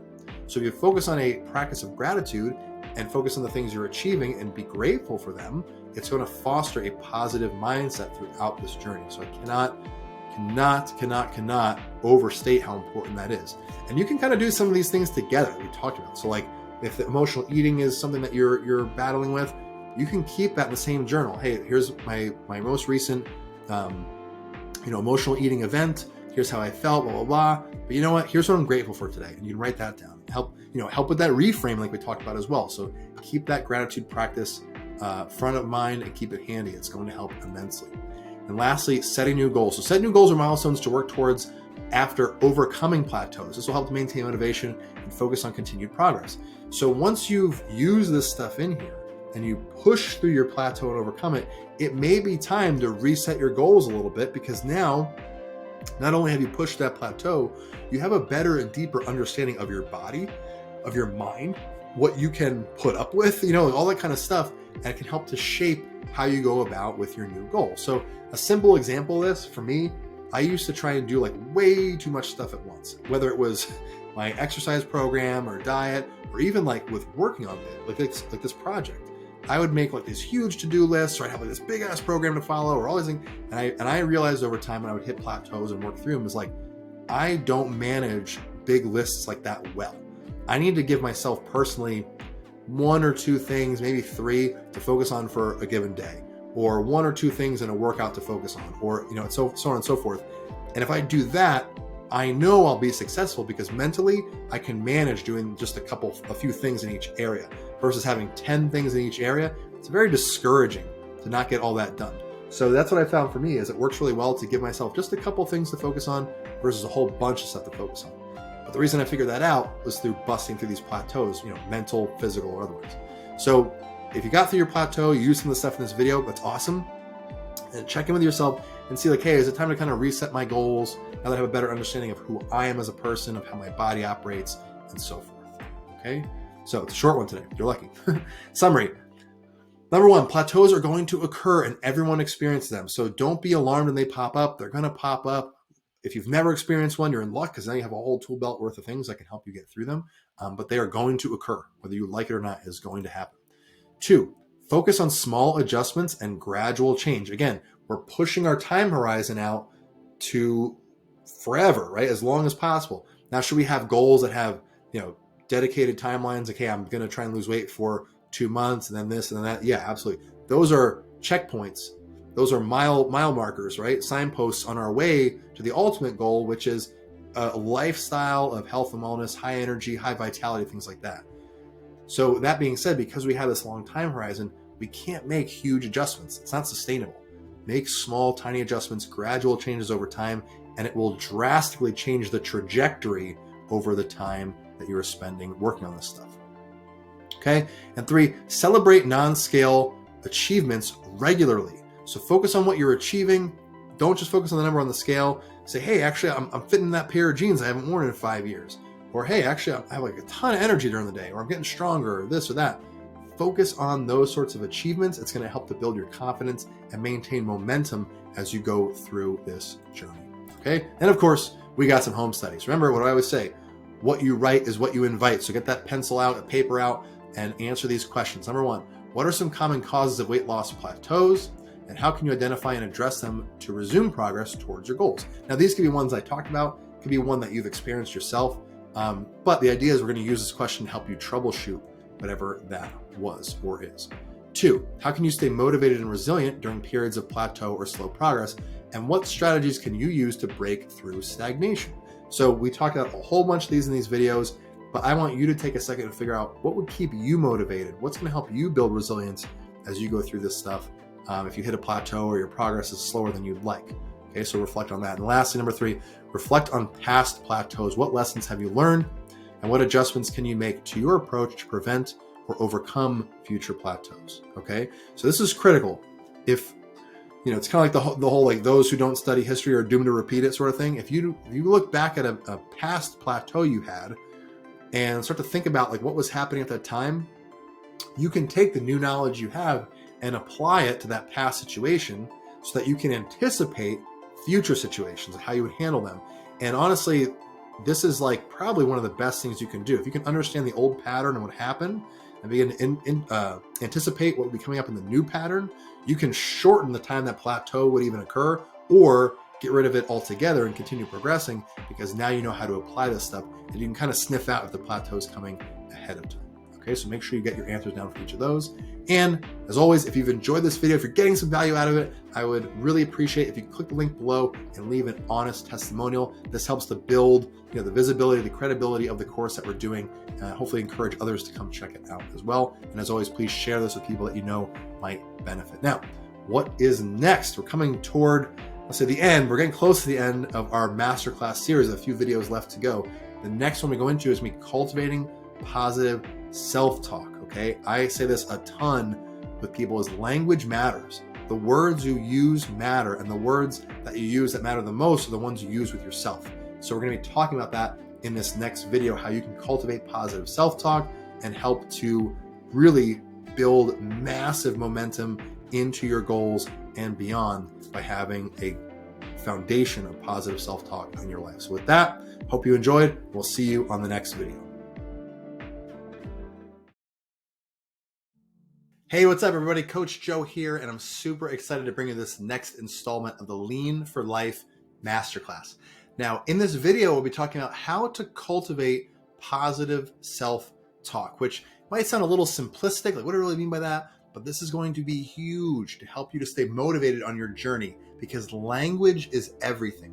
The way you speak matters, and the words you use with yourself matter the most. So in this video, we're going to be going through a whole bunch of different stuff. I've got a number of worksheets that are going to help give you examples of how exactly to do this and walk through it that you don't want to miss. It's going to make it a whole lot easier to do it. And I think we're going to have a lot of fun getting through this one. You're going to learn a ton and have a lot of actionable things you can take with you today that you can use in your daily life. So without further ado, let's get into it. All right, so cultivating positive self-talk. Let's get started. Here's what we're covering in today's video. How to challenging negative beliefs and self-limiting thoughts. We're also going to go through practicing self-compassion and body positivity. Okay. And then lastly, we'll be going over building confidence and resilience on the weight loss journey. So if you've ever gotten stuck before, you've been frustrated, pissed off with this whole weight loss thing, you started, you stopped, you started, you stopped, this video is going to help teach you how to get through that. Okay, that's what we're going to be covering in today's video. So as always, if you haven't yet, please encourage you to give me a follow on social media, YouTube, Instagram, TikTok, @ResultsWithJoe. You can find me there. And again, if you DM me, say, hey, what's up? You're in the school group, all that kind of stuff. I'm happy to follow you back and support you on your journey as well. As always, if you're getting value from this course, guys, you're enjoying it, please encourage you to share it with someone you think would benefit from this information. So my goal with this is to create an amazing community of like-minded people who want to build healthier, more empowered lives. And really, I can't do this without you, right? Growing this community is tough to do as a one-man job. So if you know anybody who would be interested in learning more about what we're doing here, needs the support, needs the course material, please consider sharing this with them. Okay, and don't forget, this is the most important video of the course to date. So don't skip around, don't jump around. I don't want you to miss the golden nugget that's going to help propel you into the next phase of your development just because you skipped around and missed the part. So watch it top to bottom. And if you're tight on time, pro tip, you can always watch it at 1.5 or 2x speed to get through this thing faster and get what you need out of it. Okay. With that being said, let's jump into our next installment. So challenging negative beliefs and self-limiting thoughts. This is one kind of near and dear to my heart. I'm big into personal development, huge Tony Robbins fan, that kind of stuff. And this sort of stuff really is, calories, macros, workout plans are cool. But I truly believe this stuff has some of the biggest impact of all that stuff that's ever going to happen in your life, because you take you with you everywhere you go and you talk to you everywhere you go. So the language you use matters. And like I said before, the words you use with yourself matter the most. So we're going to learn how to do that, effectively today. Okay. So first things first, identifying negative self-talk. So we want to recognize common negative beliefs and self-limiting thoughts related to body image, self-worth, and weight loss. Okay. This is not me telling you what they are. You need to start to identify what they are in your head, in your world. The goal here, like I have in italics, is to build awareness. Just like any other pattern, we want to build awareness around what it is we are doing. What are our habits? What do you tell yourself when you step on the scale and it's not the number you wanted to see? What do you tell yourself when you're supposed to go to the gym and you bail? What do you tell yourself when you're supposed to go for a run and it's raining out and you decide to skip? Like, what are those things? Do you feel, that you don't look the way you're supposed to look? You feel not worthy of results? Okay, what are those negative and limiting beliefs you tell yourself? And I would encourage you to begin to write them down. Put those in your journal, jot them down, get a sense of what are the things you tell yourself. And when you begin to build that awareness of what they are, you can identify them a lot faster and begin to use the tools we'll talk about today to remedy this stuff and turn it around. Understanding the impact. So negative self-talk can undermine confidence, motivation, and self-esteem, hindering progress toward weight loss goals. This is not profound, right? What I'm telling you is not a surprise, right? If you treat yourself like shit, the likelihood of you treating yourself in a good way, meaning self-care and taking care of yourself, is a lot less likely to happen. Okay, so this negative self-talk is probably one of the most like worst things you could do to yourself, right? You need to be your own cheerleader, right? People are not going to come around and lift you up if you're just, looking down at the ground, kicking rocks around. You got to make sure that you're noticing what you're saying to yourself and you begin to flip it around and condition a mindset of positivity. Okay, because at the end of the day, you're the only person that you have to answer to. So you want to make sure you're taking care of yourself. Cognitive restructuring techniques. We're going to hop out here real quick and go check out the worksheet that I have here. There's a lot of worksheets. There's 3 sheets today we're going to go through. 2 of them are worksheets, and 1 is more just affirmations, but these things are going to be very powerful. So cognitive restructuring. So challenging negative thoughts. Negative thoughts and beliefs can often hinder our progress toward weight loss goals. By challenging and reframing these thoughts, we can replace them with more realistic and empowering beliefs. We're going to use this worksheet to identify and reframe negative thoughts related to weight loss. Okay. So some of these you may have seen before, some of you may have not seen before, but I'm going to go through it step for step so we understand what's going on. So step 1, identify the negative thoughts. Take a moment to reflect on your thoughts and beliefs about weight loss. Write down any negative thoughts or beliefs that come to mind. An example, I'll never be able to lose weight. I'll always fail at diets. I'm not disciplined enough to stick to a healthy eating plan. Whatever it is, don't be embarrassed or ashamed or anything like that. You don't have to show anybody what you're writing down. You have to share it with the group. Write the stuff down though so that you can become aware that they exist. Okay. So step 1 is we're identifying negative thoughts. Step 2, challenge the negative thoughts. We're going to question the accuracy and validity of each negative thought. Consider evidence that supports and contradicts the negative belief. So example, what evidence do I have that I'll never be able to lose weight?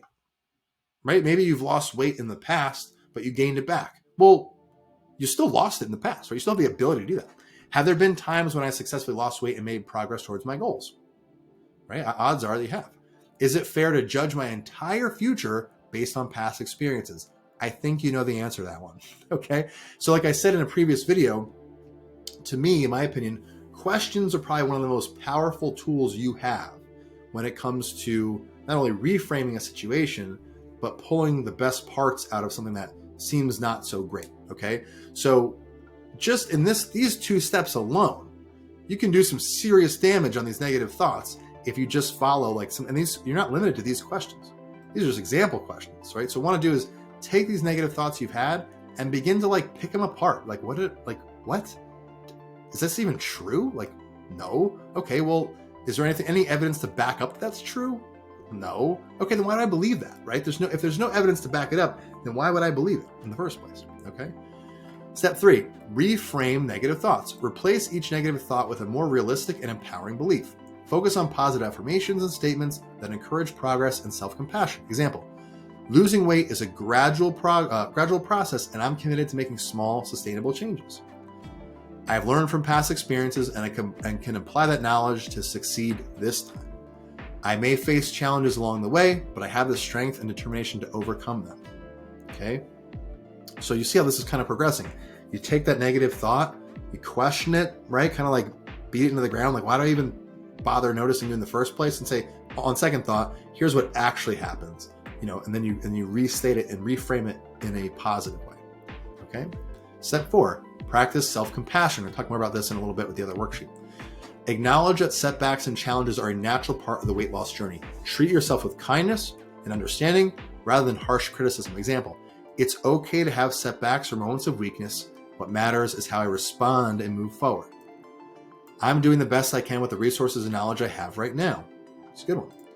I deserve to treat myself with the same compassion and support that I would offer a friend.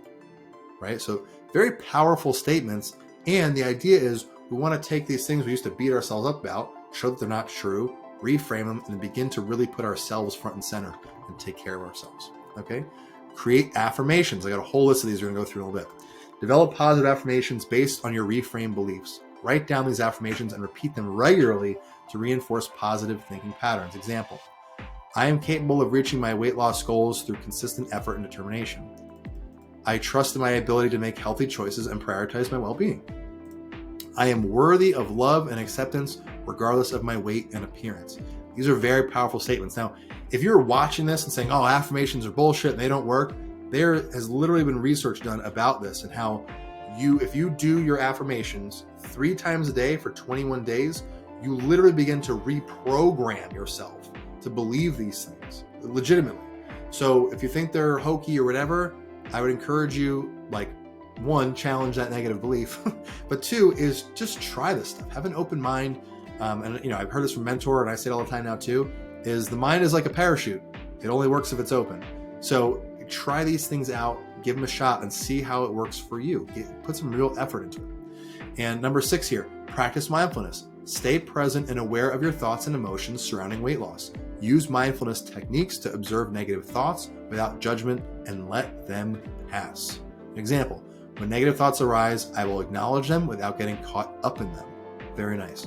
I think of it like a river. If your mind's like a river and these negative thoughts just float by, just watch them float by. Okay. And before you know it, they're out of your frame of reference and they're gone.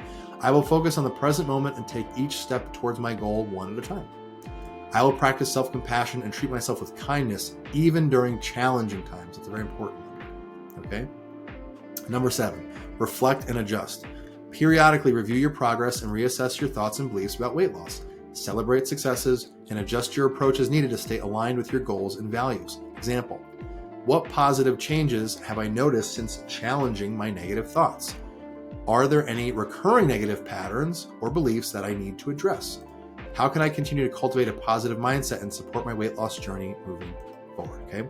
And remember that this is a skill that takes time and practice to develop. Be patient with yourself as you work towards creating a more positive and empowering mindset around weight loss, okay? So this stuff takes time, but having this sort of sheet and a step-by-step is gonna cut down on the amount of time it takes to get there. So print this bad boy out, have it handy, write your own examples, right? Think from your own life and how you do it. But again, negative thought, challenge it, ask it, like, is this even legitimate? Like, why do I even believe this? Reframe it and so on and so forth, and go through this thing. And I guarantee you, it's going to help you turn this stuff around way faster than if you weren't using it before. Okay? And I believe our next bullet here is about the other sheet. So let's jump into that. Boom. Okay, self-compassion practice. See worksheet for reference. So here's our other worksheet. Okay, self-compassion, cultivating kindness towards yourself. So practicing self-compassion can be a powerful tool in promoting mental well-being and supporting weight loss efforts. Use this worksheet to explore self-compassion practices and apply them to your weight loss journey. Now, this is something, again, for me personally, and I'll be the first to admit, as a guy, lifting weights and yada yada, I always thought this stuff was kind of like a little hokey until I needed it. So, I used to beat myself up a lot. I'd get real grumpy about not following my stuff, or I beat myself up. And when I started practicing some of this and just giving myself some grace, the amount of pressure I took off myself was immense, number one. And number two, I started making progress like nobody's business in multiple areas of my life. Like, I started making more money. I started losing weight more effortlessly. I started lifting more weights. That took effort to lift, but you get the point. Just by focusing on myself and making sure that I felt okay with where I was at was huge. So don't just skip over this stuff because maybe it's not your bag. You might need it more than anybody. And right now, the judgment you're putting on it is not going to help you. So again, keep an open mind, try this stuff out. So step number one, recognize self-criticism. Reflect on moments when you've been critical or harsh towards yourself in relation to weight loss. Write down any self-critical thoughts or beliefs that come to mind. So example, I'm so lazy for skipping my workout. I can't believe I ate that. I have no willpower. I'll never achieve my weight loss goals. I'm a failure. Just recognize that stuff and build some awareness. Step two, offer yourself some kindness. Replace self-criticism with kindness and understanding. Imagine what you would say to a friend in a similar situation and offer yourself the same level of compassion. So an example, it's okay to have off days. I'm doing the best I can. It's normal to have cravings. I'll choose a healthier option next time. I'm not defined by my setbacks. I'm still worthy of love and acceptance, right? These are the sort of things you want to cut and paste, cut out the old thing you were saying and paste one of these new ones in here. Practice common humanity. Recognize that struggles with weight loss are a common human experience. Understand that you're not alone in facing challenges and setbacks. I have challenges and setbacks all the freaking time, all the time. And the way I think about it, and I'll read these in a second, but the way I think about it is hey, I'm not the only one that's experienced this. I'm not the first person to experience it. If someone else can get through it, I can get through it. And I think of it more as a learning experience, as a way to build my skill set and troubleshoot, and hopefully something where I can learn enough to bring it to you guys and help you guys out. Okay, that's kind of my motivation for pushing through. So examples here. Many people struggle with staying consistent with their workouts. I'm not alone in this. It's normal to have ups and downs in the weight loss journey. I'm not the only one experiencing this. Others have faced similar obstacles and found ways to overcome them. I can too. And that last one is probably the most important one of the examples here. Number 4, mindful awareness. Practice being mindful of your thoughts and emotions surrounding weight loss. Notice when self-critical thoughts arise and gently redirect your focus towards self-compassion. Examples. When I notice self-criticism, I will pause and acknowledge it without judgment. Again, think of that river metaphor. If you have this stream, literally like a river of thoughts going, just watch the thought go by. No judgment. You're just literally just watching it float by. Away it goes. Okay. Here comes the next one. You watch it. Okay, there it goes. No big deal. No judgment. I will remind myself that self-compassion is a choice I can make in each moment. I will cultivate awareness of my inner dialogue and strive to speak to myself with kindness. Okay. 5, self-soothing techniques. Develop self-soothing practices to comfort yourself during challenging times. Find activities or rituals that bring you comfort and promote relaxation. Example, I will take a few deep breaths and practice relaxation techniques when I feel overwhelmed. I will engage in activities that bring me joy and help me unwind, such as reading, listening to music, or taking a warm bath. I will remind myself of my strengths and accomplishments to boost my confidence and self-esteem. For me, with the soothing techniques, personally, I might throw on a movie or like watch some motivational YouTube stuff. That kind of helps me to like kind of get my mind off things. Walking is a big one. I love walking. I think getting outside, getting out in nature, even if you're just walking on the street, there's cars going by, you're still outside. But it's a good way to kind of change your state, self-soothe, open your mind up a little bit, and just kind of get out of the funk that you were in that moment or prior. Affirmations of self-worth. So affirm your inherent worthiness and value as a person, because you are extremely valuable, in case you didn't know, I'll remind you, regardless of your weight or appearance. Repeat affirmations that reinforce positive self-image and self-acceptance. Examples: I am worthy of love and acceptance just as I am. My worth is not determined by the number on the scale. That's a big one. I deserve kindness, compassion, and respect from myself and others. Okay, 100%. Number 7, reflect and integrate. Reflect on your experience with practicing self-compassion and how it has impacted your relationship with weight loss. Identify ways to integrate self-compassion into your daily life moving forward. Example: how has practicing self-compassion shifted my mindset and approach to weight loss? I don't know. It's up to you to answer. What self-compassion practices have been most effective for me, and how can I incorporate them into my routine? So you might have heard a couple I've gone through here. Just pick one or two. Pick one. Just try it. See how it works for you. If you're like, it didn't really work, go find another one. There's a whole bunch in this sheet, as you've seen. How can I continue to cultivate self-compassion and support my well-being on my weight loss journey? Okay, the big thing here, guys, is one, building awareness around that you're not being self-compassionate in the first place. I mean, you might be. I don't know your situation. You're just watching this video. But if you're not, if you're watching this going, man, I really kind of talk a lot of shit to myself, then it's time to recognize that and begin to swap out what you're saying with something that's positive. And it's going to be hard, right? Again, self-compassion is a skill. Just like we talked about before. Be patient and gentle with yourself as you work toward cultivating kindness and compassion towards yourself in your weight loss journey.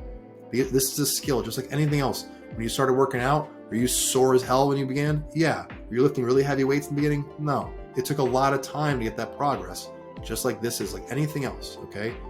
That's what makes it worth it, is the fact that like it is hard. It's worth it because if you can put in the time and you can reach that goal, you will have something very special that no one can take away from you.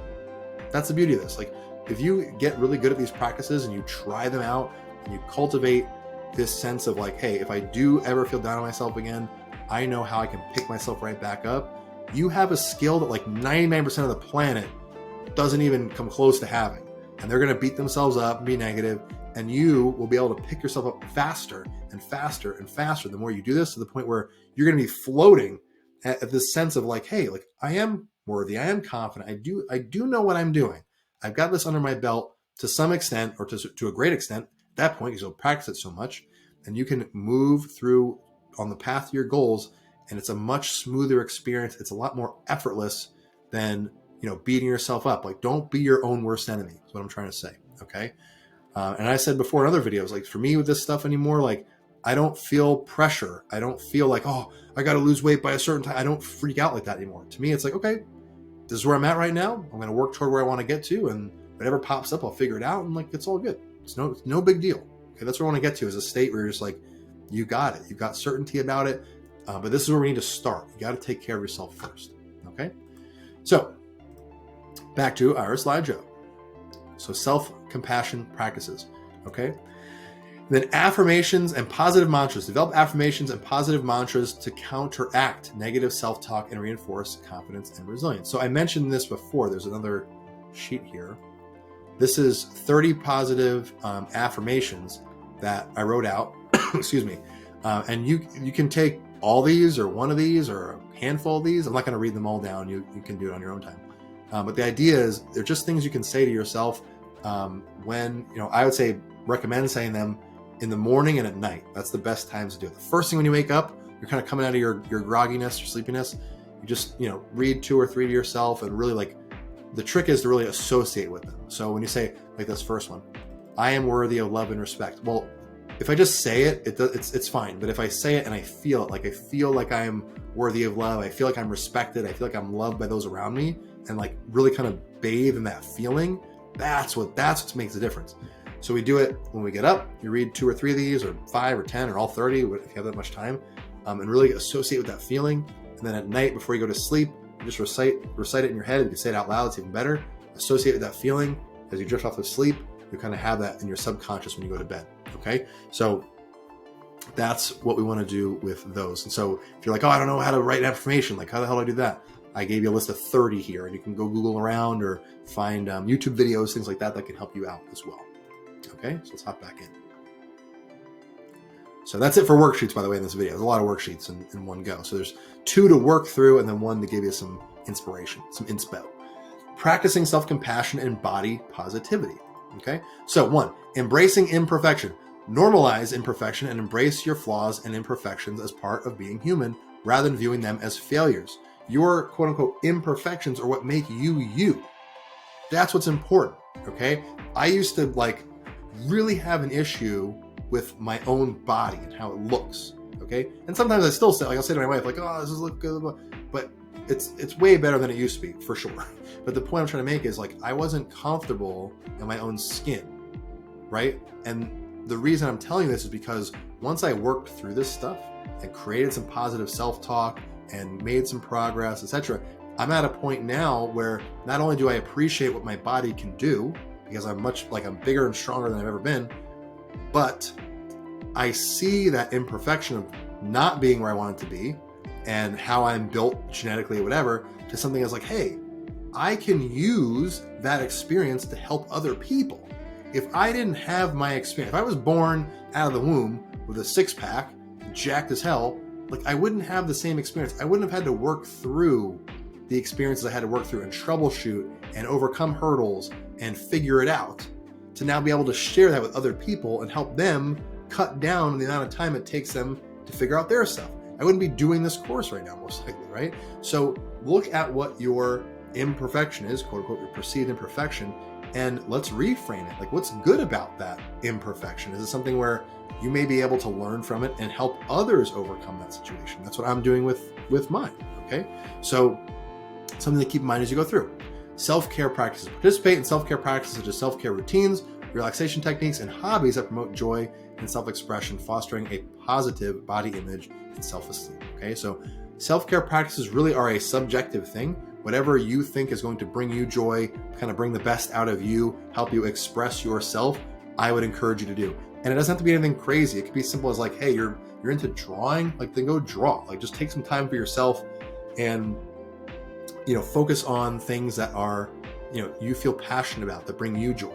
And when we say ones that foster a positive body image, really what we're looking at, things that celebrate who you are as a person. It doesn't mean you have to look a certain way or run around in the woods like a fairy, being all crazy and whimsical about yourself. All this means is try and find avenues, try and find ways that you can pour your energy into that are going to help you feel good about you. Okay, and I believe it starts from the inside out. Most people focus on the outside in. They want to look better on the outside, and then they'll feel good about themselves. The opposite is the way to go. Do things that help you feel good about you, and the outside will form to it over time. Okay. Number 3, rejecting comparison. Discourage comparison with others and focus on your individual progress and achievements rather than external standards or ideals. Very similar to what I just said. The real juice, the gold, the trophy, the win is on the inside. The battle is won internally, not externally. So if somebody's further down the road, if somebody had better genetics, whatever, who cares? That's their journey. That's where they're at. And I'm sure they've got their own things they're dealing with that you might know nothing about. Focus on your progress, your own achievements. Again, those non-scale victories we talked about in the other video. And focus on the inner work that we're talking about here. Do the self-care exercises. Change the language, challenge limiting beliefs, do all those things, and I guarantee you your progress will skyrocket and the experience will be a lot better and a lot smoother than if you were to do it the other way around, okay? Surrounding oneself with positivity. Surround yourself with positive influences such as supportive friends, uplifting media, and affirming social environments to counteract negative self-talk. So this group is a good example of that. It is literally a positive safe haven to put you in so that you can cultivate these practices and you can become a more or have a better positive image about yourself. That's really what it's there to do. That's what this content is here to do. Okay. I would also challenge you to look at the things and question the stuff that you subscribe to on a daily basis. So when you open up Instagram, is what you're looking at really helping to support you and your mindset and working toward your goals? Are you going to the bar with your friends every night? Are you, where are you putting yourself? Well, who are you surrounding yourself with? What are you surrounding yourself with? Is any of it inspiring you to get to where you want to go? And if it's not, it's time to question it, maybe get rid of it. Most likely get rid of it. Okay. Now, building confidence and resilience on the weight loss journey. This is what it's all about. Okay. Because this is a long-term game. We're going to need confidence, and we're certainly going to need resilience for sure. Setting realistic expectations. Set realistic expectations for your weight loss journey, acknowledging that setbacks and challenges are a normal part of the process. We talked about in the plateau video. Plateaus are a normal part of the experience. It is going to happen. Okay. We're not going to go from, and it's unfortunate because you see this a lot in the health industry, weight loss industry, where they say, oh yeah, just, 12 weeks, you're going to go from being, fat couch potato to looking like Ronnie Coleman in no time. It's not going to happen. Like people who have really insane physiques, yeah, they could have the genetics to get like that. They probably spent years of like super hard, dedicated work to get there. And they're probably on drugs. They're probably taking, steroids and whatever else. So set realistic expectations for you, what your journey is and your weight loss journey, and acknowledge that there's going to be challenges, there are going to be setbacks, and that's okay. Those challenges and setbacks are the reason that most people quit, not you. You're going to work through them. You're going to use the material in this course. You're going to use the support of this community. You're going to use your resources to get over those hurdles. Because like I said, with the other stuff, once you get to that certain point, no one can take it away from you. Once you've jumped those levels, you've troubleshooted those issues or hurdles or whatever, no one can take away what you know at that point. You have the knowledge to move forward. So level with yourself, set realistic expectations, and understand that there's going to be challenges, but working through them is that's kind of the good part. Because once you have that figured out, it's yours forever. Celebrating progress. Celebrate your success and milestones along the way, no matter how small, to boost confidence and motivation. I'm talking anything you can celebrate that is somewhat of an achievement. Give yourself a pat on the back, because that stuff is going to help propel you and build momentum as you go through this journey. 3, goal setting and visualization. I'm going to work on saying that word. Go back to Module 1 and redo the goal setting worksheet if you have not done it yet. Okay? I guess you wouldn't be redoing it if you haven't done it yet, but you get the point. The idea is, for the goal setting stuff, if you don't have a goal in mind that you can visualize in your head and really associate with it. What I mean by associating is it's like an NLP thing. Is when you visualize that thing in your head, you don't just want to see yourself, oh, okay, I achieved the goal, great. Like, put yourself in that moment. Okay, like, what do you see when you're there? What do you hear when you're there? Use your senses. What do you feel? Like, what do you feel in your body? Are there any sensations that you feel? What do you feel externally? Are they far? Are they close? What do you hear? Is it far? Is it close? Like, all that kind of stuff. Get really, be in that moment when you visualize. And the more you can feel it, the more you can make it real. Okay, this is for real. So if you don't have a goal, go back, and if you skip that, I'm telling you, go back and do that, because it is the foundation of this whole thing. Building a support network. Here we are again. Building a supportive network of friends, family, or peers who can provide encouragement, motivation, and accountability cannot be overstated. You are seeing me repeat a lot of themes, the mindful techniques, the supportive network stuff, like these things, like repetition is the mother of skill. I repeat it not because I need content to talk to you about. It's because if I say it over and over again, you can't unhear it. All right. So the idea is you want to have that supportive network. As I wrote before, environment trumps will every time. If you are in a room with 10 other people who are dedicated to their own self-care, their own health and wellness, they're working out, they're kicking ass, they're prepping their meals, they're doing what they got to do, you are likely to become the 11th person, versus if you're sitting in a basement somewhere with 10 other recreational drug users, boozing and doing whatever else, you'll probably become the 10th. You're just going to spin your wheels and be annoyed with yourself forever. I don't want that for you. I want you to kick ass forever. This is how you do it. You get yourself in the room with those people. Use this group. Everyone in this group is an ass kicker. Seriously. Like, I vet everyone that comes in. I have to accept every request, just like I accepted yours to come into this group.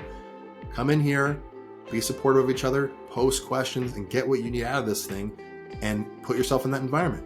Go find a live environment you can go to. If it's a CrossFit gym or a HIIT gym or something where people are going to be around you doing that thing a lot and they're where you want to be or they're on the path, cannot overstate how important that is. Okay, and lastly, staying resilient in the face of challenges. Stay resilient so you can bounce back from setbacks, learn from failures, and stay committed to your goals despite obstacles or setbacks. You know they're going to come. You know challenges are going to happen.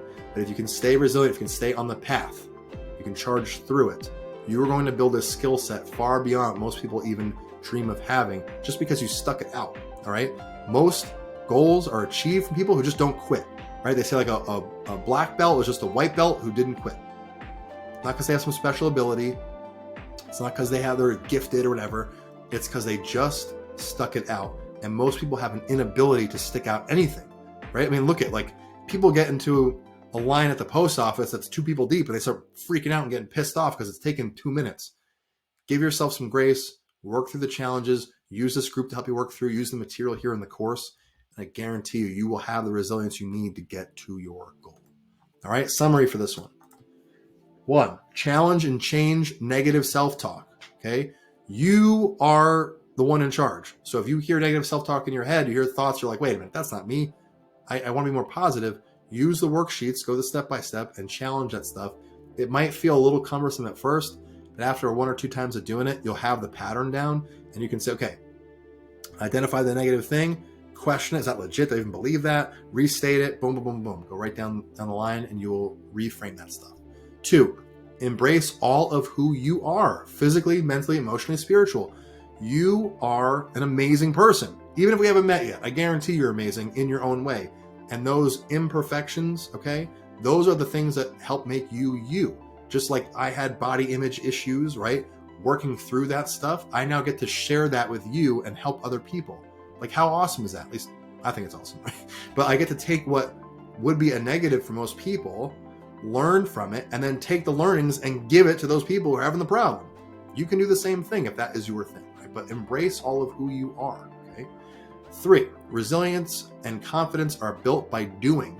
Lean on your resources and create a positive environment, okay? So oftentimes, like I've seen this too, like when I used to coach CrossFit, people say, oh, like, you know, when I get fit, then I'll come in. It's like, dude, you're missing the point. We get you fit when you come in. So confidence is no different. You don't just like get a bunch of confidence and then go do stuff. You get confidence by doing stuff. You got to do stuff first, and that's how you build confidence. You got to do stuff first and work through it, and that's how you build resilience. You don't go to the store and buy resilience and confidence. You have to, the price of admission is action. You have to do stuff, okay? So lean on your resources, ask for help, post in the group, okay? Do what you need to do to work through these things. And it's going to be hard. There's going to be challenges. We talked about that. But when you come out the other end, like I said, you're going to have a skill set that almost no one has. You're going to have a confidence unlike any other because you did the work and you worked through what was giving you trouble in the first place, right? And you overcame that. Now, of course, there's home study. Okay, here's the questions. And again, what you write is what you invite. So get that pen out, put your phone down. I know you're not messing around with that thing. And answer the questions, okay? How does negative self-talk impact your mindset and behaviors related to weight loss? And what strategies can you use to challenge and reframe negative beliefs? I gave you a ton of stuff on this today, so you can use all those things that we talked about. 2, what are some self-compassion practices you can incorporate into your daily life to promote a more positive body image and mindset? Again, went through a bunch of this stuff, but try and come up with some of your own.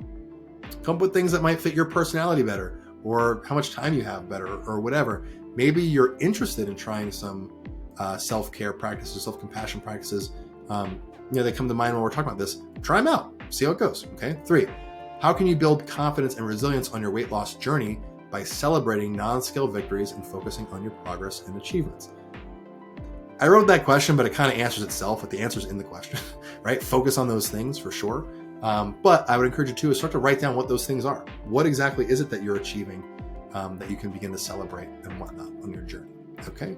And as always, if you're enjoying the content, guys, if you're getting something out of this, please, if you could, just leave a testimonial, click the button below, leave a testimonial video there, leave a written testimonial there, as that helps me kind of to, build the channel and build all that I'm doing here in the community. And again, if you know anybody who could benefit from this stuff, please share the course with them.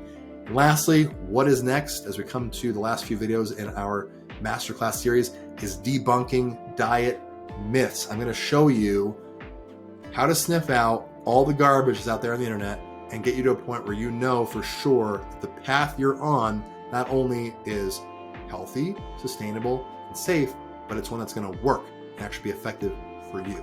So with that, hope you enjoyed, and we'll see you on the next video. Hey, it's Coach Joe here, and welcome to the next installment of the Lean for Life Masterclass. Now, in this video, we're going to be going through debunking diet myths. There's a lot of garbage out there on social media, as I'm sure you know by now. And I'm going to help you to give you a whole tool set so you can sift through this stuff and understand what's even worth your while in the first place and what's actually going to be beneficial for you, your lifestyle, and your goals. So without further ado, let's hop into it. All right, so debunking diet myths. Let's get right into this one. So here's what we're going to cover today. Identifying common fad diets and their pitfalls, spotting misleading weight loss claims and advertisement, and we're also going to be focusing on evidence-based nutrition and long-term health, which is a recurring theme if you haven't picked up on that by now, which I know you have because you're smart. So let's get right into this. As you know, if you haven't followed me yet on YouTube, Instagram, TikTok, I am at Results with Joe across all platforms. And again, if you DM me, give me a hey, what's up? You're in the school community here. Happy to follow you back and support you in your journey as well. Okay. If you know someone who could benefit from this course and you're enjoying it yourself, you're getting some value, please share it with others. My whole goal with this thing is to build an amazing community of folks who are really focused on building a healthy lifestyle, a healthy and more empowered lifestyle. So if you know somebody who think could benefit from this material, we really appreciate you sharing that with them. And don't forget, this is the most important video in the course to date. So don't jump around, don't skip around, don't miss out on that one golden nugget that you needed to progress because you were skipping through it and not taking the time, right? Take the time, watch the video. And if you're tight on time, here's a pro tip. You can always watch it at 1.5 or 2x speed. But as you know by now, I do talk kind of fast anyway, so you should be able to handle it and get this done quickly. Now, identifying common fad diets and their pitfalls. So fad diets, popular fad diets such as a ketogenic diet, detox cleanses, juice fasts, I would even lump intermittent fasting in there for sure, are very restrictive in nature and can have potentially harmful effects physically and psychologically if not followed properly. So these sort of diets, these fad diets, do they get results quickly? Yes. But what does that result in? And as we're going to talk about later, are things like, yo-yo dieting, binging events, building a really unhealthy relationship with food that can be very damaging if you're not doing them in a controlled fashion. And some of the stuff is just straight up bullshit. So what we're going to go through today is like how you can sniff that out and kind of, dodge that crap, do the Matrix move, right? Like just kind of dodge it, get around it, and not have to experience it in your life and make the same mistakes that so many others do. Rapid weight loss claims. Okay, fad diets promise rapid weight loss. However, there are risks associated with unsustainable methods, as I'm sure you can tell. So if you hear someone says, "Oh, you're going to lose 20 pounds in a week," or some BS like that, automatically it's ridiculous. If the weight loss claim is very rapid, okay, and here's the sniff test. Okay, typically the right pace of weight loss, or the healthy pace of weight loss, is about 1% of your total body weight per week. So if you weigh 200 pounds, on average, this is an average, you'd want to aim to lose about 2 pounds per week. 200 pounds, 1% is 2 pounds, right? On average loss per week. Now, when I say average, that's because this experience is non-linear. You're not just going to go like 2 pounds, 2 pounds, 2 pounds, 2 pounds every single week. You might lose 3 pounds the first week and 1 pound the next week and no pounds the week after that, and then 2 pounds and then 1 pound, right? So it's going to be kind of all over the map, but the long-term trend, right? The long-term trends that we care about is going to be, pointing downward. You're losing weight over time. When you have something that's very rapid, that would be in excess of that 1% on average per week, then you can start to know, like, hey, it's a little too rapid. This is bad for a whole number of reasons, right? But primarily, what ends up happening is physically, right? It's too much change too fast for your system. And psychologically, it can lead to things like binging events and that kind of stuff, which sway you the total other way. And because now you're like a pendulum swinging between the two extremes, it can lead to a lot of problems down the road. Lack of long-term sustainability. Fad diets generally lack long-term sustainability, which often leads to weight regain once the diet is continued. And studies show this. They show people who have lost weight and do it in an unsustainable way tend to gain back all the weight they lost and then some. So the net result of that fad diet you did is you actually gained weight. Not good. Not good. Nutritional imbalance. Fad diets may result in nutritional deficiencies or imbalances due to restrictive food choices or elimination of entire food groups. So we talked about this up front. We want to have a nice balanced meal, right? Everything in moderation. So when you see things that cut out entire food groups, like, hey, you're not going to eat any carbs, you're not going to eat any fat, you're not going to eat this or that, and it sounds extreme, it's probably because it is. So the idea is we want to keep things balanced. We want to play in balance, okay? And lastly, negative health effects. Potential negative health effects like fad diets such as electrolyte imbalances, muscle loss, and disruption of metabolism. You can do, potentially, some serious damage when you follow these ridiculous fad diets, okay? And we're going to talk about like more of what to sniff out as we go through this. But these are just some of the common things you're going to see with these things that go on. So we want to make sure if we do things in a healthy, sustainable way, while it's nice to think about the idea of, oh yeah, I want to get that fat off my body as soon as possible, your body is not built to lose fat that fast. Your body's not really built to do anything fast, except maybe run. So other than that, it's going to be a slow process if you want to do it right. I've met people before who have lost 100 pounds. The only problem is it's the same 10 pounds 10 times because they keep doing these ridiculous fad diets. They did a total, juice cleanse for 10 days and they did fasting and they did this and that. Those things have their place if they even apply to you in the first place. But like I'll say this and I'll say it again, if it sounds extreme, it's probably because it is. Okay. So you need to be wary of those things and these ridiculous claims that come up. So spotting misleading weight loss claims and advertisements. Okay. This is getting harder to do, in my opinion, because you have more and more and more people on the internet who gain traction, gain followers, and just spew misinformation. It's very hard. It's very easy to get misled and very hard to figure out what might be legit or not. Critical thinking skills. Critically evaluate weight loss claims and advertisements. Question the validity of exaggerated or sensationalized claims. So again, if something sounds extreme or too good to be true, it's probably because it is. Right? There's a reason the fundamentals are called the fundamentals. There's a reason fundamentals work, right? Because they are typically what is written within the rule set of how to do things. So for instance, when losing weight, you gotta be in a calorie deficit. We gotta be exercising. We gotta be getting good sleep and all this stuff. If you're not doing those things, chances are you're doing something more extreme. It's gonna have bad outcomes. So think about this stuff critically. 2, understanding marketing tactics. Common marketing tactics used to promote weight loss products or programs such as before and after photos, celebrity endorsements, and testimonials are often not what they seem. There are literally models who their whole job are to do before and afters for these things, and they'll gain a bunch of weight, take a before picture, and then they lose a bunch of weight and take the after picture. That's their job. That's what they do. Okay. There's a lot more now too with the advent of social media, these celebrity endorsements, right? It used to be like, oh, you just see Dan Marino on a Nutrisystem commercial. Not the case anymore. All of these influencers and stuff, they endorse crazy products because they get paid to do it. And they want to peddle their affiliate links so they can make money off of you buying this thing that they probably don't even use or drink or take.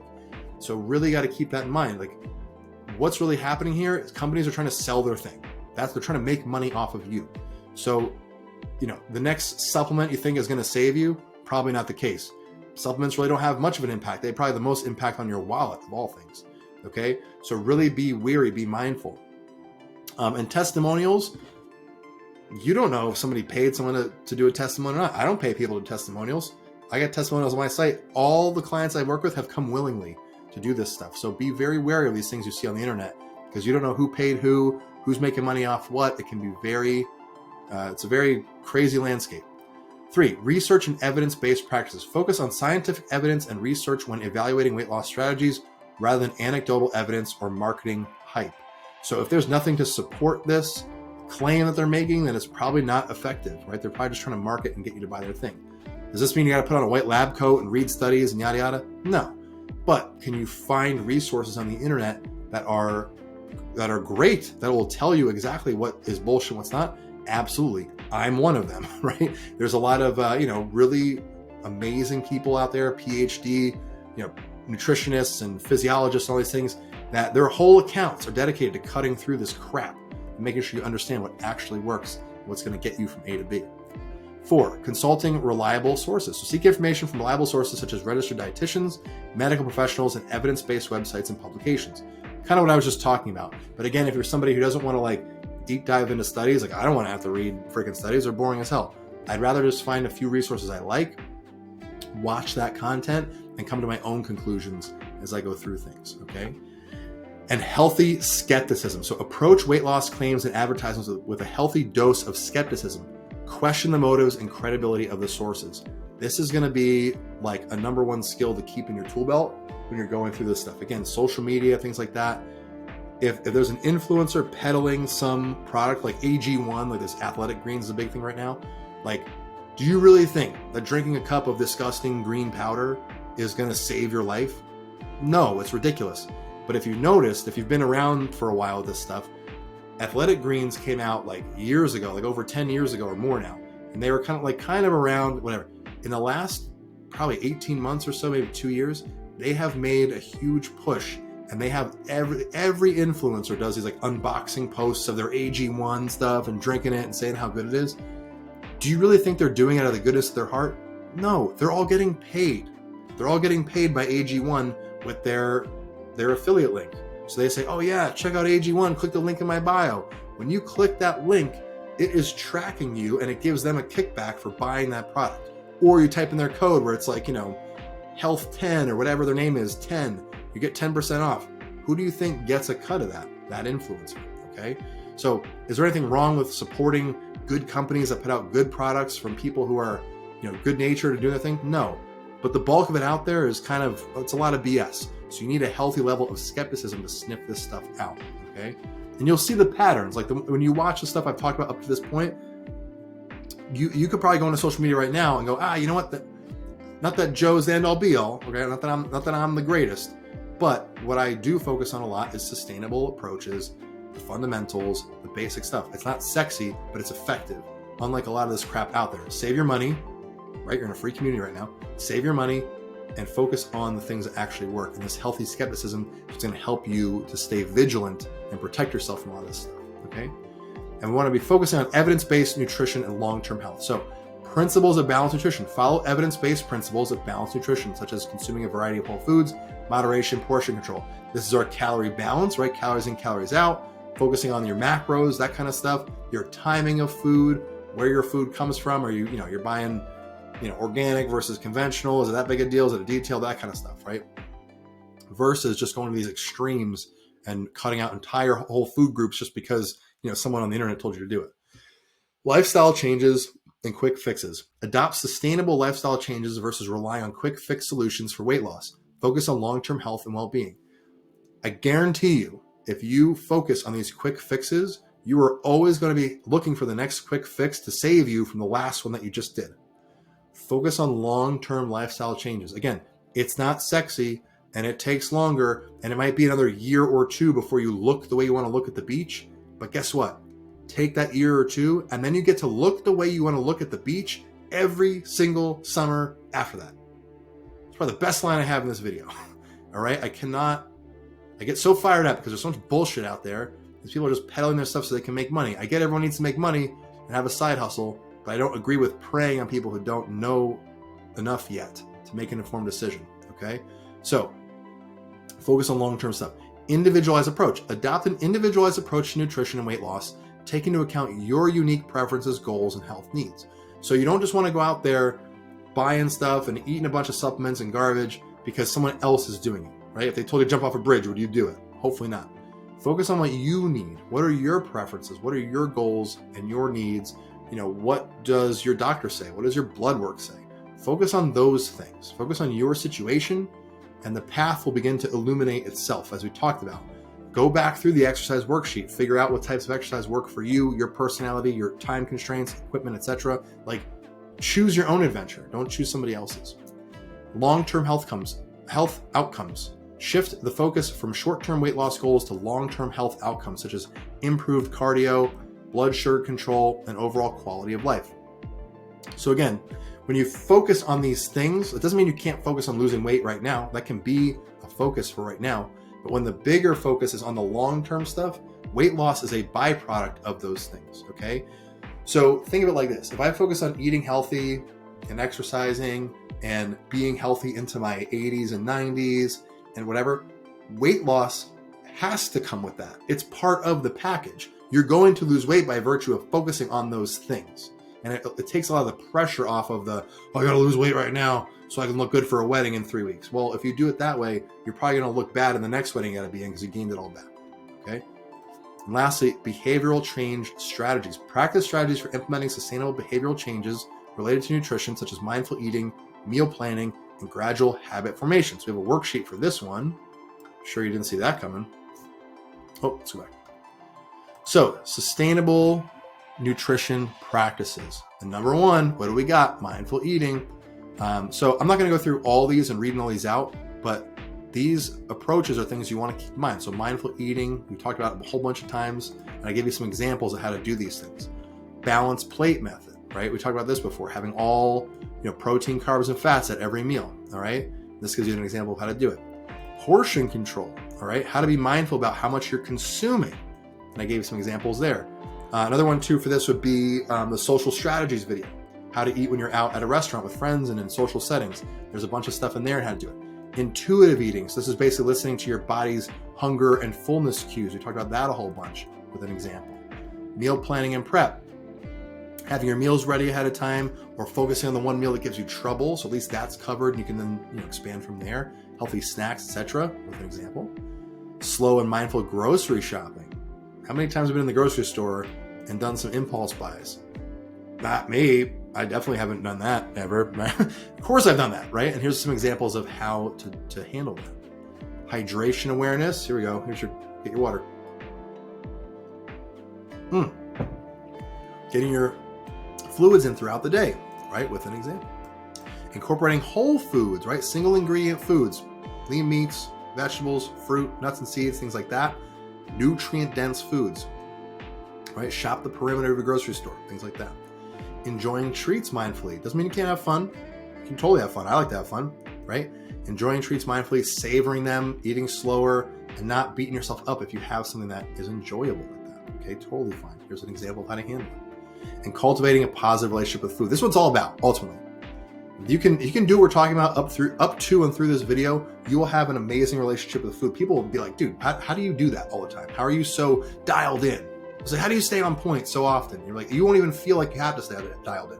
It's going to feel like second nature doing all this stuff, okay?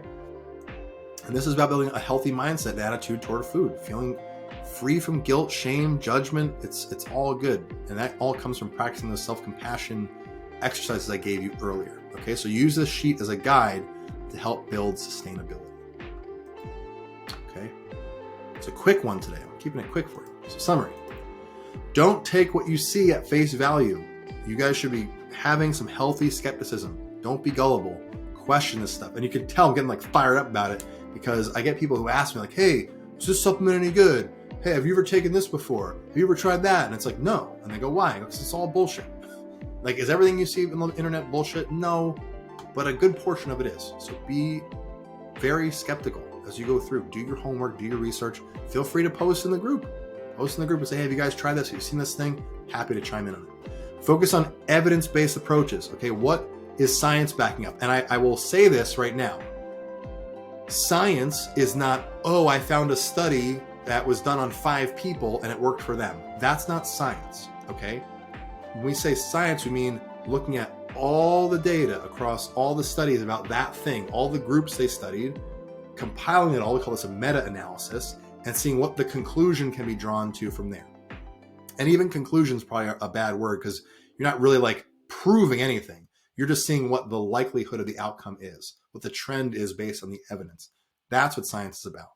So based on all the data found from those studies based on that topic or that food or that thing, can we reasonably expect the same outcome the next time it happens and the next time and the next time? That's how science works. So when you watch documentaries like Game Changers and all this other propaganda crap, and they say, this study done on 15 college students proves that meat's bad. It's doesn't prove anything. It proves that those 15 guys didn't react well in the study. 15 people is not a good representation for the 8 billion other people that are on the planet, right? So we want to focus on the total scope of evidence. And again, I don't expect you to put on a white lab coat and figure it out.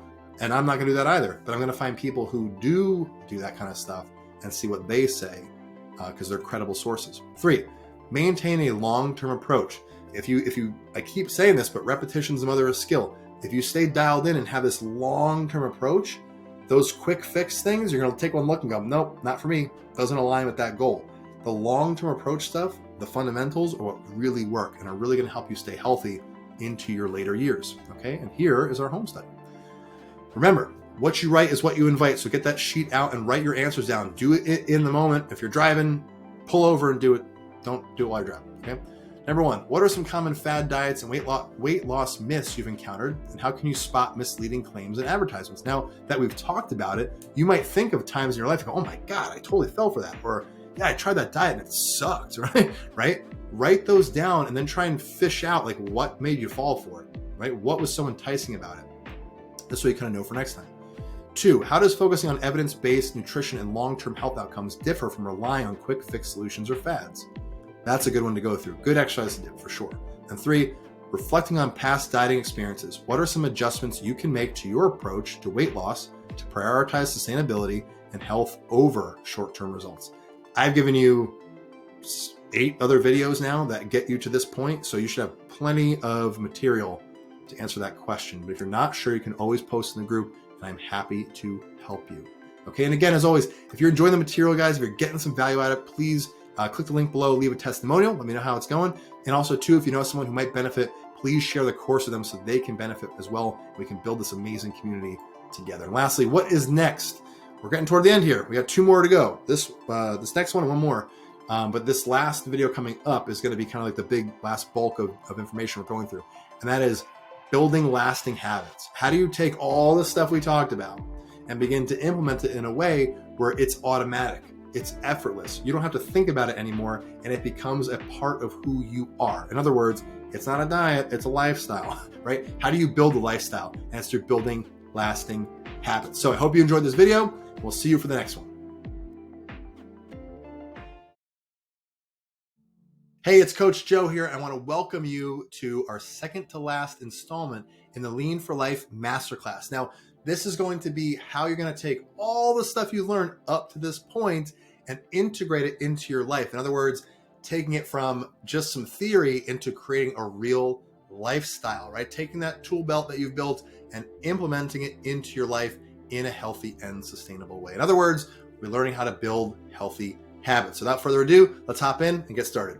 All right, so let's get into building lasting habits. So here's what we're going to cover today: the science of habit formation and behavior change, implementing sustainable lifestyle changes for continued success, and how to set up systems for accountability and support. So ideally, like we said before, this is what we're going to do is take all the stuff we learned. You can take all the stuff we learned and begin to boil it down and actually implement it into your life. So we're going to learn how to do that today in this video. Okay, so let's get rolling. As always, if you don't mind, please give me a follow on YouTube, Instagram, TikTok, @ResultsWithJoe across all platforms. And if you send me a DM, let me know it's you. Let me know you're in the school group. Say, hey, I'm more than happy to follow you and support you on your journey as well. Okay, and please share this course. If you're getting value from these videos, if you think someone you know would benefit from these, please share this with them. My whole goal in doing this is to create an amazing community of people who want to live better, healthier, more empowered lives. And I cannot do this without your help. So if you don't mind, please share this with someone who you think would benefit. Also, don't forget, this is the most important video of the course to date. So do not skip around, do not jump around. Don't risk missing that one golden nugget you needed to progress to the next level just because we think we're tight on time, or we're maybe getting a little bored. I'll try to keep it entertaining. But try to keep yourself moving through the video. Just watch it top to bottom so you don't miss a single second. And lastly, if you are strapped for time, here's a pro tip. You can watch this bad boy on 1.5 or 2x speed to keep things going. Like I always say, I talk kind of fast anyway, so I'll keep it moving to make the best use of your time. All right, so let's get into it. The science of habit formation and behavior change. So, understanding habits, the science of habit formation, the habit loop, we'll go through that in a second. Habits are formed through repetition and reinforcement. So, habits themselves are a pretty amazing thing, right? They are something that we humans utilize every day. You have habits you go through all the time. Why? Because it helps make life more efficient, okay? When you get up in the morning, there are probably some habits that you act on right away. You get up, maybe take a shower, get dressed, brush your teeth, you pour a cup of coffee, you start your car, and you head off to work, right? All of those things are habits. If you did not have that ability in your brain to catalog these habits and pull from them sort of at a subconscious level on a regular basis, you would wake up each morning not knowing what to do, right? You'd be like Dory from Finding Nemo. You just forget what you had to do, to figure out every single day. It makes decision making very difficult when we don't have habits to lean on. So they're there to help us. The problem is they can go both ways, right? We can have good habits that serve us and habits that maybe don't serve us so well. So the idea is understanding the difference. And that begins, like I keep saying, with awareness. And so understanding the habit loop is very, very simple. There's three main parts of the habit loop. There's a cue, some sort of routine or action that you do in response to that cue or that trigger, and then some reward that lets you know that that thing is going to work the next time around, right? And it kind of loops around. So an example of this would be the emotional eating response. We talked about that. That is a habit, right? That is a pattern that people fall into. So let's say, if, for sake of example, your boss yells at you and that's very triggering. That's the cue, right? You get sad, and as a result, you go eat food, and that food feels very pleasurable. So you know the next time to cope with that sadness, you eat food, you're going to feel good, and around it goes. And the only way to jump out of that is to break that pattern or break that loop, okay? The same thing goes on the positive side, right? Like when you go to the gym, you walk in, you work out, you feel good about yourself, you feel confident. So you know the next time you walk in there, you're going to have that feeling, and it loops and loops and loops. It's a positive loop. Okay, so habits are formed through repetition and reinforcement. Now, the old thought was it takes 21 days to form a habit. That has since been debunked. In fact, it is on average, it takes people between 18 and over like 120 days to form a habit, where most folks sit around like 66 days. Okay, so these things take a little longer than we might think. 21 days is not the magic number anymore. It is much longer. So if you feel like, hey, I'm doing this stuff, it's not sticking, I'm having a hard time with it, there are other things we can tweak, and feel free to post in the group. I can give you some advice on that. But the big thing is you need to stick it out a little longer than you think, and those things will solidify and become a part of your lifestyle, become a part of who you are. Behavior change theory. Okay, we're going to review the stages of behavior change theory. I have a whole worksheet on this. We're going to go through 2 worksheets actually to help kind of give you some options on how you can do this. But like the motivation, self-efficacy, social support, blah, blah. We're going to go through all that stuff here in the sheet in a minute. And I think you're really going to find it fascinating of understanding the exact steps of what it takes to actually change a behavior, and then beginning to see them in yourself and where you are in certain events, that maybe things you have changed in the past and then things you have trouble changing. And when we start to identify each stage of the decision-making progress to make a change, you can start to figure out, hey, in this instance, I was successful because of X, Y, and Z. And this instance, I was not successful. You can identify why, change it, and move forward, and actually get over those hurdles of change a lot faster. Okay, so we're gonna go through both those sheets in just a moment. Identifying triggers and cues. So this is the awareness piece I keep talking about. Identify triggers and cues that prompt unhealthy habits is the first key to making a change. The goal is to replace those cues with healthier alternatives, okay? So a good example of this would be the friction piece I've talked about previously, right? Where if I have ice cream in my house and it's readily available and I see it, right? That cue of seeing it, I'm more likely to go and eat it versus if it's at the store, it's out of sight, out of mind, it's far away. On the flip side, I could get rid of the ice cream and put a bowl of apples on my counter, right? Now when I see the apples, I know there's a healthy snack, something I can reach for. It's a much healthier cue, right? It's a more productive cue. It aligns with my goals, my values, and what I'm trying to accomplish. So we want to start to kind of build that awareness of like, when I reach for a certain food, or when I put off going to the gym, or whatever bad habit that you don't want to have anymore, start to figure out what the cue is for you. Like when does it start to sort of bubble up in your mind to make that choice and go that route? The second you identify it and bring that awareness to it, oftentimes you can annihilate that habit right there simply by shining the flashlight on it and understanding what is causing it in the first place. Okay, so we're going to talk about creating some action plans. So these are the 2 worksheets we're going to go through right now. So let's hop into those. Okay, so the first sheet here is our behavior change theory worksheet. So building healthy habits. So I'll just read the intro real quick and then we'll go step for step and what to do. So behavior change theory helps us understand how we can change our habits effectively. That's the big thing. How do we effectively do this? By learning about its components, we can make lasting changes in our lives, like adopting healthier habits for weight loss. This worksheet will guide you through each part of behavior change theory and help you relate it to your own experiences. So the idea here is I'm going to go through each step. I want you to think about something that you've wanted to change maybe in the past, something you want to change currently, or something that you are working on currently to change. And you can just take these step for step and you'll be able to see which step you got stuck or are currently stuck on, and then what to do to flip that around. Okay. And you're going to see some other things we've done previously pop up. So it's good. You already kind of have a lot of these skills. So understanding behavior change theory, part 1, pre-contemplation. So this is when we're not thinking about changing a habit. So this is before like you really do anything, right? It's sort of setting the stage of like on the horizon, we might change something, but we're not really there yet. Okay. So the idea is we're going to think about a habit related to your diet or exercise that you haven't thought about changing.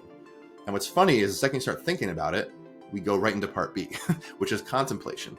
So this is when we start to realize we need to change, but we're not quite totally sure. We're not totally sold on what we're going to do yet.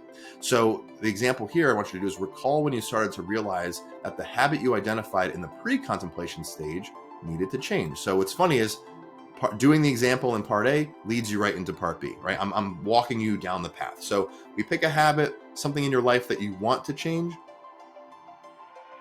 Maybe you weren't quite sure yet, but you're going to use this time working through the sheet to bring that about. Okay. My advice here is just pick one thing. Don't say, oh, I need to change 5 different habits, right?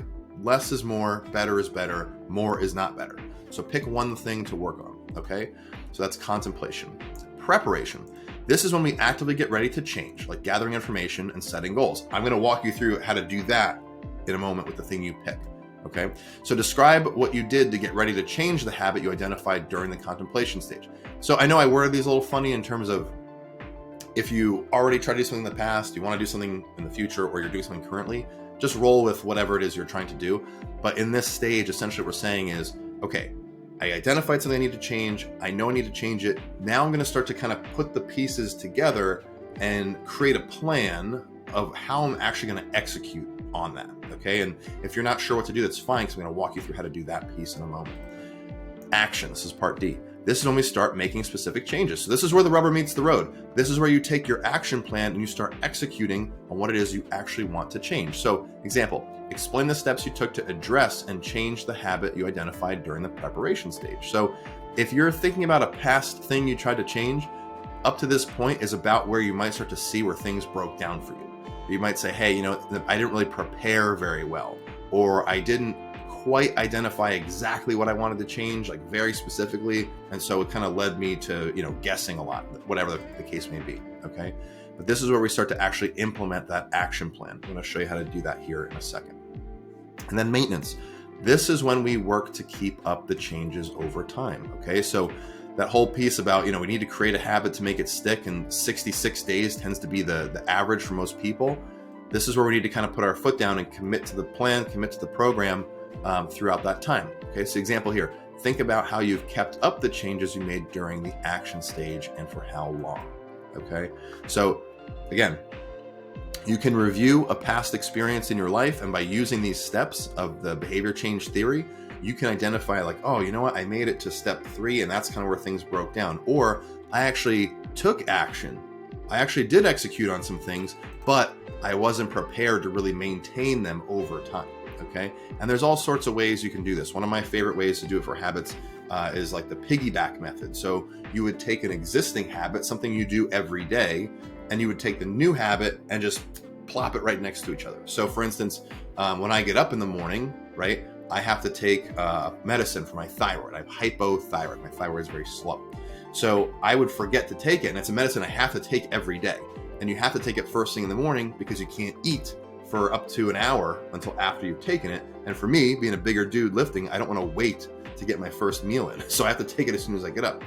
So to help stop me forgetting to take it, what I do is I have the bottle next to my bed, and I know when I get up, I'm going to go brush my teeth. So I have to walk right by my nightstand. I get up, I take it, swallow it, go right and brush my teeth. So I kind of comboed it. I piggybacked it with my teeth brushing habit, which I hope you're all doing. And that helps me to stick to it. And I actually don't miss any days really anymore because I have to go right by it in order to get to the bathroom to brush my teeth. Okay. So piggybacking is a great way to help with the maintenance piece if you're having trouble. Okay, so next point here, point number 2, personal reflection. So think about a behavior related to your weight loss journey, and we're going to fill in the following. Okay, so this is something that you don't have to have already done. It could be something you're even just contemplating, right? You're kind of earlier in the stages. But if you are down the road a little more in terms of taking action, this is a great way to reflect and something you can use later on when you're doing your reflections for future habits. So behavior to change. You can write down whatever it is you want to change. Maybe you want to stop ordering out food so much. Maybe you want to, get to the gym more frequently. Whatever it is for you, write that down here. And then I want you to try and identify the stage of change that you are at. And the stage of change are these here: pre-contemplation, contemplation, preparation, action, and maintenance. Reread them if you need to. Figure out what stage you're at. And by doing this, the importance of this is then you understand what the next step is, right? We already kind of know, like if you're at, the preparation stage, we know the next stage is action. Okay. So if you know what stage you are at, you're able to better prepare for the next one. And you know what's coming, you can anticipate, and you're not just flying blind trying to get this stuff done. Okay. Next piece, what's helping you change? Could it be you have a workout buddy now and they're helping you? Could it be instead of ordering out, you decided to go with a meal prep company and that's helping you big time? Whatever it is for you, figure out what that is that's actually helping you. Then you're going to identify what's hard. What's actually hard about this process? What's holding you back? What's keeping you from crushing it? What's something that you just, like you are hitting your head against the wall, tend to struggle with a lot? We want to identify that thing, and we're going to cover that in our action plan here in a second. Identify what's working. Chances are you've made some progress up to this point. So what's working? And what successes have you had? The reason I put this one last is very specific. It's because I want you to reflect on the positive stuff last. That's the last thing you're going to remember. So what successes have you had throughout this process? You might say, well, I actually did prepare pretty well. I went through all these different options to take action, and I picked the best one, and now I'm taking action, whatever. What successes have you had? So write those down. Okay, so that's personal reflection on this behavior. And then we're going to come back to our SMART goals. So step 3 is goal setting. Based on your reflection, set a SMART, we know what SMART is at this point, goal related to your behavior change, and write it down below. So in the previous example, a few videos ago, we talked about it was like losing 10 pounds in 3 months and, by this time, and here's how I'm going to do it, whatever. Go back and watch it if you need to, or use the SMART goals worksheet. You can just use that again and run down and do this thing. But the idea is we want to have a statement here that outlines the actual behavior that we're going to change, how we're going to do it, when we're going to do it by, what it means to us, all that kind of stuff. Okay.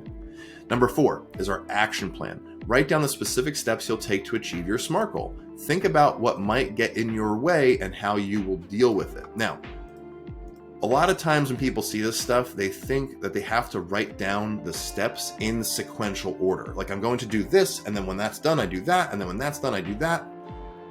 I would recommend, at least this time around, don't do it that way. I would say brainstorm a list of all the possible things that could help you on your journey to get this thing done. So maybe it's, I'm going to get an extra hour of sleep. I'm going to make sure I drink 100 ounces of water a day. I'm going to go to the gym, and I'm going to go for an extra walk in the evening. I'm going to, and write all those things down and get it all out of your brain. Like, to the point where you write and you write and you write and you can't write anymore. And you should have a really big list. Okay. And if you get stuck, here's a little trick. I call this inverse planning.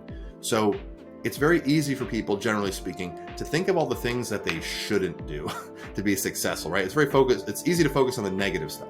So a trick here is, for inverse planning, is you write down all the things that would stop you from reaching your goal. In this case, if it's weight loss, you could say, oh, I'm going to order DoorDash every single night. I'm going to overeat. I'm not going to go to the gym. I'm going to, not stay hydrated. I'm going to drink beer every day, blah, blah, blah, blah, right? All that stuff.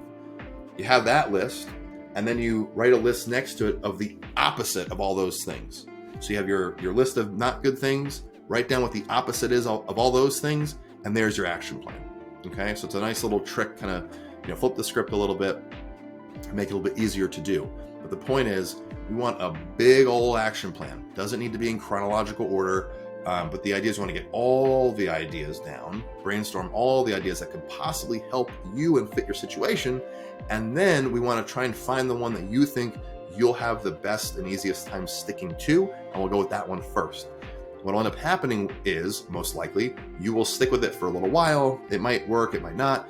But if it doesn't, you scratch it off and you go to the next one. And you've got all these options to pick from to help to keep you on the path versus trying to write out an action plan in chronological order of I do A, then I do B, then I do C.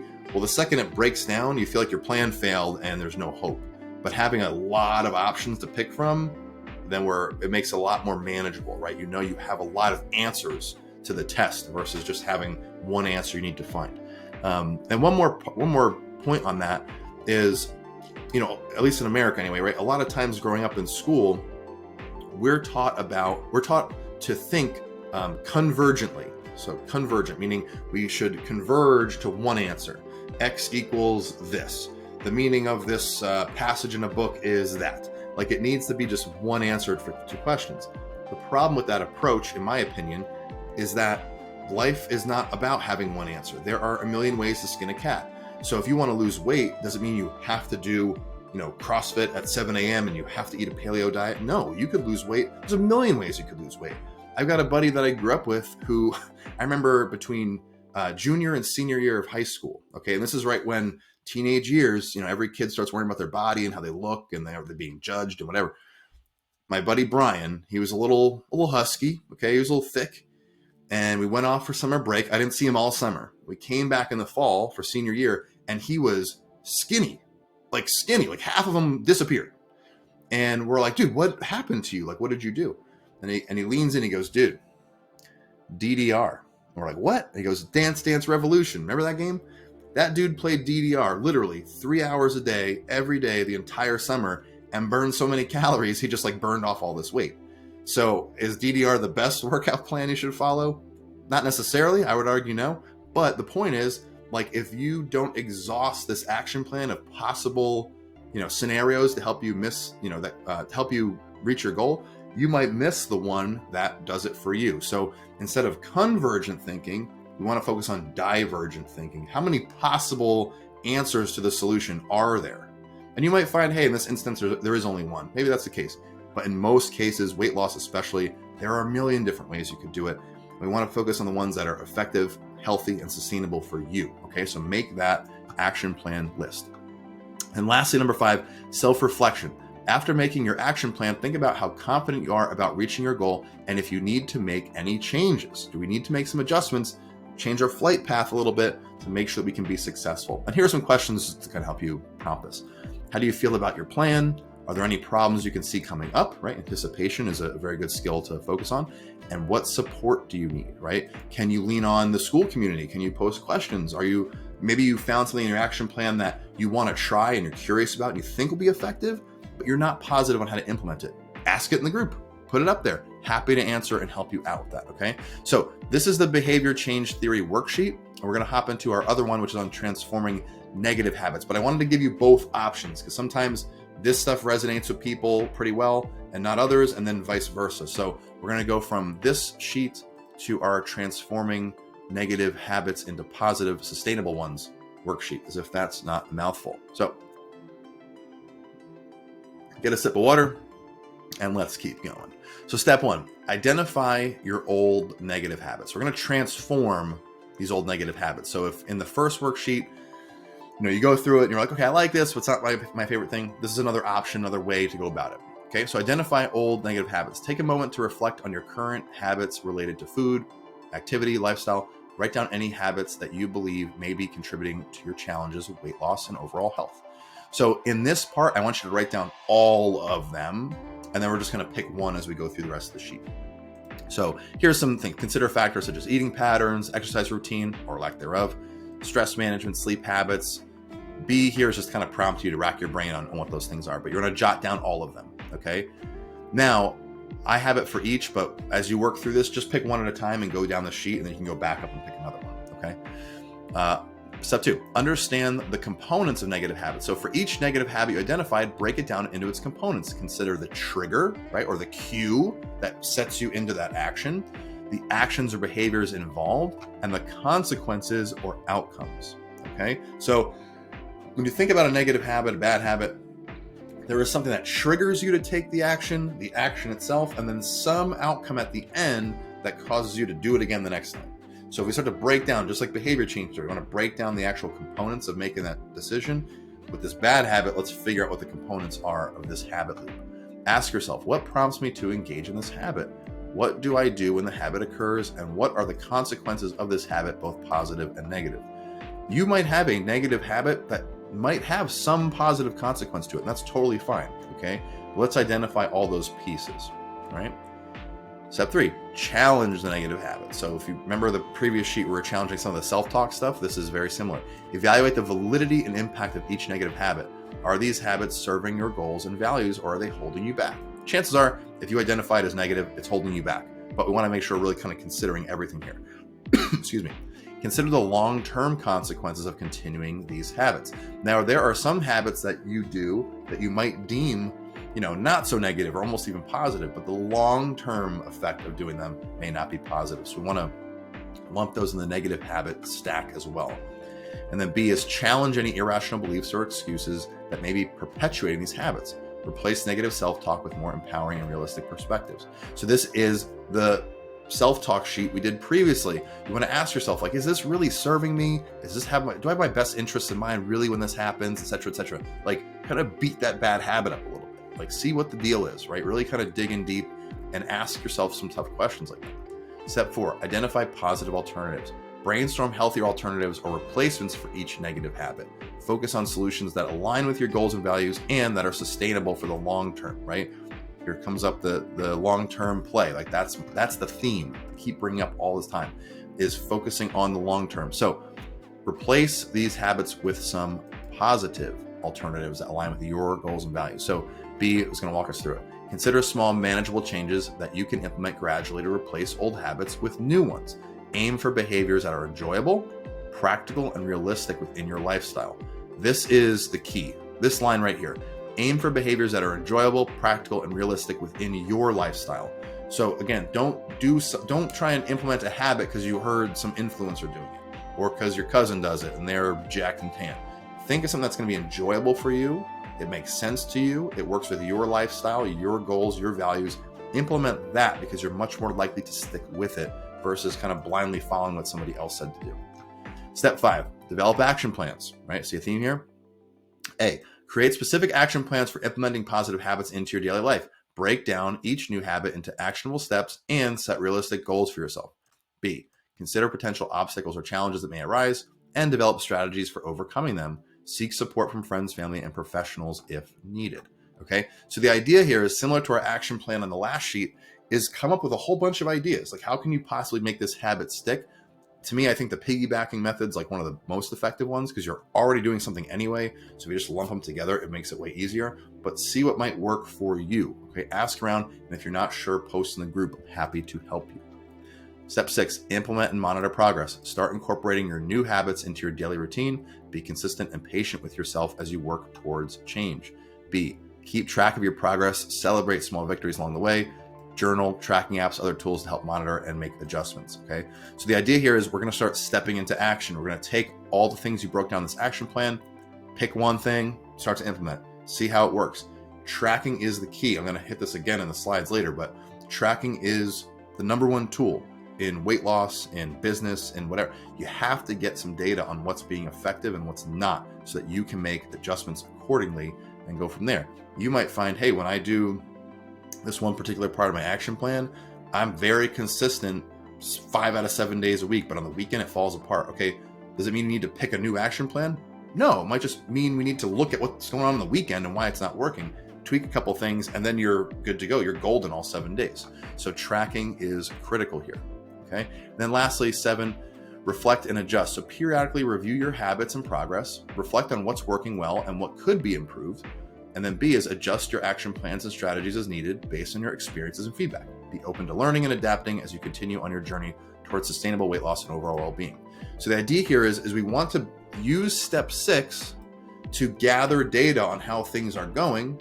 And then in step 7, we want to look at the trends, look at what's happening and make adjustments accordingly. Now, you might say, Joe, I don't want to be a scientist. I'm not a data scientist trying to spreadsheet and do all this stuff. That's totally fine. You don't have to sit there like a maniac and write all this stuff out.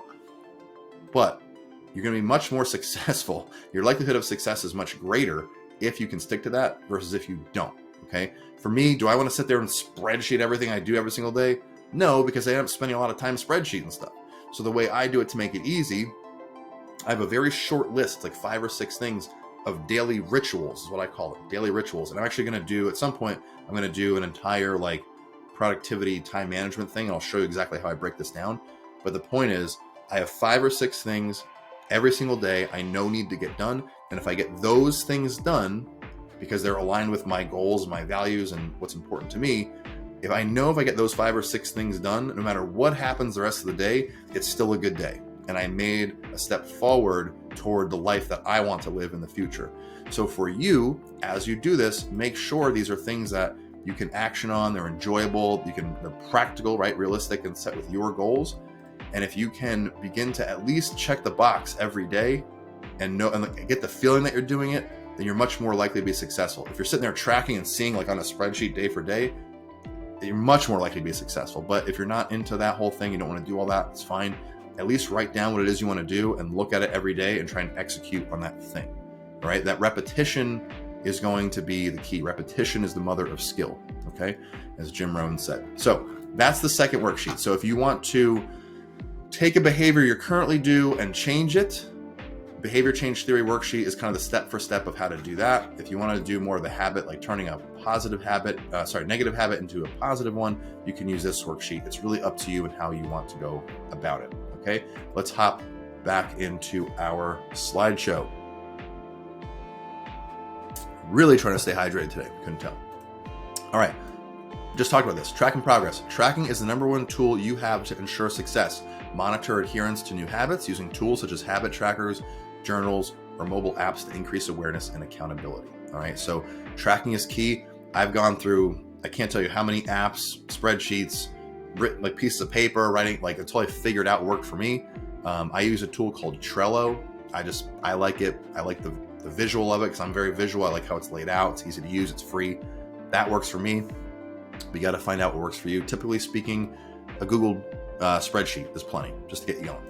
Okay, so let's get into implementing sustainable lifestyle changes for continued success. So gradual progression. Focus on making small incremental changes to lifestyle habits over time rather than attempting drastic changes all at once. Okay, this is like the message of my life to people. Okay, you got to focus on the gradual progression. You have to.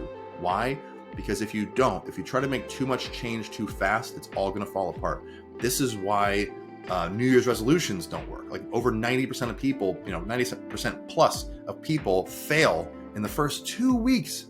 2 weeks of their new resolution they put together, right? Their New Year's resolution all falls to crap because they try to do too much too fast. So if you're like, oh, I'm going to go from not working out at all, eating like crap, to saying, I'm going to work out 7 days a week for 3 hours, and I'm going to split a bagel with the trash can, and whatever your thing is, like it is going to fail. You are setting yourself up to fail, and I don't want that for you. I don't want you to go through that. How do we combat it? How do we do this in a much smarter way? We focus on very small incremental changes. It's not sexy, but it works, okay? Why does it work?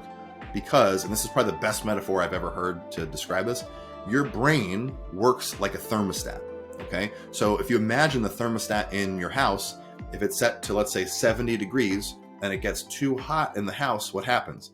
The air conditioning kicks on and it brings the temp back down to that 70 degrees it was set to. On the flip side, if it gets too cold in your house, what happens? The heat kicks on and it brings the temperature back up to that 70 degree setting, right? That's sort of like baseline homeostasis. You as a human, your body is constantly trying to stay in homeostasis all the time, right? Trying to stay at that baseline. So mentally, you have a baseline that you are comfortable with in your life, okay? This would be, another term for this would be your comfort zone, okay? Comfort zone. So if you begin to do things that, let's say, turn the heat up in your mental home a little too hot beyond what your mental thermostat is set to, you will begin to self-sabotage. You'll take a day off the gym, you'll eat some cheesecake, you'll stop hydrating so well, you'll stay up late, you'll start to do things that bring you back to that baseline. On the flip side, and maybe you've experienced this, I know I have, when you go too far the other way and you wake up one day and you step on the scale and go, oh shit, I gotta do something about this, right? Or you look in the mirror and you don't like what you see. What do? You start to work out, you start to take care of yourself and bring yourself back up to that baseline again, okay? The key here is we want to ultimately shift where that baseline is set to, so that you can live that lifestyle, or the new lifestyle, at the new weight or baseline that you set for yourself. Well, how do you do that? There's only two ways that I've ever found to actually make that happen, okay? Number one is a very significant emotional event. So I feel like everybody knows somebody, or they had an uncle who, was very unhealthy for a long time, suffered a heart attack, survived, thank God, and now they have this whole new lease on life and they begin taking care of themselves, okay? I don't want that for you. We don't want to have to go through some traumatic event to decide to make a change in our lives.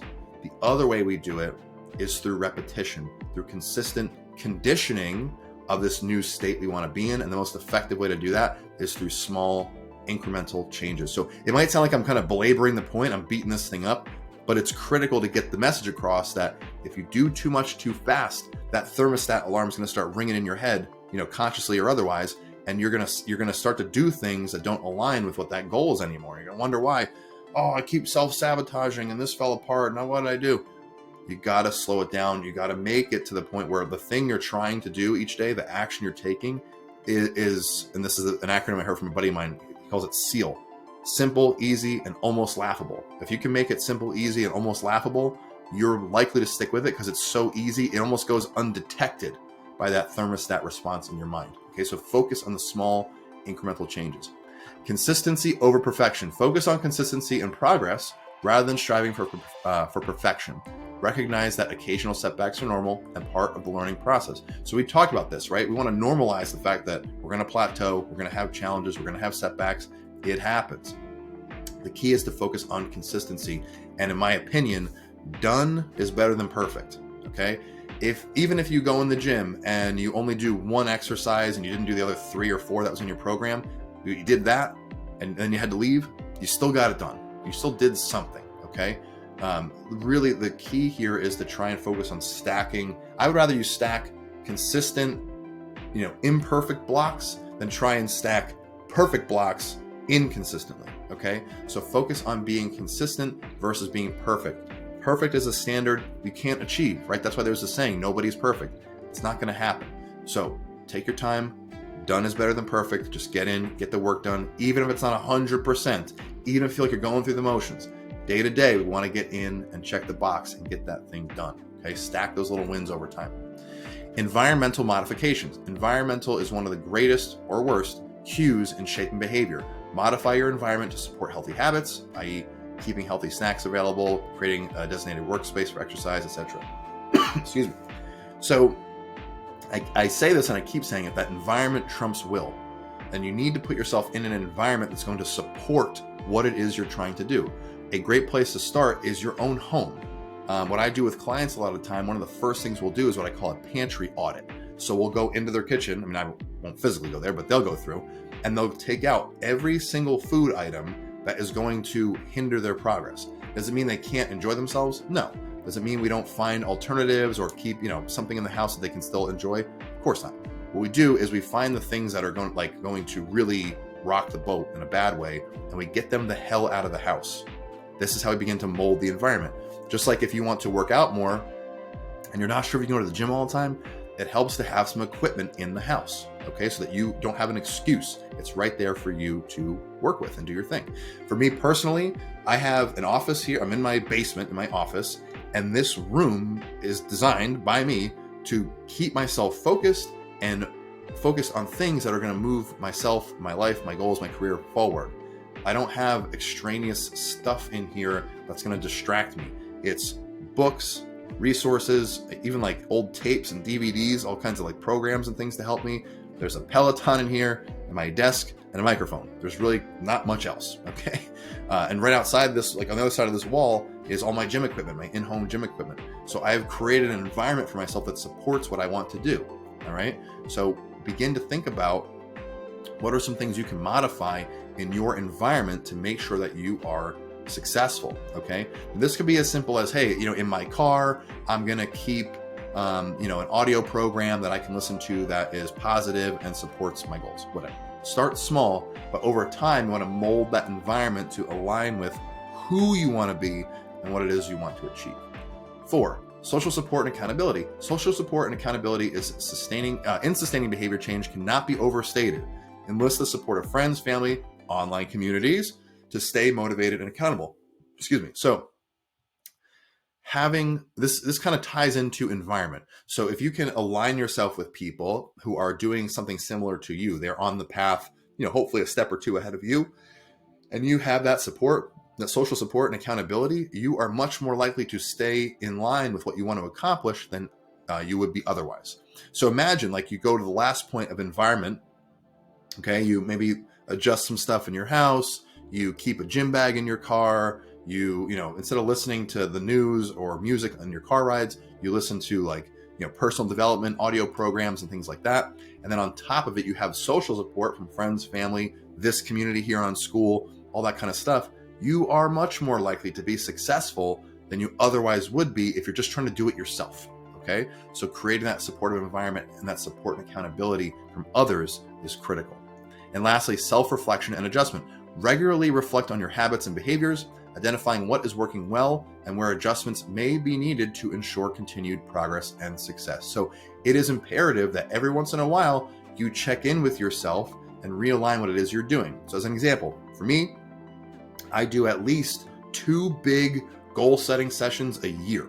So I'll sit down, I take like a half a day, and I have all these prompts I go through, and I write and I write and I write. Like I'll exhaust, a whole bunch of pages in a notebook. I don't type it. I want to write, right? What you write is what you invite. And I'll write that all out. And then, 6 months later, after I've been tracking and doing my things each day, I'll revisit that and say, okay, like, am I off the mark? Am I getting there? Am I close? What am I doing? Am I doing anything wrong? And I'll adjust and realign. And sometimes it results in me rewriting goals. Like, if it's a career goal, I have to redo it. Or whatever, to make sure that I stay aligned. So do I get it perfect? No. Do I, try my best to stay consistent? Yes. But do hurdles come up? Yes. Do challenges come up? Yes. Do plateaus come up? Yes. But the only way I know if I'm actually navigating it properly and appropriately is to self-reflect on what's happening. The only way to effectively self-reflect is to be tracking what you're doing. So make sure you have some method of going back and tracking your progress. Again, it could be as simple as a spreadsheet. Maybe you just take a picture of yourself once every 2 weeks to see what you look like. Maybe you track your weight once or twice a week. Whatever it is you think you can stick to, do that. So when you go back to reflect, you have some data to make an informed decision. Okay. And then lastly, let's talk about setting up systems for accountability and support. So accountability partnerships, we talked about this previously. Establish accountability partnerships with friends, family members, or peers who share similar health and wellness goals, providing mutual support and encouragement. Having a workout buddy is critical. I wish I had one. I work out at home by myself, so I'm my own buddy. It's hard for sure. It's harder to do it this way, but I have all of you, so that helps me be accountable. So on top of that, try and find someone maybe you can work out with, maybe even someone who you could meal prep with. I've seen people do that, like their friend comes over on a Sunday and they cook all their meals together, they split the groceries, and it's like a whole thing.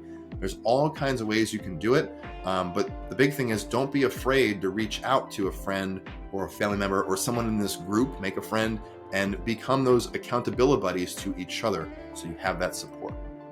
2, group support networks. Consider group support networks such as online forums, social media groups, or community-based programs where you can connect with others on similar health journeys, okay? So that's why I created this entire school community, Get Lean and Stay Strong, so you have that support network. It's built in to this program, okay? Now, am I the only one? No, there's a million of these things, so find the one that fits for you. I'm not delusional to think that everyone who joins this group is going to think it's the greatest thing since sliced bread. I hope they do. But if they don't, if you're watching this and you don't, that's fine. Try and find something that works better for you, because I want you to be successful and you to get to your goals. 3, regular check-ins. Schedule regular check-ins with accountability partners or support groups to review progress, celebrate successes, and troubleshoot challenges. Now, when we talk about self-reflection, regular check-ins, they kind of go hand in hand. You don't have to do your own reflection all the time. You can use a coach, you can use this group, you can use your accountability partner to do those reflections together. And it really helps to get like a third-party objective look at what it is you're doing. And it's even better when you have an accountability partner who's going to call you on your bullshit. They might say, hey, dude, you said you were going to do these 5 things. You only really been doing 1. Like, what are you doing? Right? They kind of give you a hard time about it. And you go, oh man, he's right. I got to make an adjustment. that stuff helps. And the fact that you know the check-in is coming up basically guides you to help keep on track, right? Keeps you accountable versus not having that at all. You might, be more likely to just sort of skip things and not stick to it. 4, professional support. Seek professional support from health coaches, counselors, or registered dietitians for personalized guidance and accountability if needed. So again, if you get to a point, or you think you're getting to a point where you're not sure if you need a higher level of support, whether it be a coach or a medical professional or some licensed professional, reach out, get help, do whatever you need to do to get a professional opinion to help you on your goal. Don't wait, okay? I can't tell you how many clients I've had in the past who, they're getting a little bit older, they're not really taking care of themselves. At that point, like, they don't need me, right? They don't need a swim coach. They need a lifeguard, right? They need someone who can do their blood work, analyze it with them, review it with them, and help them get on a path of health and wellness beyond what just a coach can do. So if you're not sure, seek professional help and support. Cannot overstate that. Self-accountability strategies. So employ self-accountability strategies such as setting deadlines, creating rewards and consequences for goal attainment, and using visual reminders to stay on track with habits and goals. Again, this comes down to tracking, really, in my opinion, is if you can track, that's going to help give that accountability. And I like to kind of make a game out of it. So if I say, okay, I have my 5, like I told you, my 5 to 6 daily rituals. If I can mark off, all 5 in a day for 5 days straight, I'll reward myself. Or I make it a game. How many of these, like what's the total percentage I get done in a week? Oh man, I did 85% of what I needed to get done this week. That's a good week, right? That's a B+. So try and come up with ways if you can gamify it. That's a great way to do it. But ways to keep yourself accountable throughout this entire process. All right, so let's summarize what we covered today. 1, awareness is the first key to breaking bad habits. So some of us have habits that they're not serving us, and we're not even really aware they're going on, or we're kind of in that contemplation stage, right? We talked about with behavior change theory. We're like, we kind of know they're going on. We know we got to do something, but we're not sure what to do. Use those sheets, build that awareness, and then we'll be able to, either they'll self-correct themselves because you shine the light on them and you built some awareness, or you'll know what's causing them in the first place, and you can begin to work through those worksheets and annihilate those bad habits. 2, focus on gradual and consistent efforts. Again, I totally beat this one dead before, but again, cannot state it enough. Focus on gradual and consistent efforts, right? Done is better than perfect, and you don't want to trigger that thermostat alarm in your mind. Start small, stay consistent, have fun. That's what I tell people all the time. Accountability is key to your success, okay? I have met very few people in my life. I'm not included in this group. I've only met a handful of people maximum in my life that have true, like really, really high levels of personal accountability. It's very easy when no one's watching to not do the right thing, okay? And I struggle with this too. So if you have somebody that can help keep you on the path, you are much more likely to be successful than you otherwise would be trying to do it all by yourself. So seek help, get a buddy, get someone that can help keep you accountable, use the group here. All those things are going to help to keep you on track. Okay. And we've got our home study, of course. So remember, what you write is what you invite. Don't just passively listen to this unless you're driving. Pull over and do your home study, but get the sheet and write your answers down. Number 1, what are some key principles of habit formation and behavior change, and how can you apply them to establish and maintain healthy habits for long-term success? All right, so reflect on that one. 2, how can you create personalized action plans and systems of support to reinforce new habits and behaviors and overcome obstacles along the way? We covered this extensively in this video, so you should have a whole bunch of different ideas there. And 3, reflecting on your progress in implementing new habits, what strategies have been most effective for you, and what adjustments can you make to further support your goals? So this is a great chance in this question to really see what's working for you based on your personality, your goals, your lifestyle, your certain circumstances, your schedule. What are some of these new habits or strategies you think will be most effective for you? Let's begin to reflect on those, and you might even come up with new ones that could serve you as well. Okay. And as always, if you're enjoying this video, guys, please, I encourage you to leave a testimonial below. Just click the link, leave an honest review. This helps me to grow the group, helps me to grow the course, the channel, all that kind of stuff. So really appreciate you leaving that. And if you know somebody who would benefit from what I'm covering here, please consider sharing the group and course with them as well. So what's next? We're coming to the end. It's been a lot of fun, but next we have our conclusion and next steps of what to expect on your journey of health and wellness. So thank you for joining me on this video, and we'll see you for the last one. Hey, it's Coach Joe here, and I want to welcome you to our final installment of this part of the Masterclass series. I know we've covered a ton of material up to this point, so we're going to wrap this whole thing up with a nice bow on top, show you what's next and how to continue to make progress on your journey of health and wellness. So without further ado, let's get started. All right, so let's get into our conclusion and next steps. So here's what we're going to be covering. Number 1, reflecting on progress and achievements throughout the course. 2, creating a personalized action plan for ongoing weight management. And number 3, resources for further support and continued learning. So let's get into it. As always, if you haven't yet, please consider giving me a follow on YouTube, Instagram, TikTok, at Results with Joe across all platforms. And if you shoot me a DM, let me know you're from the school community here. Happy to follow you back as well and support you on your journey. Also, please consider sharing this course. If you know somebody who could benefit from the material we've covered so far, please share this with them. Let them know my goal with this whole thing is to create an amazing community of people who want to live healthier lives, more empowered lives, and I can't do that all alone. I need your help to do this. So please consider sharing with someone you know who could benefit from this material. Also, don't forget, this is the most important video in the course to date. So don't skip around, don't jump around. We're going to be tying everything up in a nice big bow and letting you know what's next beyond this video. Okay, so don't jump around, but if you are tight on time, pro tip, you can watch this at 1.5 or 2x speed to get this done a little bit faster. So reflecting on progress and achievements throughout the course. Now, number 1 is, it's a good idea to go back and review the course content, review key concepts, strategies covered throughout the course, highlighting important lessons and insights gained. So the whole reason I put together the worksheets for this course was so it kind of took care of this for you. You can go back through the sheets, see, where you took some notes or jotted some things down, and really try and find what worked best for you. Do I expect everyone to do everything in this course? Absolutely not. I mean, personally myself, I've gone to seminars that were weekends long or sometimes, 4 or 5 days long and only pulled out 1 or 2 nuggets in that entire time. I remember a experience I had where I drove 3 hours one way to work with an Olympic weightlifting coach for 2 hours and then drove 3 hours back. So it was a full 8-hour plus day, start to finish. And in that time, we did a lot of work, did a lot of lifting, a lot of technique stuff.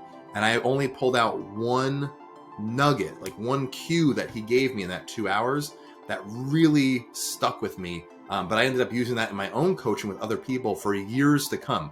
So was it worth the trip? Yeah. But if I wasn't taking notes when I was with him, if I wasn't scribbling down the things he was saying, I wouldn't have solidified that learning to be able to go back later and say, hey, of all this stuff he told me, okay, I knew that, I feel pretty good about this, but this one thing he said, that was the golden nugget. So hopefully I've imparted more than 1 golden nugget with you, but the way to solidify that is to go back and review the course content, review your notes, because I know you've been writing these, right? What you write is what you invite. So I know you've been writing this stuff down.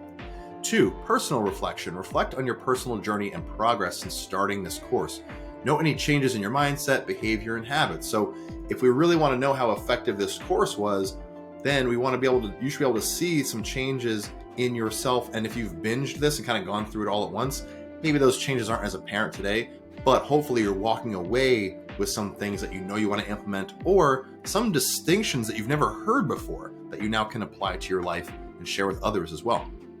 3, celebrating achievements. Celebrate your achievements and milestones. Acknowledge your hard work, dedication, and resilience in pursuing your weight loss goals. So this is something I've talked about throughout this course, right? Focusing on things like non-scale victories, not just what the number says on the scale, but other ways that you can celebrate your progress and all your hard work that you've put into your own journey. And this is no different. So go back through the material, acknowledge some of those milestones. Maybe you figured out how to overcome a habit. Maybe you found some good strategies for when you're in a social setting. Maybe you learned something about, handling emotional eating you didn't know before.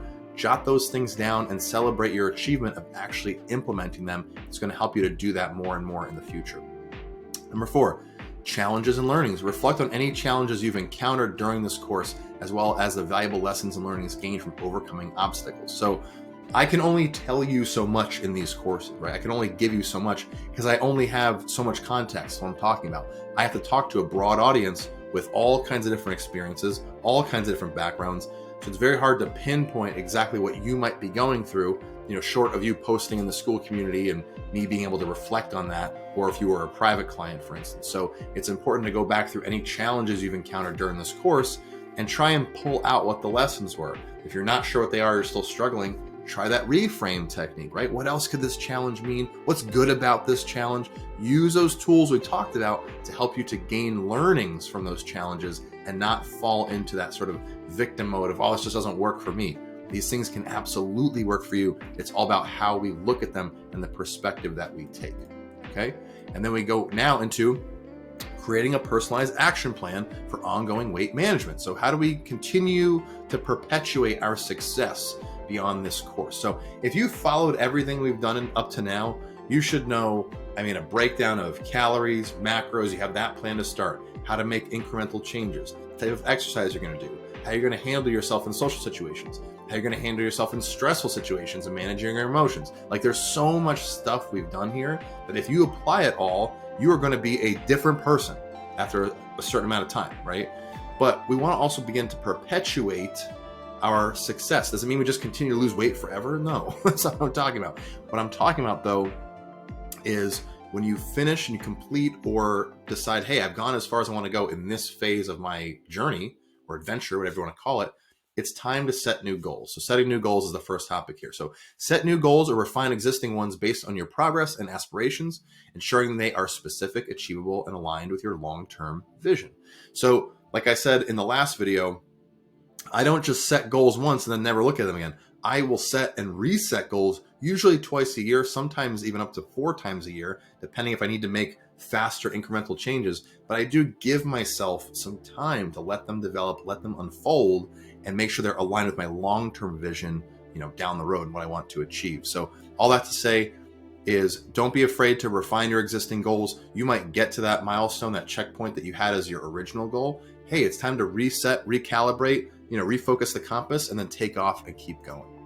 Number 2, identifying support systems, right? I keep bringing this up because it's so important, right? It's very hard to do this by yourself, as you very well know. So identify ongoing support systems and resources to help you maintain your progress. This is the school community. This is the point. There's only so much content I can put into this thing, but it is the strength of the community that helps to support you on your journey. That's where the real value is in all of this, right? I have a lot of answers. I don't have all the answers, but having the support of the community to help keep you accountable, motivated, enthusiastic, and excited about reaching your goal is really where the juice is at. Okay, reviewing strategies. Review the strategies and techniques covered in the course, emphasize those that were most effective, and continue implementing them in your daily life. Again, like I said, I don't expect you to utilize everything I've talked about.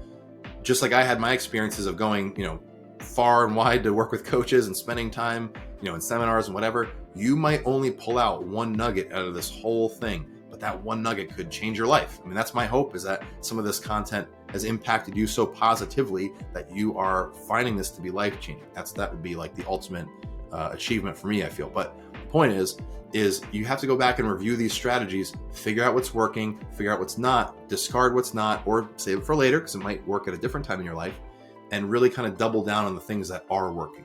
And it doesn't need to be a lot. Like I said, it could be 1 thing, 2 things, 3 things. But if you focus on the stuff that's working, for sure, because you've had evidence that's worked before, you're going to continue to make progress. Okay? Adjusting plans as needed. So remain flexible and adaptive in your approach to weight management. Be willing to adjust your plans and strategies as needed based on changing circumstances. So we've talked about this a number of times, but that flexibility is key. Okay? Very, very rarely is anyone living in a bubble with nothing to do all day but cook, prep, pack their meals, go work out, get 8-9 hours of sleep, drink all their water, supplements, whatever. Like, very rarely does anybody live in that kind of bubble. Okay.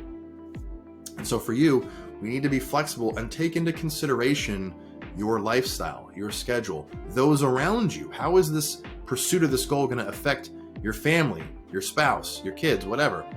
Be flexible. Challenges will arise. Unforeseen circumstances will arise, good or bad surprises, as we like to call them sometimes, will arise. How well you handle them is really the measure of how far along you are on the journey. If you find yourself getting super bent out of shape, when it doesn't go your way exactly as planned, like I would consider you a beginner. There's nothing wrong with that, but there's a lot to be learned and a lot to be gained from building flexibility and being adaptive over time. So the more you can be flexible, the more you can troubleshoot on the way along the journey, the better off you're going to be long-term. Okay. So the easiest way to get a lot of that pressure off yourself and feel like, oh, I got to lose weight right now or whatever, is to take a long-term approach like we talked about, give yourself some grace. And when things pop up, remain flexible. It might not be perfect, but remember, done is better than perfect. I would rather you stick to some form of a plan that sort of resembles what you had written down versus scrap the whole thing because it wasn't exactly what you wanted to do. Okay. And lastly, as I toss my head around here, let's go back a smidge. 5, committing to self-care. Self-care is critical in maintaining overall health and well-being. Prioritize activities that promote physical, mental, and emotional wellness. So while we talk about being lean in this course and weight loss is kind of the main focus, the main theme throughout it, it is not the only thing that matters. Like, there is more to you, much more to you than just this pursuit of getting lean. Okay. All that to say is you got to be taking care of yourself. So take time out, if it's a little bit each day, maybe it's, sometime during the week, whatever, to take care of yourself, whether it's going for a walk, getting a massage, going to therapy, whatever it might be for you. I know for me, I like to go on walks. That's a great way that I like to decompress. One I think I mentioned in an earlier video are these like float therapy, like sensory deprivation tanks are like incredible. Such a cool experience. I have a float coming up I'm really excited about. But it's just like a form of self-care, right? Take time to read a book or listen to a podcast or, watch a documentary or a movie you've wanted to for a while. Like, take some time for yourself. And if you can recharge those batteries, you'll be good to go to keep pursuing your goals versus waiting till it's way too late and you're too stressed out. Like, you're just going to beat yourself down. So take time for self-care, whatever that means to you. And I would encourage you to explore different modalities, try new things and see what works for you. And the ones that you do like, stick to them and plan them out, schedule them ahead of time. And this way, you not only do you know that they're coming, but you know that you don't have to scramble and figure it out later. They're already there. You get your chance to relax and do what you need to do to take care of yourself, body, mind, and spirit. Okay, so cannot stress the self-care stuff enough. Then lastly, resources for further support and continued learning. So additional reading materials. I'm going to have a link that's going to have recommended readings and all kinds of things you can click on below. That's going to help you to further your learnings with this stuff if that's what you would like to do. I'm going to have additional courses and materials that I'll be making, probably some for this group, but more for like probably a client group later on. That's kind of put my whole brain into that thing. But the idea is that you're pursuing more and you're learning more. We'll talk more about that in a second. Professional services. I've mentioned this a number of times. Seek professional services such as registered dietitians, personal trainers, or a certified coach like myself, or mental health professionals or personalized guidance and support. Now, this is not a pitch for my coaching services whatsoever. It is a message to you to remind you that part of self-care may include for you professional services. I myself work with coaches. I hire coaches to help me with things like business stuff and my own training and nutrition. Like, I am constantly trying to learn and see what's going on, but learn it from someone who is certified, knows what the hell they're doing, and has been proven to create results for people time and time again. And so if you think you need to seek a professional service, I cannot recommend highly enough that you just begin to work with somebody who you believe is qualified to help you. Okay. This is a big one. Continued education opportunities. Never, ever stop learning. Never, ever stop learning. Never, ever stop learning. Okay. It's 3 times I said that.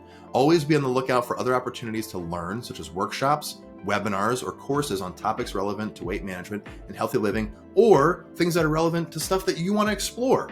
I should have put that in there. All right. Take time for this, in my opinion, is a big part of self-care as well, is take time for yourself to explore. There's a whole wide world out there beyond just getting lean. Like, there's other ways to live healthy, to have a fun and fulfilling life. And it wasn't until personally I got myself kind of out of that tunnel of like diet and exercise and expanded myself into going to like personal development seminars and even workshops on how to do presentations and how to build courses and things like that, that I I use it as almost a creative outlet. I get to learn these things, apply them, and go teach them to other people and help people. So I cannot encourage you enough. Just being a lifelong learner is so important. You don't want to get stuck in this rut and wake up 10, 20, 30 years from now saying, oh, I wish I woulda, wish I coulda. You can do it now. Never stop learning. Always keep your eyes peeled. And most towns have things like free seminars and all kinds of events you can go to. And if not, there's so many virtual events nowadays as well that you can check out. So, read books, do courses, attend live and virtual events, and those sorts of things are going to help you to build that tool belt we've been talking about this entire time. Like I said, I don't have all the answers. I have a certain amount of distinctions and strategies and things that I'm constantly trying to grow and evolve, but I'm not going to do it fast enough to have all the answers. So be sure you find something that you think is interesting to you, go check it out. Sign up, pay the fee to get in there if there is one, put it on the calendar and just go. I cannot tell you, I've been to so many of these things, and like I said, I might pull one golden nugget out of it. I might not. I might pull 10 things out of it. I might meet somebody cool that I'm going to do a business venture with in a year. I don't know. You're going to make friends, you're going to make connections, you're going to learn so many things. Never, ever stop learning. Cannot stress that enough. 4, course feedback and evaluation. So you've gone through this entire thing. You've done all this work. I would really love to hear from you in providing feedback on the course content, the structure, the delivery, so I can improve this, future iterations, and ensure the ongoing effectiveness of the program. Okay, so I'm gonna have a survey link down below. It should take a couple minutes, if that, it should be really quick. Just click the survey. If you don't mind filling out, I would love to hear your feedback. Things you want to see in the future, things that you wish this had, things that you liked, you didn't like, all that. Please, just an honest answer in the survey is all that I ask. You can be as tough on me as you want. I got some thick skin, but this is all a learning experience for me too as well. I want to make sure I'm delivering to you guys the material that's relevant to help you. Okay, so summary, here we go. 1, reflect on progress often and celebrate your wins, right? So track your progress, look back at it, see how it's going, and celebrate when you are on the winning path. That's how you solidify these habits long-term, is that positive reinforcement. 2, always have a plan and remain flexible. The plan does not need and should not be complicated, right? Simplicity scales, complexity fails. Keep it simple, but remain flexible. And if you fall off the path a little bit, it's okay. Just like when you're driving down the road, when you hit the rumble strip, you don't just go and veer off into a ditch. You hit the rumble strip, you come back in between the lines, and you keep cruising down the highway. Okay, same thing applies here. And 3, be a lifelong learner, okay? Learn things, take time, explore stuff, read, go to courses, seminars, webinars, whatever you got to do.